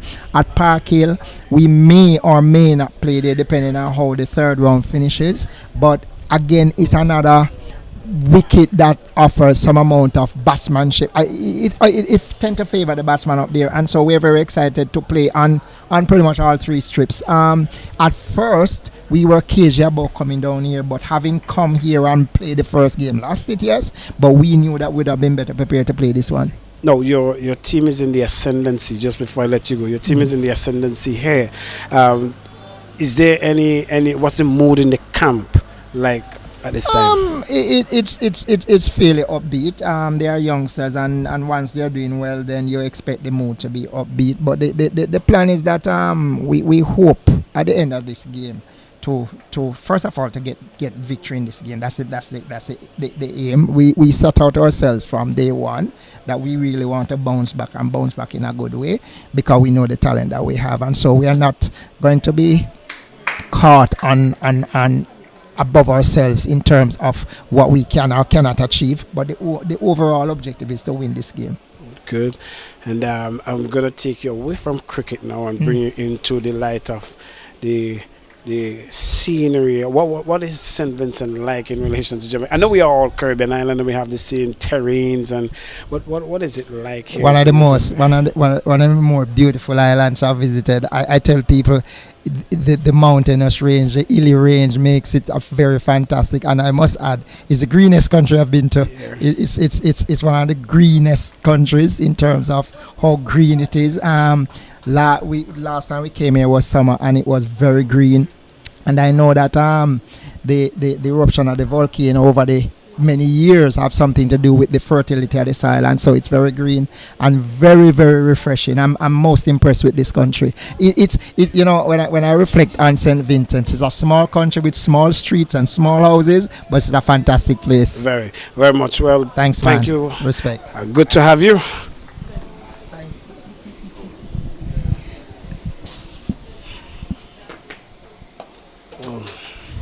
Brilliant interview there by Casinel and Gibbo. I saw Gibbo and his bracelet, the manager of Jamaica. I quite enjoyed that interview, Casinel. It's quite insightful around a lot. You get a look into what the Jamaican team setup is like at the moment. And he was very honest. In his answers, and we appreciate honesty always in the world of journalism. Well, the Windward Islands, they are in search for a third wicket, while the Jamaicans, as you heard from the coach, Weatherborn is not going to really give up without a fight, per se, figuratively. Yes. And one of the key things he mentioned is that he realized that Weatherborn is most suited for the red ball version of the game, because he bats a lot of time, and it was showed yesterday in the way he defended and the way he attacked. And it's very important, roles and responsibilities for players to... I'll continue after this. Yes, roles and responsibilities. It's not just roles and responsibilities in a game, but your role as a player on a team, as it relates to which format is better suited for you. And that's something that coaches and the management team has to identify early in a player, so that they know which format is best suited for him. Right now in cricket, you have an influx of talent. Talented batters, talented bowlers in the Caribbean and throughout the world right now, and you're getting to see more and more of them on display, given the use of technology and more cricket being played throughout the world. So one of the things that coaches and selectors they look at is, and maybe it's a bit of a headache for them, is fitting in players in teams in which format of the game is best suited for them as a player. Because right now, each and every player, they want to play all formats of the game. More than likely, that's their aim. They want to play all formats of the game. They want to be available to do battle for their country in every format of the game. However, sometimes you are more suited for a specific format, and that's what the coach highlighted when he said that Wedderburn switching from the white ball game, because he played in the under 17 tournament in Trinidad and Tobago, and that was a 50 overs format, and here he is now showing his class in this 30 format. So a really good interview between you and the coach. Gibson is Gibbo Gibbo Williams. I hope he's not Gibbs Williams. Yes, I hope he's not too upset with me calling him Gibbo. All right. So here we are. And then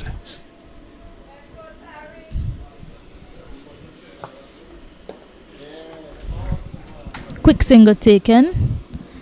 Good single in the end between these two left-handed batters who have been very steady for Jamaica since before the tea break and now after the tea break, as they take the lead up to 188.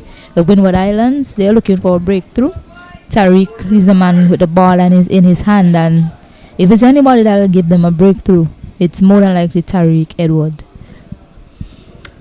the manager also spoke of where they want to come out of this game with a win, not only with a win but a positive mindset, and where we are seeing it tells me that Jamaica now will look to put up a hefty total, somewhat of achieve 50 before to put in some sort of question into the Windwards. Indeed so, and that's what I've been talking about, estimating what is a good target on this wicket, because it is not beyond the Windward Islands to come out, let's say later on today, if Jamaica decides to put a hefty score on the board and declare before the end of the day. It's not beyond the Windward Islands to come out today or even today or tomorrow and chase down a target or save the game. So they have to find that balance. They have to figure out when is a good time to declare, when is a good time to start to go at the bowling, when is a good time to start to be attacking rather, and when is a good time to declare. Very important question, some very important questions, some headaches for the think tank of Jamaica. I'm glad I'm not in that position as we speak, Aznel. Well, I believe this is not coming out of any of the camps, so this is just my personal opinion that they will go through. Well, this one is magnificently played down the ground, and another 6 to the Jamaican. Wedderburn coming into his dexterity of shots, and 21. The score now moves on to 101, brings up the 100 for Jamaica, 101 for 2. Yes, effortless from Wedderburn in his execution there. Didn't need to do much. It was in his slot. All he needed to do was just put his weight through the shot, and that's what he did beautifully to keep it straight and traveling for 6.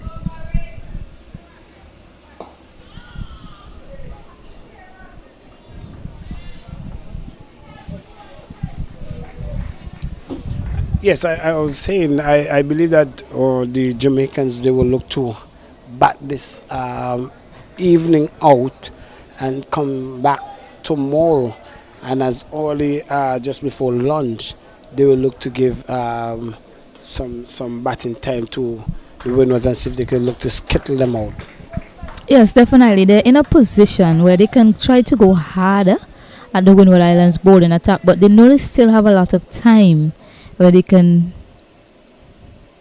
build a healthy partnership between these two and then really stamp their authority later on today. So we'll see how the next hour goes, and it will give us an indication of the mindset and the target that Jamaica thinks is good on the surface to what looks like a strong batting lineup for Windward Islands. Yes, it may look like they collapse, but every batter that came out to do battle for the Windward Island team today. They looked like they are capable batters, Casnell. So they have to assess what is a good target for the Windward Islands batting attack.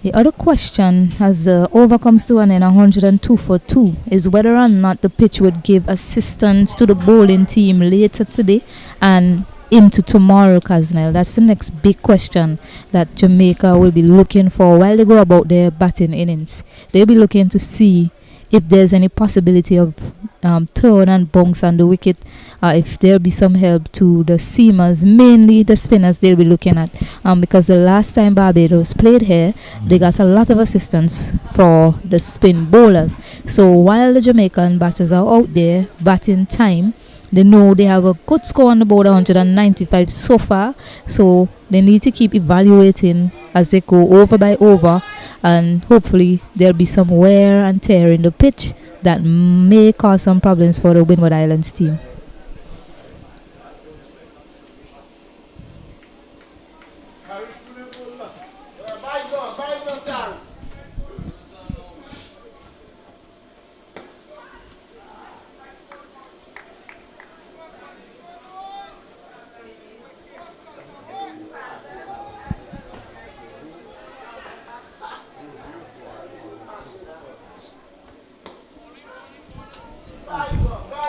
There's a quiet period of play here, and see the energy has been packed up here for the Windward Islands.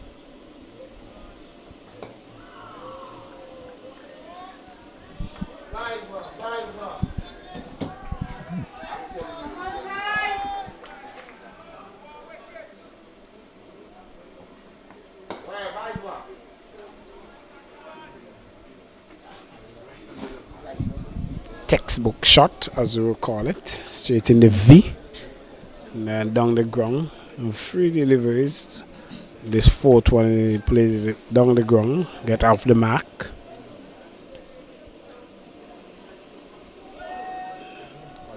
Extra bounce. You made mention, Stacey, at what how important the wicket would assist the bowlers coming in. Clearly, the trump card for this second innings will be the spinners, Hines and Walker, Sanjay Walker, and the others will be crucial into the second innings. What will happen is that Joseph and Edwards, this wicket is going to dry out more. It's going to turn. There's still live grass there, but it's more set up for batting. End of the over, 105 for 2.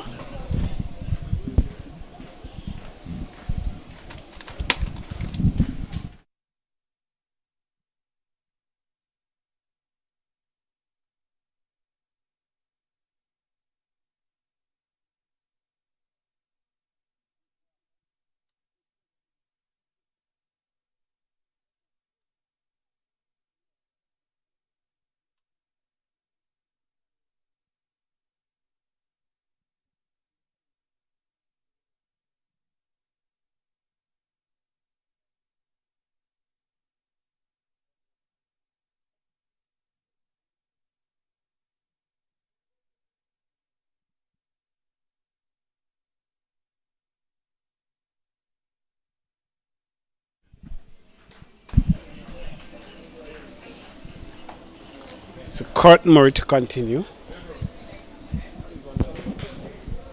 A bit of off-air conversation there. I thought I said Joseph there. I'm wondering what cricket I'm watching or talking about. But I meant to speak of Thomas and Edward when they do come to bowl for Jamaica. Yes, there's a Joseph on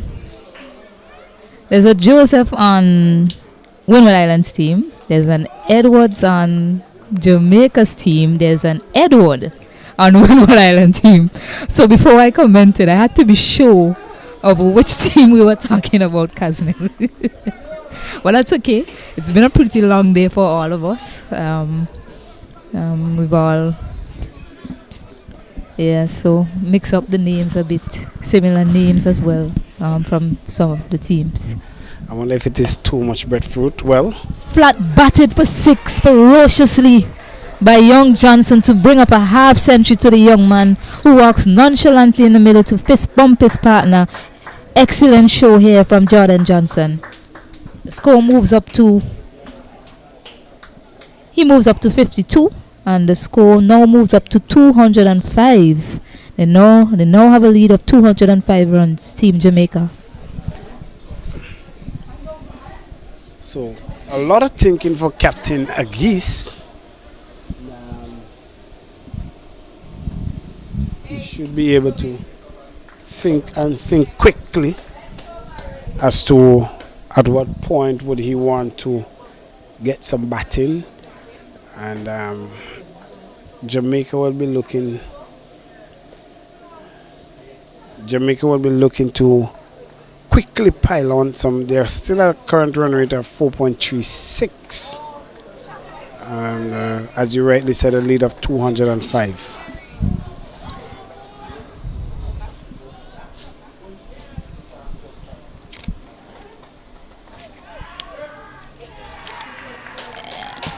Excellent take by Ogis, but umpire Ryan Banwari is unmoved. Just trying something there, Team Windward Islands. Think it came off of the forearm of Johnson and went up into the air. Good take indeed from August. Unfortunately, not an edge on that occasion. Too short and effortlessly played into the offside. They only get 2. Not timed as well as he thought he. Yeah, I'm surprised that the captain himself has not tried to brought himself into the attack, and or even Ethan, they bowl leg spin. So they need to try an option and see how much they could get themselves or get a wicket here. They need to break this partnership quickly. You have seen Johnson is on 54 and Weatherburn is on 30. So they are 207 runs ahead. They are 114 for 2.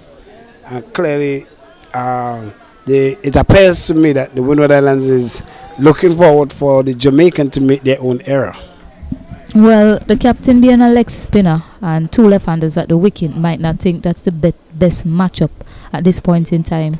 The Jamaican batters, I believe they'll definitely go at him, much like what they're doing to the left-hand spinner. I think he'll need to find somebody to replace the left-arm spinner. He's not creating a lot of chances for them at the moment, mainly because there's 2 left-hand batters at the crease. He bowls in some good areas occasionally. However, the Jamaican batters, they get the better of him in every over. I think the last 2 to 3 overs, they were able to hit a 6 off of his bowling. So, cheekily played down to the third man boundary, and it trickles into the boundary for 4. So 4 more runs added to the total, and Stephen Weatherboard, he moves up to 34. The score moves up to 118, and Jamaica has a lead, a mountain lead of 211 runs. Kaznel. Welcome, Bongri. Again, frustration for the Windward Islands. Welcome, Bongri, there for Jamaica.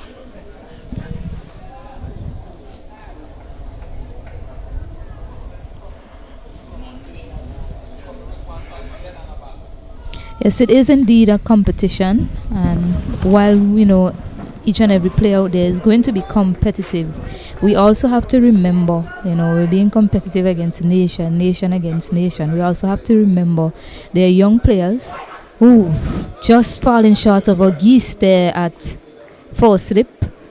Soft hands by Weatherburn. He tried to replicate the shot before, however it just fell short of Ogis. But what I was saying, Kaznel, is country versus country indeed, but what we have to remember, it's also a learning experience for these young men, so let's not take that away from them. Yes, at this moment Jamaica is on top, but But the bowlers, they have to learn their craft. They have to learn which deliveries to bowl to a certain batter. And you see, Edward, he's learning as he goes. He's thinking as he bowls. So that's excellent from the young man. As they overcome to an end, it's 118 for 2. Wedderburn is on 34. Jordan Johnson is 54. And Jamaica has a lead of 211 runs.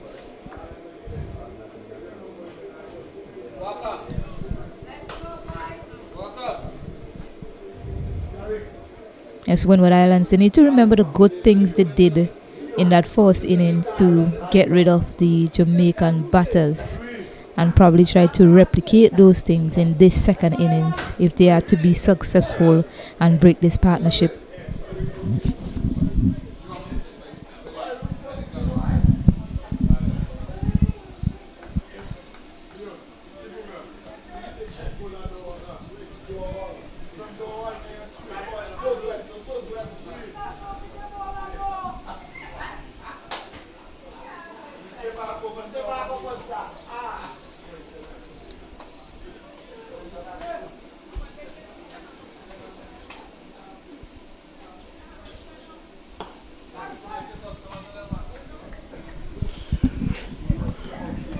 You made mention that the leg spin of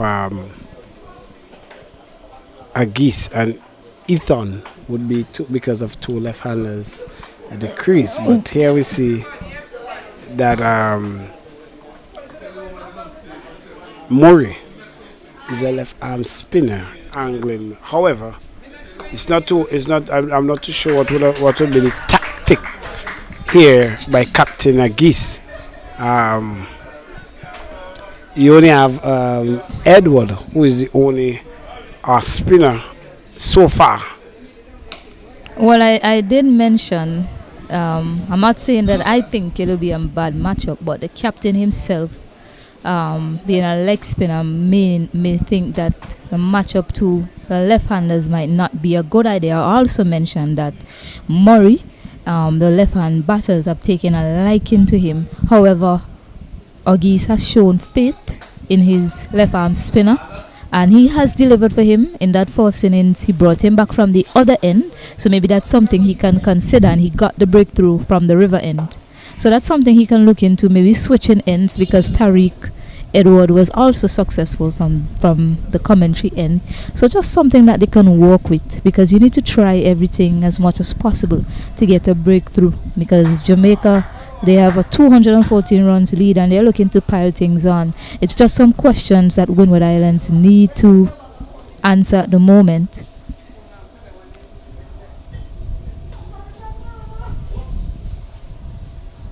Yes, Johnson cuts that one away to the man at cover. Yes, just some questions they need to ask at this moment, Casanel. The first one will be, how do I create pressure? And the second one will be, how? So, how do you go about creating pressure for these batters? At this moment, the batting seems too easy. So you need to create pressure somehow. You need to make Jamaica rethink their strategy, because they are doing what they want to do at the moment. So you have to find a way to make them rethink how they intend to operate after the lunch break, because each of these teams would have a plan. You have to find a way to better the opponent's plan. Right at this moment, Jamaica is on top. They're in the driver's seat, so the Windward Islands need to find a way to get on top of their plan and find a way to break this partnership. Substitute Kelson Andrews comes in. Murray just left the field. We could remember a scenario like this when Akeem Agis and when Akeem Agis and Ethan was batting. It was very much a patient game for Jamaica, and now it's a turn for the Windward Islands to be patient. But the patience is not only all of it. You have to be calculated in what you're doing, and see how best you can allow the batsmen to make their own errors. Yes, the thing that the difference now is that when Ethan and Akeem was going well, and they were behind in the game, they still had a deficit of 100 plus runs. On this occasion, Jamaica, they have a lead of 216 runs. So yes, patience is required, but you need to keep doing the right things. And at this moment, Jamaica is scoring at over 4 runs and over. So you need to find a way to stop the runs flow. They're scoring too freely at the moment. So that's the first thing you need to work on. One way of stemming the flow of runs would be to get a wicket, Kaznel. If it's harder to get a wicket, you need to build some dot ball pressure. Which dot balls may not do a lot to put pressure on the batters at the moment because they're in a healthy position. But just stopping them from scoring freely as they have been doing may play on their minds a little bit. So 97 partnership.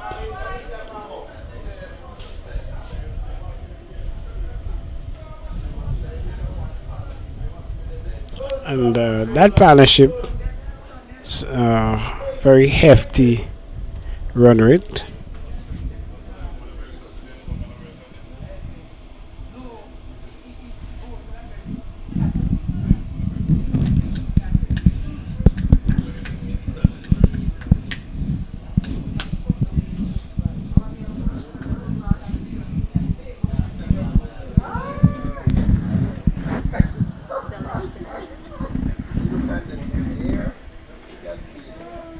Well, they have decided to go with Ethan Gibson from the commentary end, and nothing is wrong with that at all. Once you have bowlers in your attack to use, you should use as much as possible, given the position that the team is in at this moment. So Windward Island searching for a breakthrough. You can't just sit back and wait for something to happen. So the captain is being proactive. He's decided to bring on a new bowler from this end, and Ethan Gibson is going to bowl some leggies.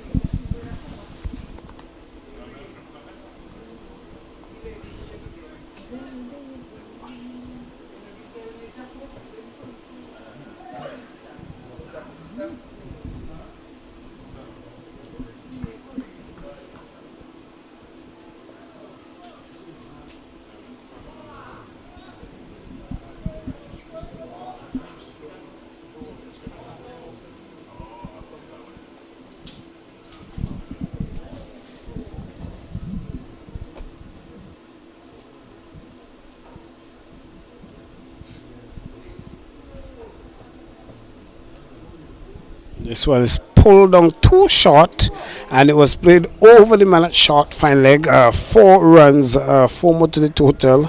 132. 132 for 2. Jamaica, they push on to a lead of 225. Yeah, too short on that occasion at Jordan Johnson. He just wanted to dismiss that bad ball. He just got into position nicely and put it away for 4. There's good awareness of where the fielders are in the circle, making sure he get it over the head of the man at short third man. Short fine leg, sorry.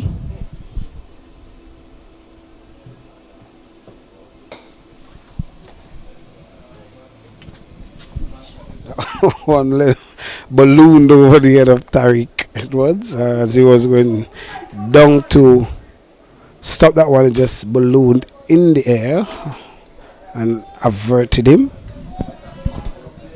Yeah, there's an area wrong there in the cover area where Tariq Edward is standing. When the ball hits there, sometimes it just gets an extra bounce. So that's something that the fielders have to be mindful of and be aware of when they're on the field of play. It might come to them unexpectedly, but if they play here enough times, I think Jamaica might be aware of it around that area there, get some extra bunks.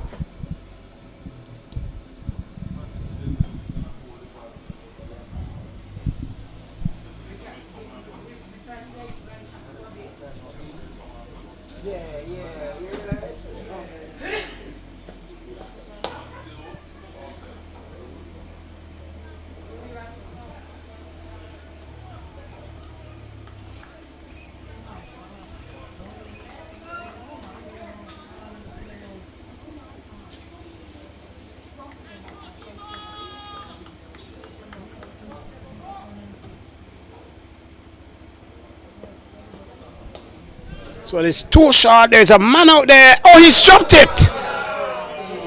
My goodness me. The chap was set there and he fell for it. And my goodness me, what a time to drop a catch.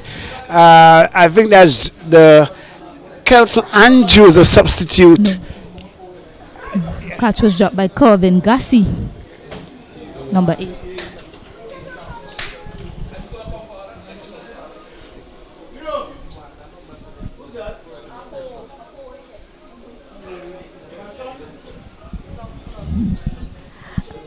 I almost cannot believe what just happened there, Kaznel. An opportunity, a chance created from Ethan Gibson unexpectedly. Hit out to the man at square leg, and the chance was put down there by the man at deep square leg. Kelson Andrews, you have committed one of the most heinous sin there, and there you see he's a substitute. He was on for Murray, who was off the park, and unfortunately a chance gone begging.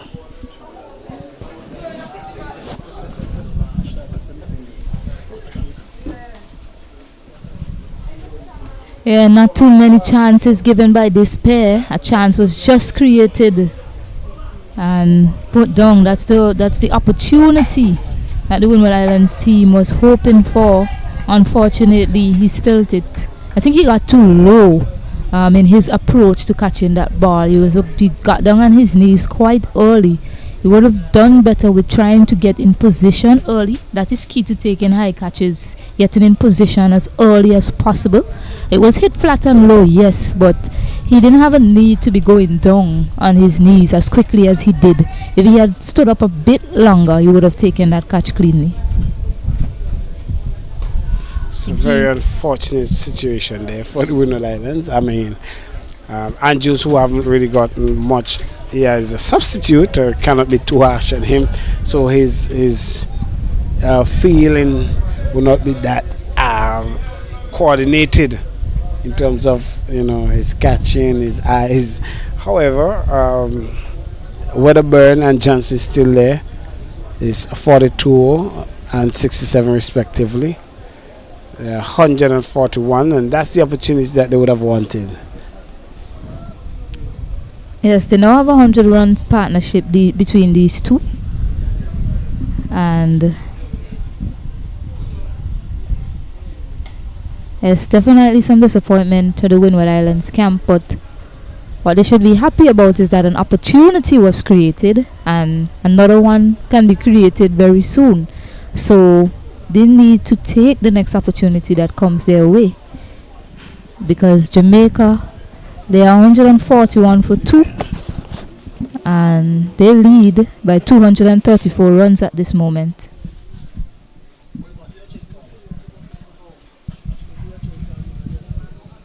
Yes, the fielder Andrew, he was pointing at the sun, showing the captain that maybe the sun was in his eyes a bit.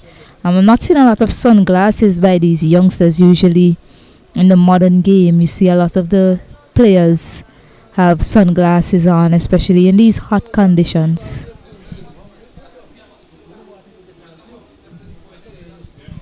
Ethan Gibson, who just created a chance for his team. Unfortunately, a drop catch by the man at deep square leg. He's going to continue to Wedderburn.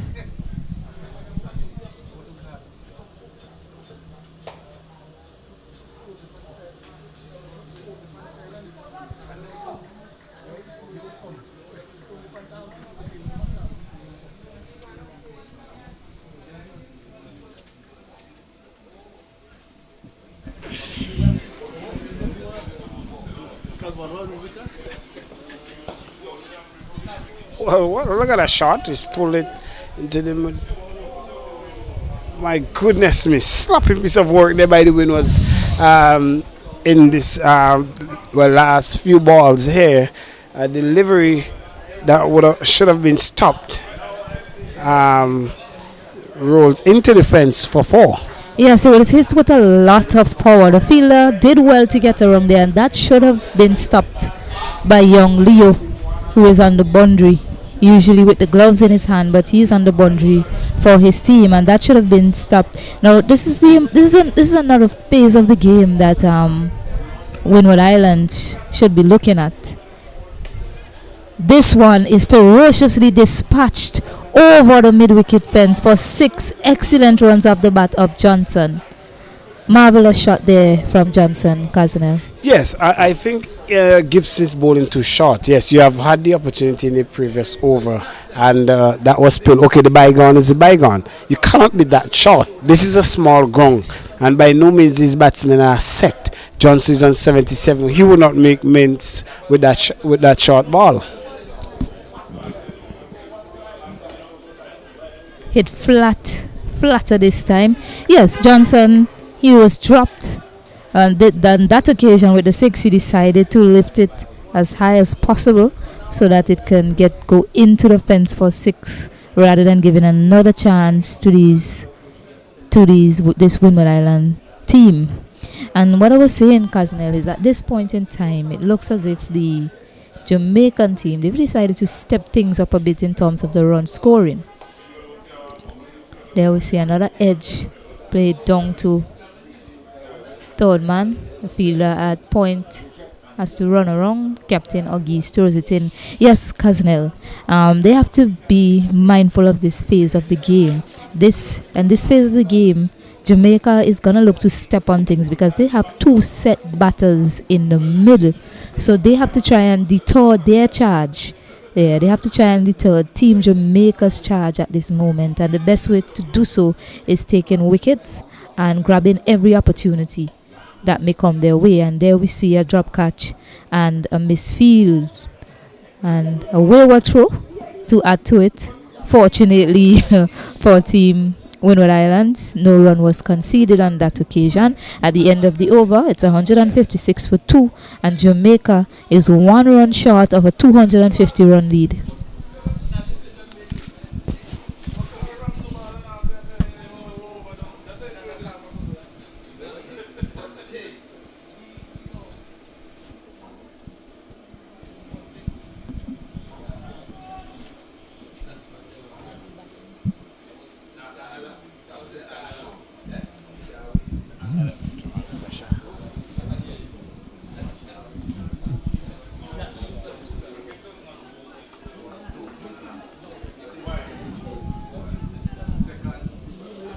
So tough work here for the Windward Islands. Easy pickings, as we would normally say, for the Jamaicans.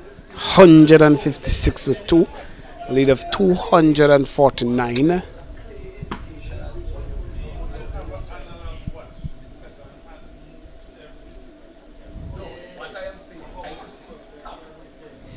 I see Ogis doing some warm-ups. He might be coming into the attack quite soon.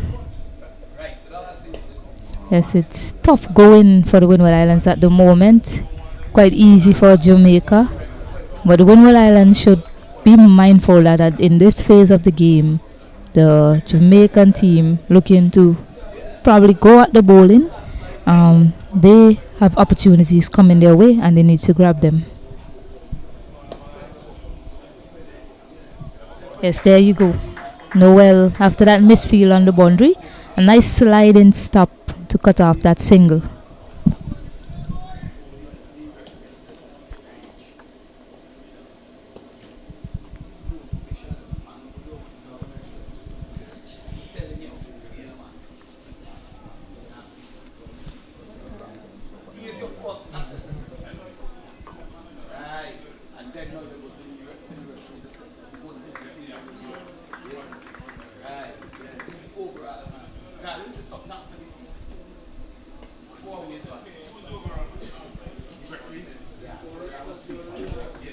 Do you see anything special happening with the surface aiding the bowlers at this moment, Kaznel? Do you think the bowlers will be aided tomorrow, for example?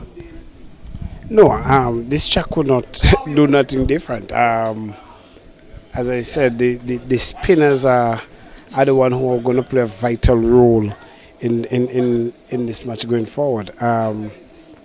However, what I think the Windward Islands are missing the trick is that they're not using the spinners at their advantage. There's a lot of players there who can bowl spin. I saw that they bowled almost everybody that they have in terms of options for bowling in their first game, and they're in a similar spot of bother where they're looking for persons. Yes, it is important that you give long spells to certain bowlers. However, there will come a time when you have to seek the duty or somewhat the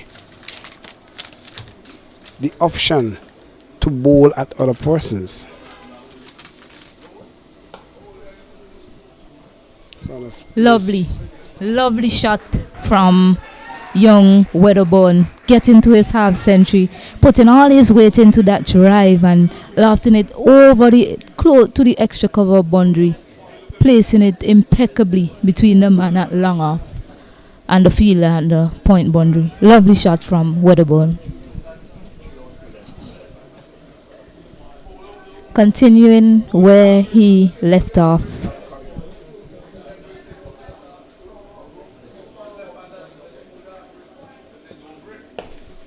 This one is down the gong, and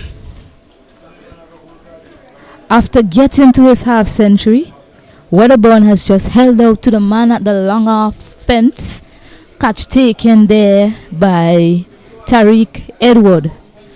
I had a chat with the young man, which you know, Kaznel, and one of the things I told him is all well and good that players they score hundreds, but the important thing is the follow-up. And him scoring 52 for his team, he came in when they were in a tough position as part of bother losing 2 quick wickets back to back.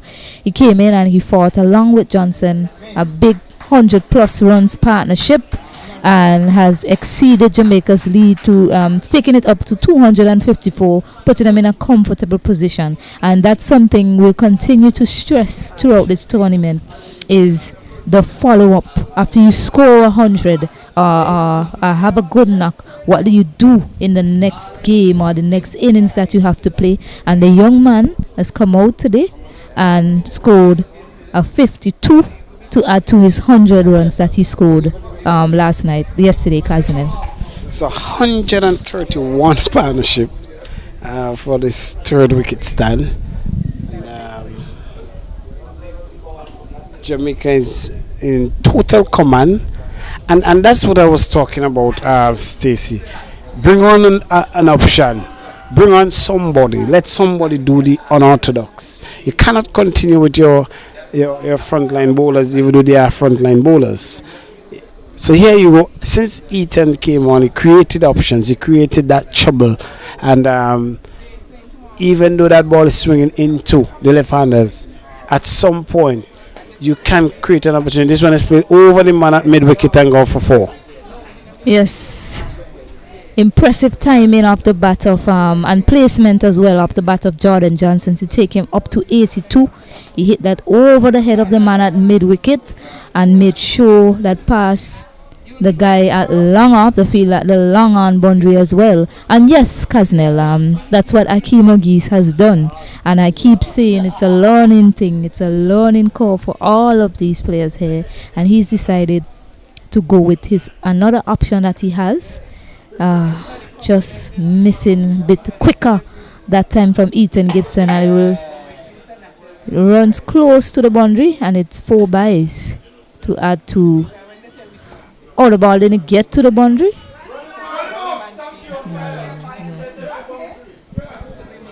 Well, it's a bit of mix-up there. Let's see the decision that the umpires decide here. The batters thought that it went to the boundary.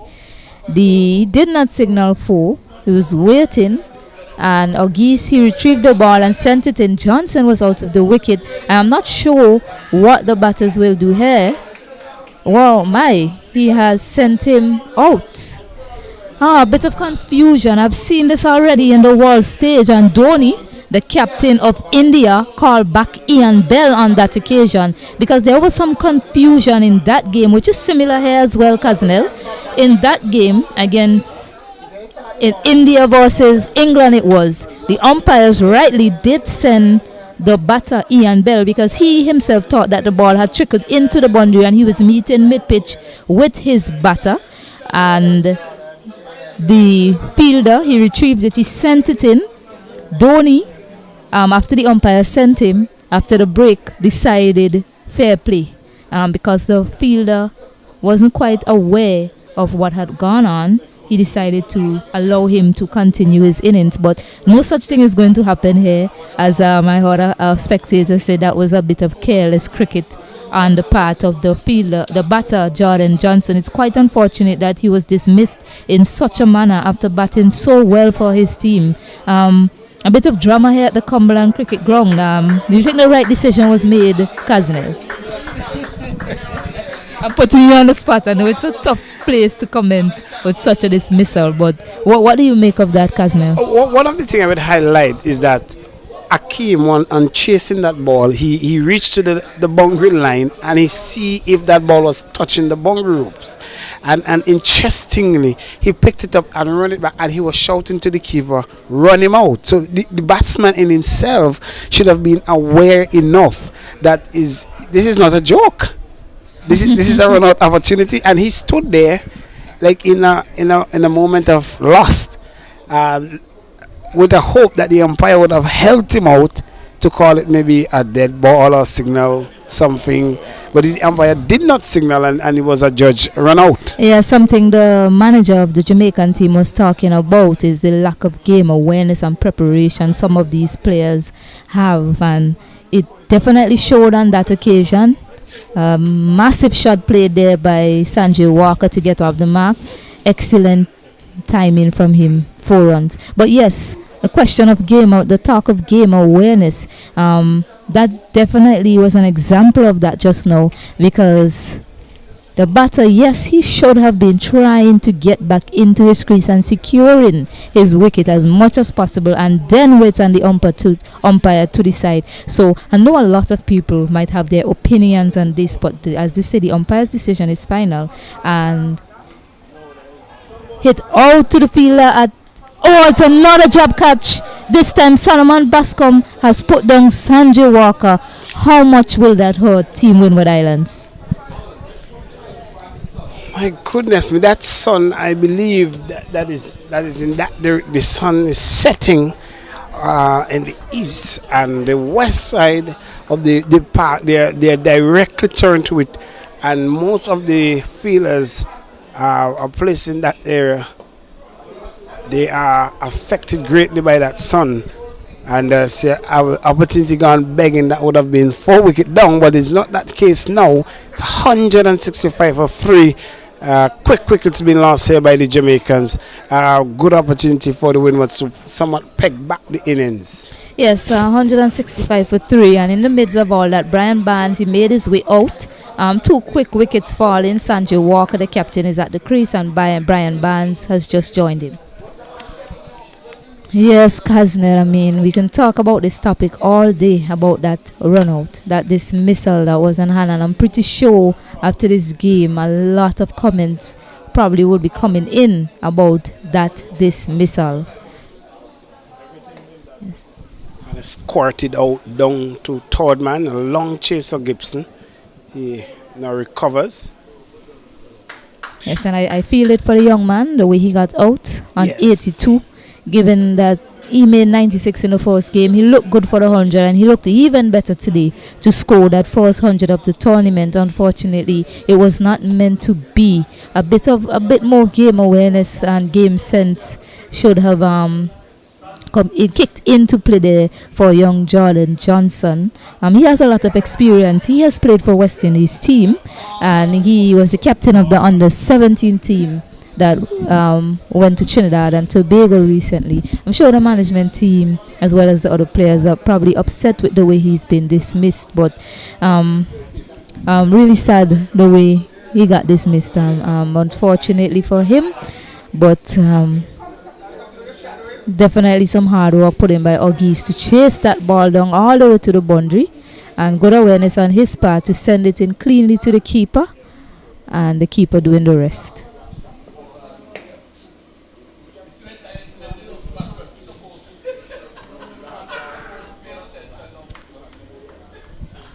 It's part of the thing that made me think personally that the ball had gotten to the boundary was when our geese was running towards the boundary.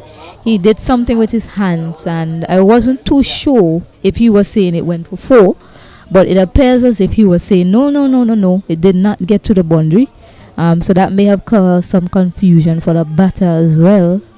But having said all of that, Jordan Johnson should have been looking to get back into his crease. A big shot played out to the man at long on, just going over his head from Captain Sanjay Walker, and he has come out with some intentions here, Kaznel. Yes, he has shown his intention clearly, because and he has the license to play like that. Been 263 runs ahead. Well, the Jamaicans now, 269 runs ahead.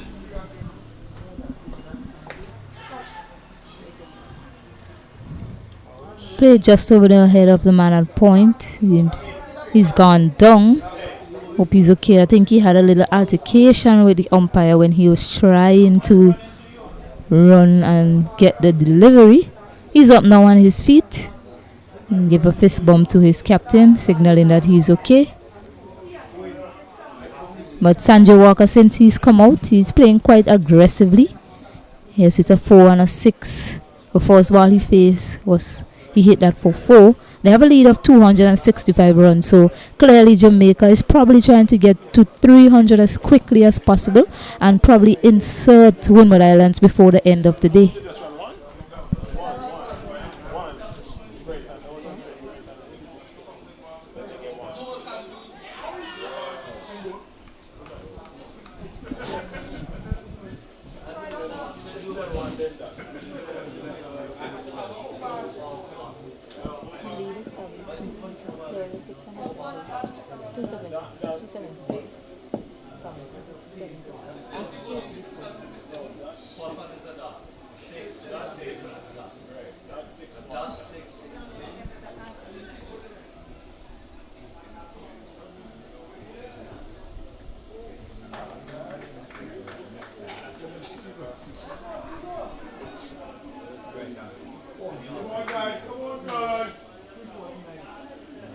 Yes. 272 is the lead for Jamaica. Shot hit out to Bascom, who has to watch it sail over his head for 6 runs. And Brian Barnes and Sanjay Walker, they're not messing about with anything loose here at the Cumberland cricket ground.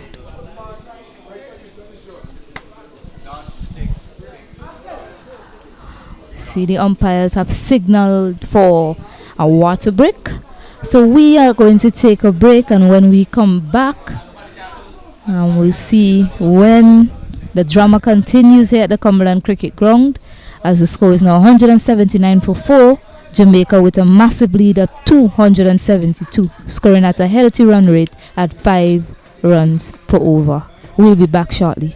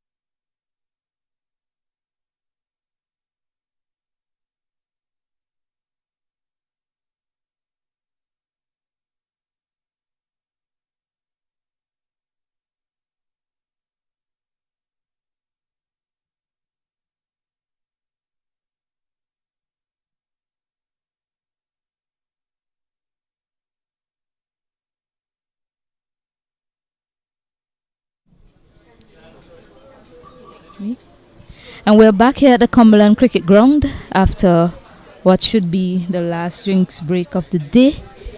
Just to update you on the other games, Leeward Islands, they were victorious against the Guyana team. They had to chase 13. They won that by 10 wickets.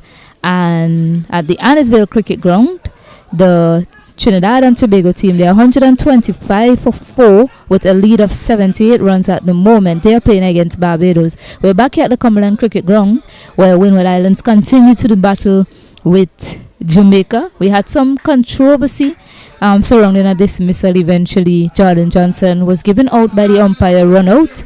He made 82. And Wedderburn, he also scored a half century, scoring 52. The state of the game right now, Jamaica lead. Jamaica is 185 for 4 with a healthy lead of 270. It's long enough. Intentions, aggressive intentions by Sanjay Walker. And first ball after that drinks break, he smacked it for a 6 over the man at mid-wicket head. He's continuing his aggression, rightly so. Clearly he's trying to buy some time into this game where he would give the Windward Islands maybe a 15 overs or so, or some 10 overs to bat before the night is out. They are in a great position in terms of the lead, so clearly he have gotten the license to go. Yes, and it was set up brilliantly by that 131 runs partnership between Johnson and Wedderburn, the two diligent left-handers, prolific batters in the making, Wedderburn and Johnson, as they took the score up to where they are right now. They are 191 for 4, but that partnership was very important because they lost 2 quick wickets, 2 back-to-back wickets. They were 32 for 2 and both of them got together and they put on 131 together. So brilliant knock from both of the young men. So you're hearing the chirping and the chattering back into the Windward Islands group, and you should have gotten a third straight wicket, but it's dropped. This one is hitting the outer part of the edge. One bounce to the man at slip. This is 191 for 4, 37 overs bowled. They're running away with the scoring right now. Jamaica is scoring at over 5 and over, a lead of 284.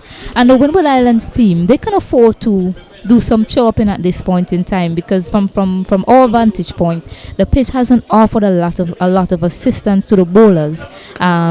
So and that is what Jamaica is hoping to see as they continue in their innings today. And the Windward Islands team, they too have a prolific batting lineup. They have Ethan Gibson, who did well for them. Akeem Ogis, he made a brilliant half century for him, and knowing the batter he is and speaking to his father, he'll be hoping to add more than a half century when he gets a chance to bat. So the Jamaican knows that they have to score a healthy. Oh, this one is just glorious from Brian Barnes. Too short, but the power on that shot from Brian Barnes, excellent. Greeting Akeem Ogist, who has decided to come on to bowl some leggies. But Brian Barnes, the power that the young man possesses, has dispatched that over the boundary for 6. Well, it was too short, and it's a loosener there from Agis, and it got the treatment it deserved and the maximum as well, as it goes 6.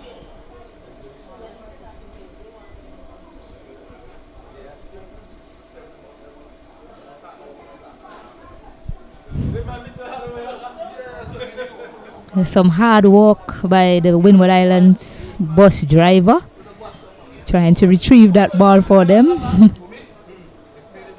Hard at work is the Windward Islands bus driver. He's not only a driver, he's also retrieving balls for the team. So good work. Tried to flip it back in. Unfortunately, it just went back the same direction it came. Yes, I'm commentating on what's happening because you're not able to see viewers, but it's quite funny if you're looking at it. You're making A, fun of the a driver. bystander who was just looking at the poor man's struggle finally decided to come in and pass the ball over to him. So good work by the bystander and the bus driver for Team Windward Islands. Wow. Back to the game at the Wow. Cumberland Cricket Ground. Wow. You've been mean to the driver. No, he did an excellent job. He did an excellent job retrieving the ball. He tried every tactic in the book, but finally he knew that he needed help. He needed assistance.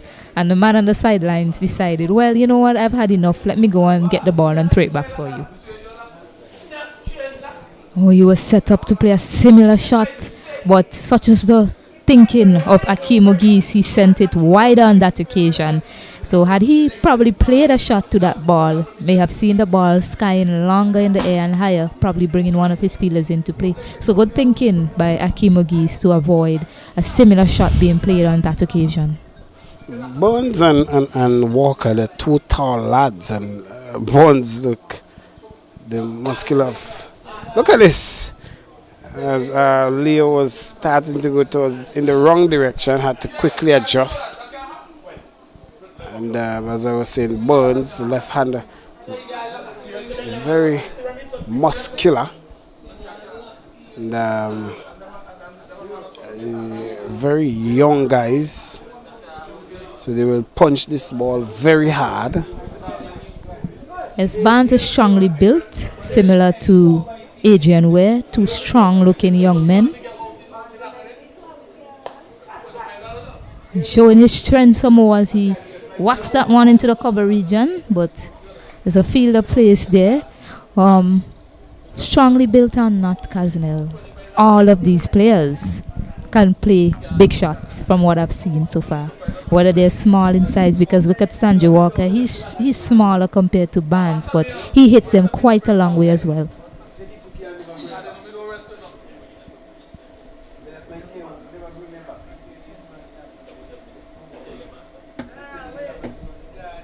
.200 runs came up for Jamaica after that shot played by Barnes into the covers.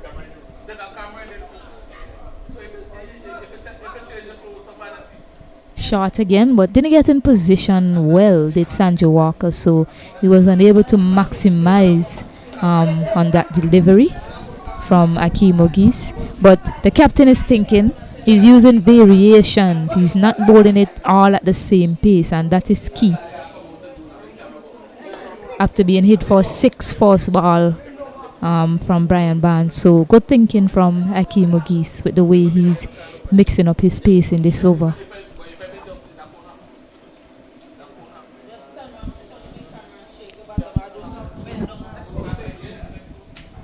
Brings up the 200 runs for Jamaica. 202 for 4.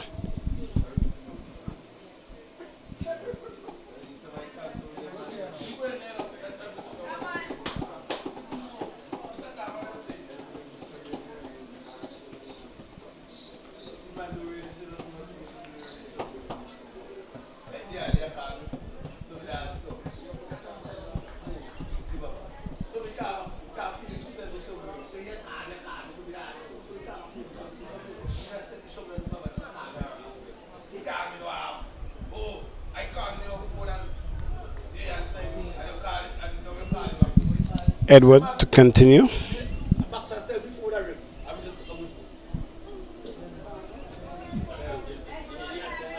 Both of these batters are scoring above a run a ball at the moment. Brian Barnes, he has 21 off 14, and Sanjay Walker is 14 off 11. So clear aggressive intention shown. It makes you think that a declaration is soon around the corner from Team Jamaica. Yeah, I think they will look at 350 as a amount to give the Windward Islands going into tomorrow's game.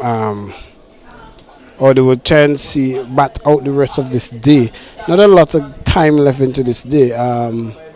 So we will see whether the 350 will be the amount that they're looking at, 375. Well, I'm going to go a different direction, and rather than the score, I'm going to go with the time and probably they might be looking to give Team Windward Islands at least half an hour today before tomorrow, before they get back here tomorrow.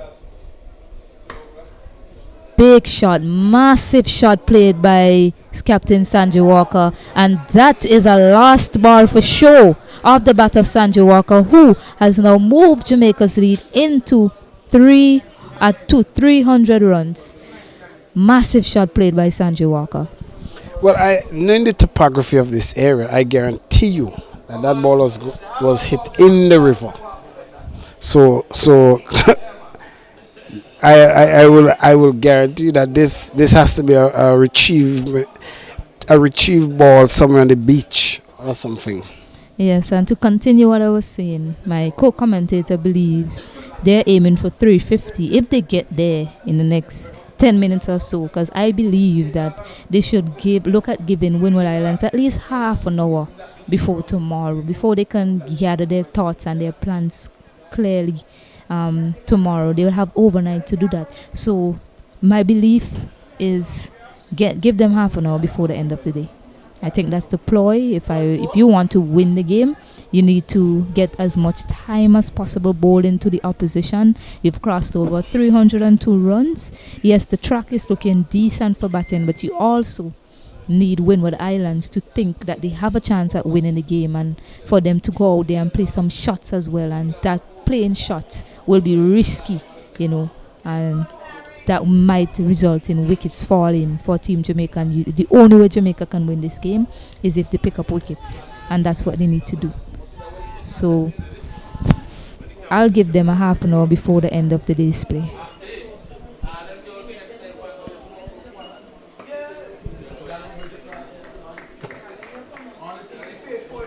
Yeah, no doubt about it. Jamaica definitely won first innings bowling out Windward Islands before they were able to get to 265. But Jamaica lost their first game to Barbados. So they are in desperate need of a win. Both of these teams will be looking for a win. So Windward Islands, they're not going to shy away from a chase. I do not believe that they are going to shy away from a chase, Casnell. Certainly not. And end of the over, 210 for 4.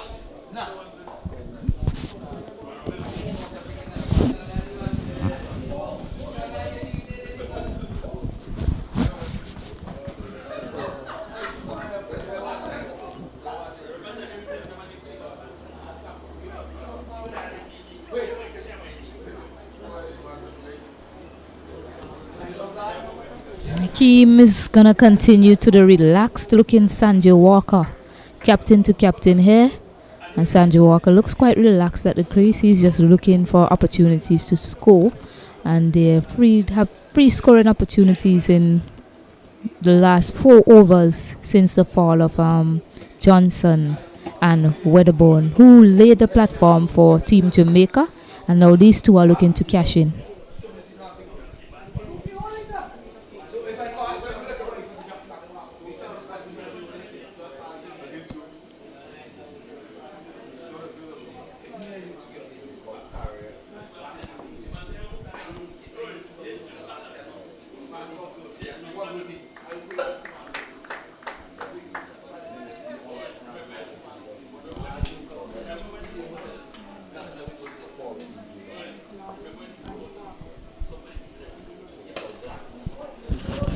This one is struck high.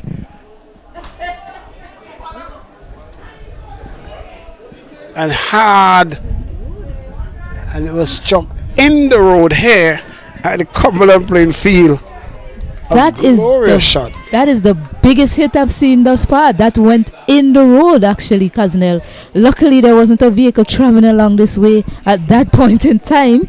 Could have seen some serious damage. The ball has come back into play. It bounces way back into play. That was a huge hit from Sanjay Walker. The umpire rightly is checking the ball at this moment.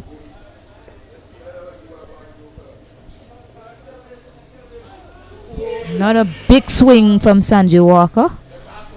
Waiting on a signal from the umpire.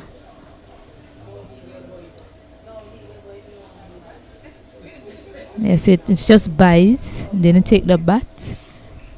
Barnes is now on strike. A strong looking Barnes, Kaznel. A boundary in the making here. Of course, the run rate has really picked up since they've come to the crease over just under 5.5.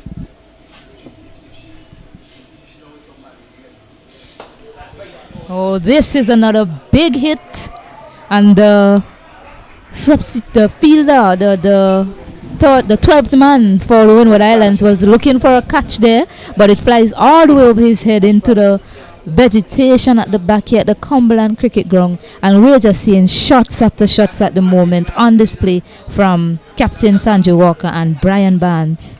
The ball is back in play. Akeem Ogis, the umpires, have a check again, and Brian Barnes is looking ready before Akeem Ogis is even looking to come in. Well, that shot brought up the 50 partnership.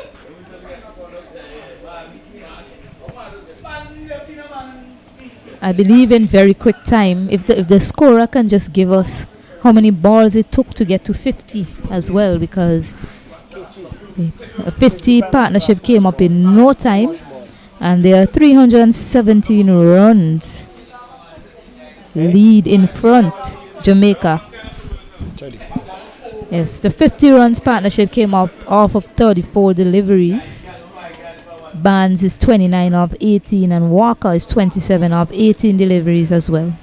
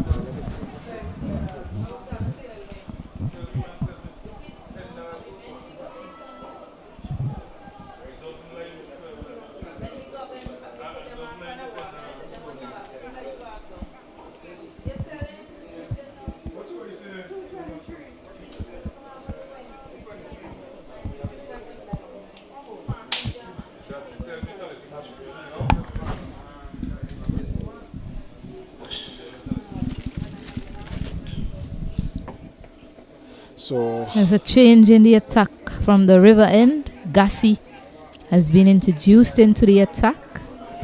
So no longer spinners in operation. That first delivery seemed to be a slower ball, so we might expect some variation here from Gassi to Barnes and Walker, who is being very aggressive against the Windward Islands team so far since they have come out to the wicket.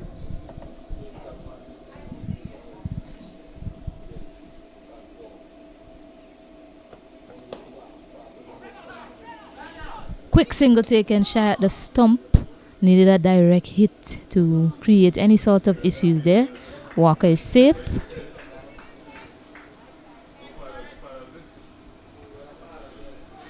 and this is a good move to bring back your pace bowler, Gassi.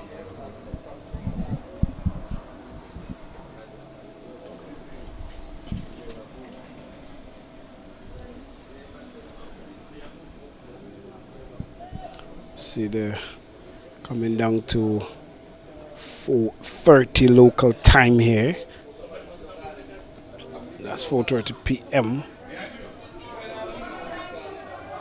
So a lot of sloppy work by the keeper for the past 2 overs or so. He's been doing very well. Otherwise, I'm not too sure if fatiguing is what is creeping in here. But that Burns and Walker is taking a toll on the Windward Islands. Barnes is 30 from 20 deliveries. Walker is 27 from 19.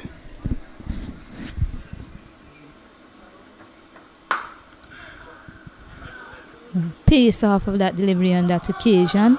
They look for 2. They won't get that. The return is quick and agile from Devin Tyson on the long on boundary. There's still some life here, man, Kaznel. from the Windward Islands in the field. Still a game on hand. It's not lost as yet. The Jamaica team has crept up to 320, a 320 runs lead. They are 227 for 4 at the moment. But it's not beyond Team Windward Islands to chase down a target, any target set for them by Team Jamaica. So that's why Jamaica is trying to get as much as possible. I guess the 350 theory was right, Kaznel, but I still would have given Windward Islands half an hour before the end of the day's play. Try to pick up a wicket, and that might send some shock waves into the Windward Islands camp heading into tomorrow. But you don't want them going to sleep thinking, oh, I just have to come out tomorrow and bat, with no thought of how the wicket may be playing also. So I would have definitely given them at least a half an hour before the end of the day. But Jamaica bats on. I'm not sure what their intentions are, but they continue to bat. A message seems to be coming out at this moment. I mean, it looks like they're going to change the gloves, yes, but that will be a message from the coach, the management staff of Jamaica, as to where Team Jamaica wants to be. What these two batters need to do to get them where they need to be. Solomon Bascom is going to be reintroduced into the attack. So we see that they're done with spin at the moment, Team Windward Islands, and they've opted to bring back some pace into the attack. Yes, quite importantly that they bring back the pace attack at this time. The Jamaicans have had a high run rate picked up, and in that quest they have reached 227 for 4 in their 41 overs. Healthy run rate just over 5.5, and Gassi has gotten 28 runs off his 7 overs. Walker, he's on 27. Barnes is on 31. So clearly they are way ahead in terms of the strike rate. Not really of importance, but it is to really highlight why the run rate have picked up since they have come to the crease. They have already gotten their 50 partnership, and they lead by 320 Jamaica. So it's peel off the edge down to the third man fielder. Yes, and if the Jamaicans are thinking like me, this should be the last over of their innings. If they are to get a win, squeeze a win out of this game, the best opportunity would be to send in Windward Islands before the end of the day's play, and they have a healthy enough total on the board at this point in time. It's 228 for 4, 5 balls remaining in this over. So let's see how Sanjay Walker goes about things after he had a change of gloves and maybe a message from the coach as well coming out to him. Change in the field, so the change in the field signals is probably going to bowl wider to the batter on strike. He sets a heavily packed offside field. It's quite equal on both sides, 5-4 to be exact. It's high in the air. The keeper gives chase, but he won't get there. So good thinking from Solomon Bascom. That was a slower delivery, and Sanjay Walker was through the shot, getting that top edge, but it just went over the keeper's head on that occasion. Well, it falls safely in no man's land, just between the keeper and the fine leg fielder. And,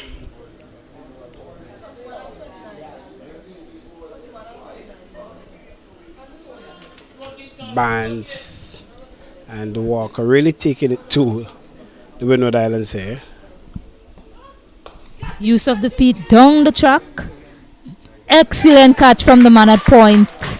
Seems to be Corvin Gassi, the bowling partner of, or is it Andrew? It's Corvin Gassi, the bowling partner of Solomon Bascom, to further restrict the Jamaicans' charge to a even more formidable target that they would have in mind. They already have a formidable target, and it appears as if they have declared on the back of that wicket from Brian Barnes. So I think an excellent declaration by Team Jamaica, giving themselves a chance in this game, and that is very important. Well, you rightly call it, Stacey, and whatever time they have now, it will be for them to capitalize and think deep on their batting. 229 for 5 in 41.3 overs, had a run rate of 5.5, just over 5.5. Bascom, he got 2 for 34 from his 6.3 overs. Gassi and they all picking up 1 apiece. However, the Windward Islands, they have to think hard and deep if they are to win this game. They have a whole day and I believe half an hour remaining before they could determine if they're going to win this game. It's 323, I beg your pardon, is the target for Team Windward Islands. That's the score on the board. We'll confirm it after the break. There's 229 for 5. Windward Islands, they have a chance. Both of these teams have a chance to win the game, as Jamaica declared with the hope that Windward Islands will try to go at this run chase, and they give them half an hour at the end of the day, before the end of the day's play. So we'll be back shortly with the run chase from Windward Islands team. They need 323 runs to win.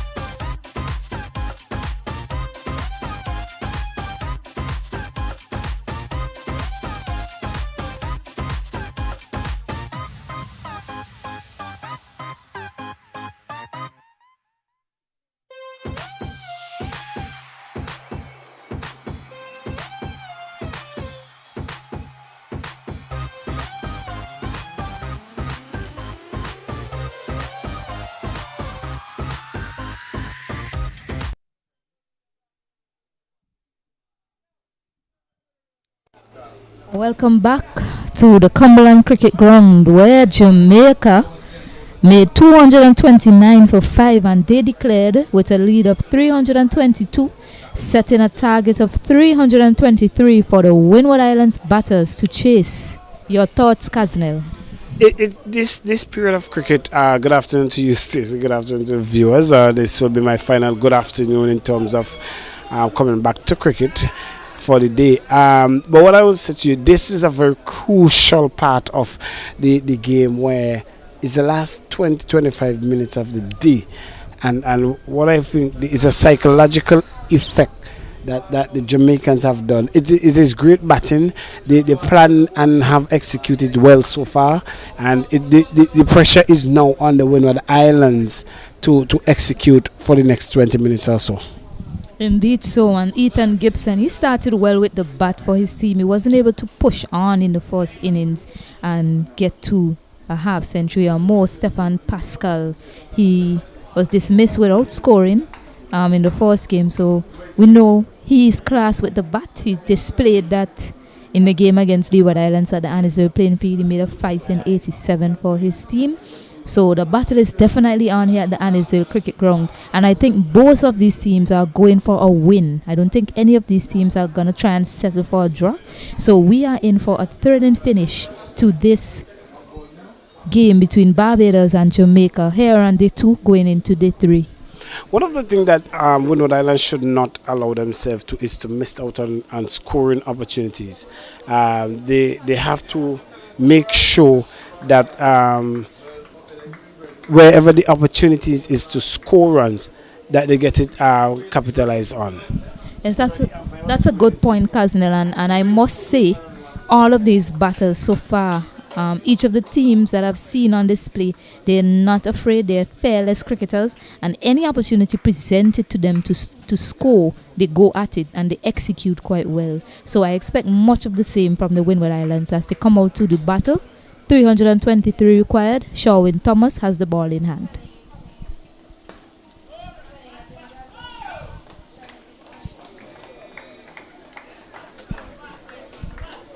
I think Stefan Pascal, he has to be focused. He knows the task ahead. The conditions are not that troubling as it was in the first innings.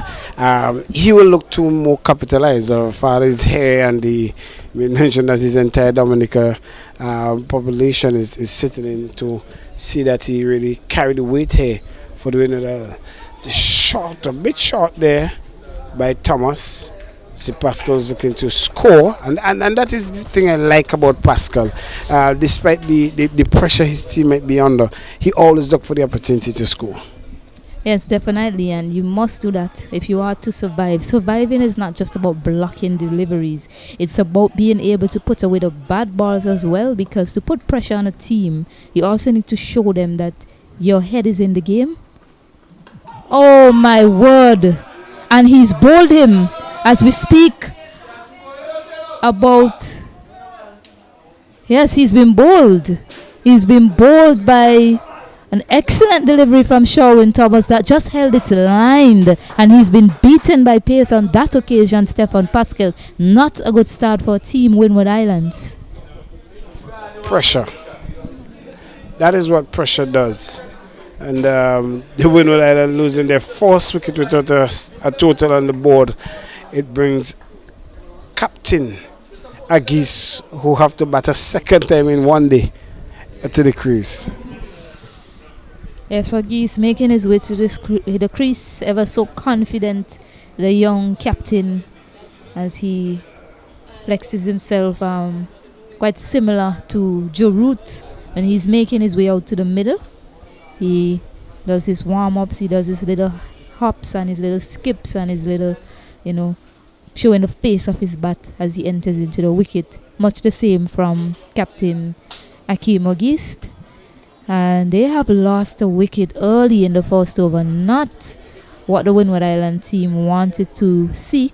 But these two put on a formidable partnership for them in the first innings. And Windward Islands would be hoping for them to do the same and probably even take it a step further to go beyond that for their team, because they are in dire need of a big partnership given the state of play.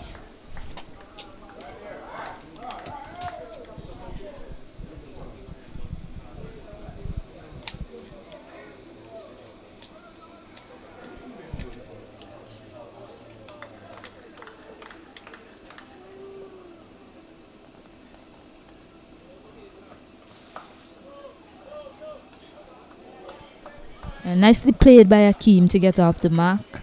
Some effort into that delivery from Thomas, but got on his toes comfortably and played it down to the man at point, and they sneak a quick single.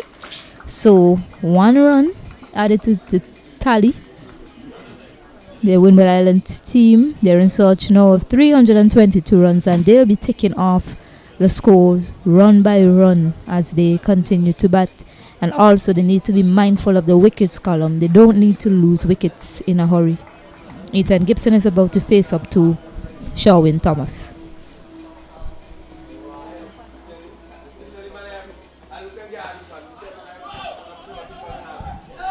Bit of confusion there between the two runners in the wicket, but no damage done. And these two should know each other better. They had a big partnership in the first inning, so you shouldn't see any sort of confusion at this point in time from any of them. Yeah, 103 partnership in the first innings. That wasn't a run. They went to the left of Alex Hines, which is his strong side. So clearly, it was a suicide.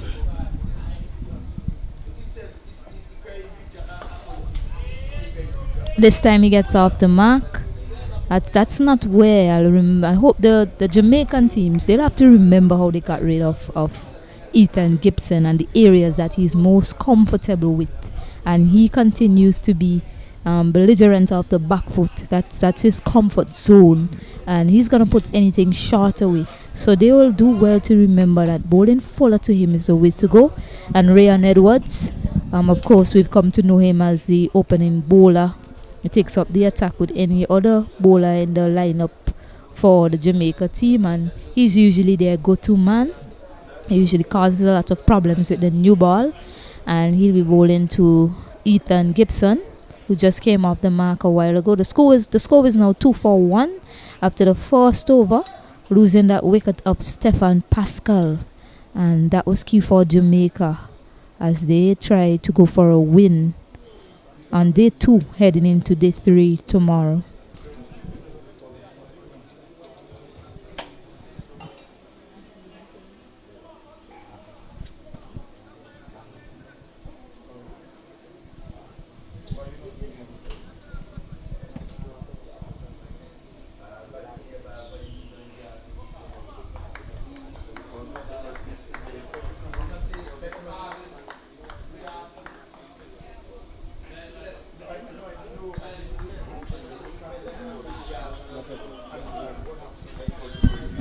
So Edward will do battle to Gibson. Very watchful. Yes, and he needs to be quite watchful before Windward Islands decide how they're going to go about scoring this 323 runs. They must do some assessment of their own, and they need to see off the new ball and see off the new ball pair and make some moves from there here on out.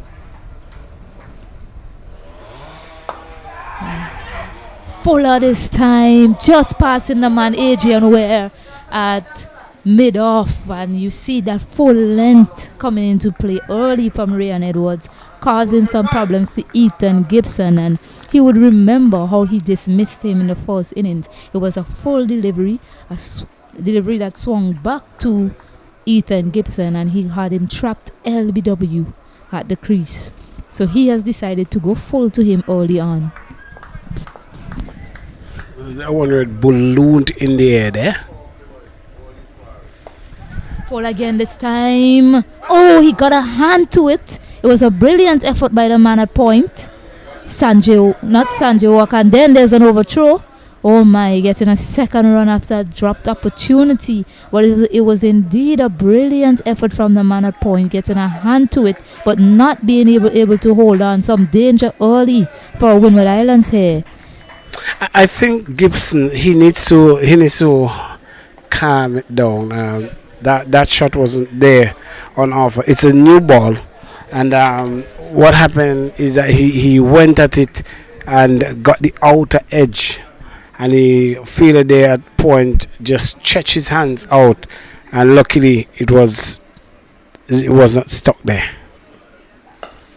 Big shot this time in the air again. Fuller delivery in the air, being plugged on the boundary. And Ethan Gibson is deciding to be aggressive against this fuller length that Ryan Edwards is bowling to him, and he's persistent, Ryan Edwards. He's just been bowling full to Ethan Gibson, and they know what they say, because the fast bowler, he never forgets, and he had Ethan Gibson LBW with a pitched up delivery in the first innings, and he's continuing to bowl full to him. The catch was put down by the man at point, Alex Hines. It was a brilliant effort on his part, not giving up, stuck his hand out. Unfortunately, he couldn't hold on.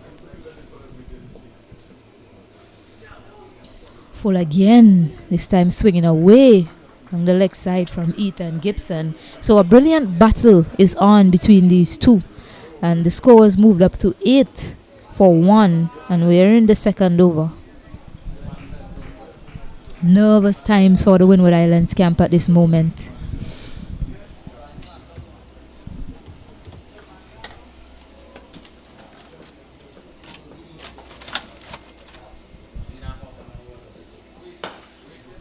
Fuller again, and this is a beautiful drive down the ground for 4, opting to go along the ground this time. It was Ethan Gibson, and a brilliant execution from him, passing the man at mid-on for 4. Well, a much better shot in terms of the position in the field. Plays it along the ground, and he got just reward for his shot there. And I like the way Gibson is taking.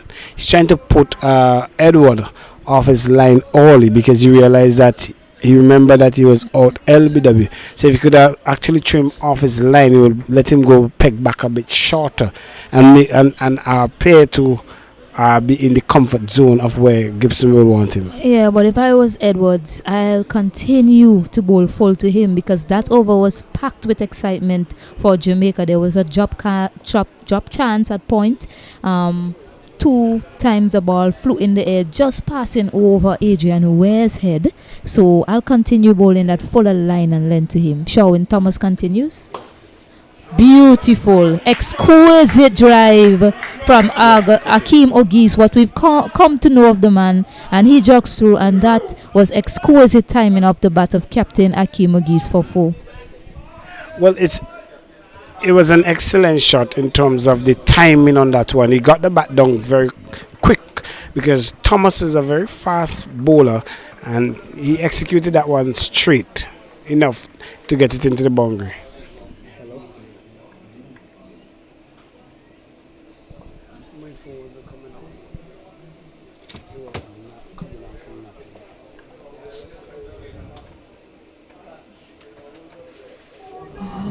Went for a pull shot on that occasion, just dying on the way to the keeper. All indications point to that dying a bit, as Akeem was a bit through the shot as well on that occasion. And Sherwin Thomas, after being driven for 4 down the ground, opted to bowl a shorter length to Akeem Ogis.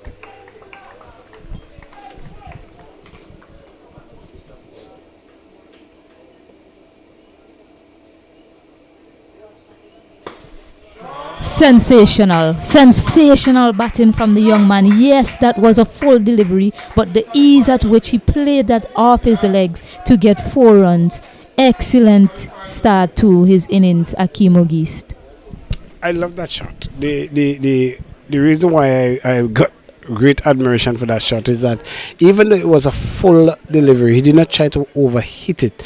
All he did was placed it, and it makes it so clean and great great use of his wrist as well. So quality cricket shot that is.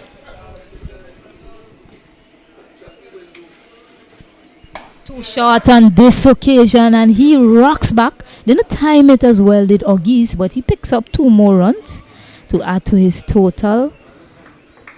Sherwin Thomas has just lost his line and length here to Akeem Ogis after being driven down the ground by the fuller delivery. You see what playing good cricket shots can do to a bowler's mindset. He was bowling full all the time.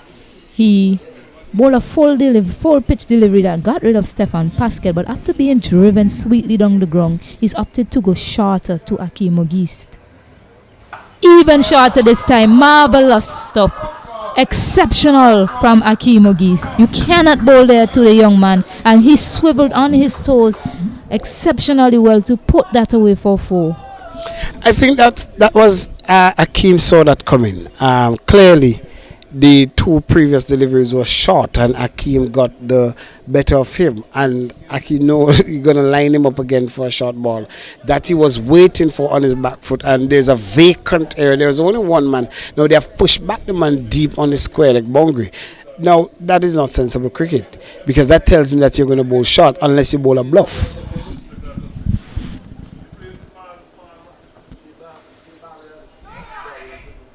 A short pitch, but outside.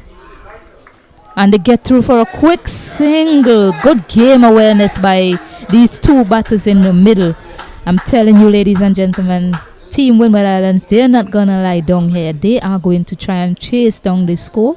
They need to get 323 for a victory. They need 297 more. And the way Ethan Gibson and Akeem Ogis is going at the moment, all indications point to a thrilling finish tomorrow. Although they have lost an early wicket of Stefan Pascal, they are still scoring at a healthy run rate, and that's something we've seen throughout this match. Both teams continued even when wickets was falling to score at a very high run rate, always at 3+ every time they were in the middle. So Ryan Edwards, who was bowling to Ethan Gibson, he had an eventful over to Ethan Gibson prior. He's now bowling to Ogis, who seems to be in the mood for Team Windward Islands.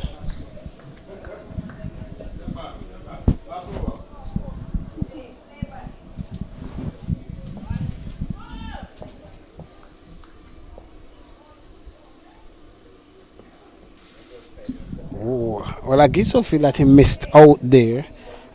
Clearly, because once he had some baton to that, there's no one from the fine leg area on that leg side, and the angle of which Edwards was bowling, had he got a baton to that, there was 4 written all over it. Yes, there is a man at fine leg, but had he gotten a bat to it, the fine leg fielder is very wide, so he probably would have trickled into the boundary for 4. But this is the last over, should be the last over of the day.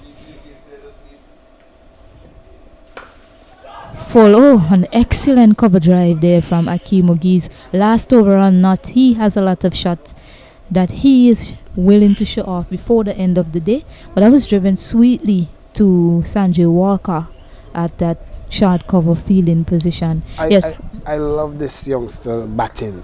I admire his array of shot, as you rightly said. And not only that, he's playing his array of shots, he's playing them all along the ground. And that is quality cricket. Yes, 4 more balls remaining in this over, and while survival is key, putting away bad deliveries is a must as well, as they are hunting down 323 runs for victory. An anticlimactic end to the proceedings here today at the Cumberland Cricket Ground, as Akeem Ogis went for a shot that he should not have been playing as we come to close to the end of the day's play, and he was bowled by Ryan Edwards, who persisted with that full line and length. That was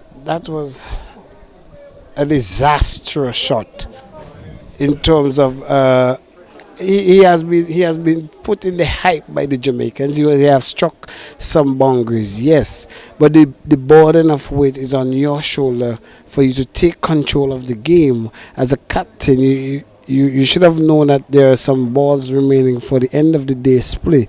That shot to me was a bit reckless. We're trying to play across the line, and there you have it.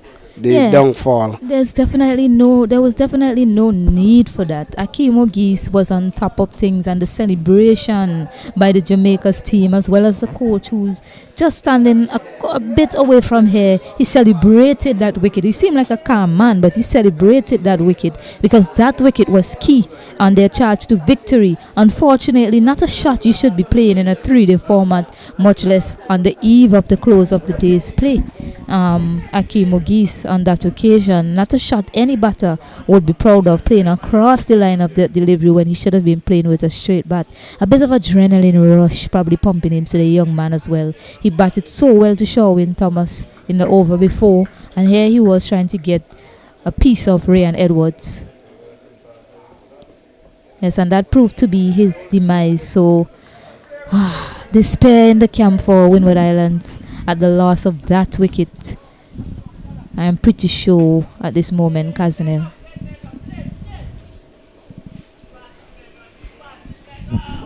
A spot of bother for the Windward Islands. Jamaica will be the happiest of these two, and why not? You're tracing a total of 300, and you have given your opponent a total of 300 odd to get in a day and 20 minutes, and you have them 2 down for 27. Yes, quite unfortunate for the Windward Islands camp, because while Jamaica, rightly so, you'll say that they are on top. They were on top, picking up that wicket of Stefan Pascal. Having said that, if they had gone in overnight with Akeem Ogis and Ethan Gibson still at the wicket, peel off the edge there from Gerald Jeremiah. Gerald Jeremiah made his way out to bat after that dismissal of Akeem Ogis. Yes, having said that, if Jamaica, they had gone in with Ethan Gibson and Akeem Ogis still batting, it would have left a lot for them to think about for tomorrow. So they picked Jamaica picking up that wicket of Akeem Ogis. They would be the happier of the two camp, and we know who's going to sleep better tonight at this point in time, Kaznel. So the umpires have decided to just get one more over in, introduce Hines. So a very psychological piece of move there by Captain Sanjay Walker. Great thinking.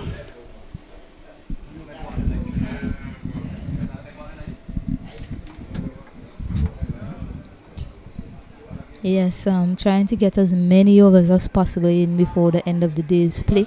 And it looks like they managed to get one more in. A change of bowling from the river end. Alex Hines, the man that picked up 2 wickets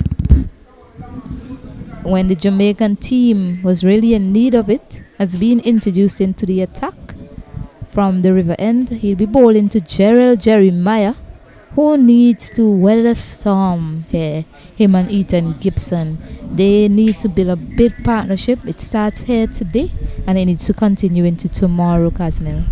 Well, the partnership that they need now is some 200 partnership or more, if they are to see any sense of victory, or even 150 plus. But that's not the case now. The case is to see out the rest of the evening. Yes, I'm still surprised at the shot selection, and that was the downfall for the Windward Islands team in their first innings. Not a lot being offered in terms of it clearly was the reckoning, the demise that brought about the demise for Team Windward Islands when they batted in the first innings, because the pitch definitely didn't offer a lot of assistance, and we saw that when Jamaica went to bat. They went to bat and they batted with ease. And here we are again, shot selection playing a role in the demise of Windward Islands players. So something they need to be mindful of heading into tomorrow.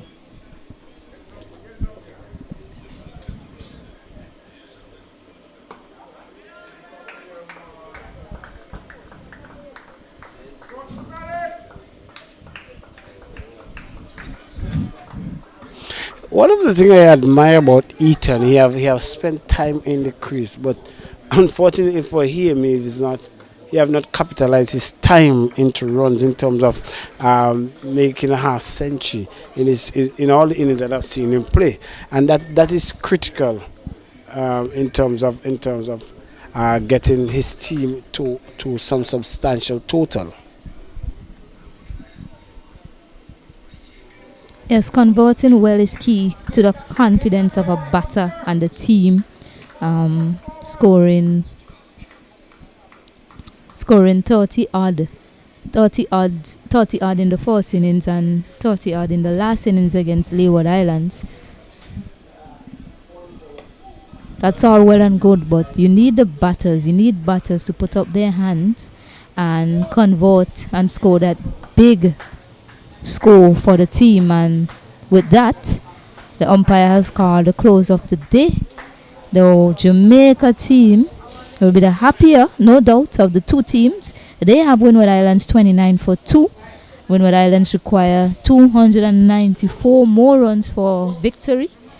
They have lost Stefan Pascal and Ethan Gibson so far on their way to 323. Ethan Akeem Ogist, and Stefan Pascal. Ethan Gibson and Gerald Jeremiah is still at the wicket for Windward Islands. Yes, I believe, as you rightly said, Jamaica will be happy in the position they have found. They have placed the Windward Islands. They should be. What was important in this case, it was the fact that the captain should have been the one at the end of this game. However, it's not that way. We will see how it cuts out tomorrow. It is well tailored and set up for an interesting display tomorrow. And I do hope and trust that the Jamaicans will come out fit and ready to close this off before the end of allotted time tomorrow, as well as the Windward Islands. They should be coming out with an intent to get enough runs to go on to win this game. But a game is set up here for a win. This, if there is no sort of weather, adverse weather impact, clearly we are anticipating an early start in tomorrow's game. Yes, so just to give you a brief overview of what went down today, Team Windward Islands, they were dismissed for 170, giving Jamaica a lead of 93 runs, and they capitalized exceptionally well on that, taking their score up to 229 for 5, declaring with a lead of 322. And Windward Islands, at the close of the day's play, have lost 2 important wickets, Stefan Pascal and their captain Akeem Ogis, in their hunt for 323 runs to win the game. Jamaica, they'll have other ideas. They'll be hunting 8 more wickets on the last day. So, hope you join us again tomorrow for what is set up to be an engaging contest between these two teams. So until then, thank you for tuning in, and we'll be back with you tomorrow at 10 a.m. sharp, bearing no interruptions.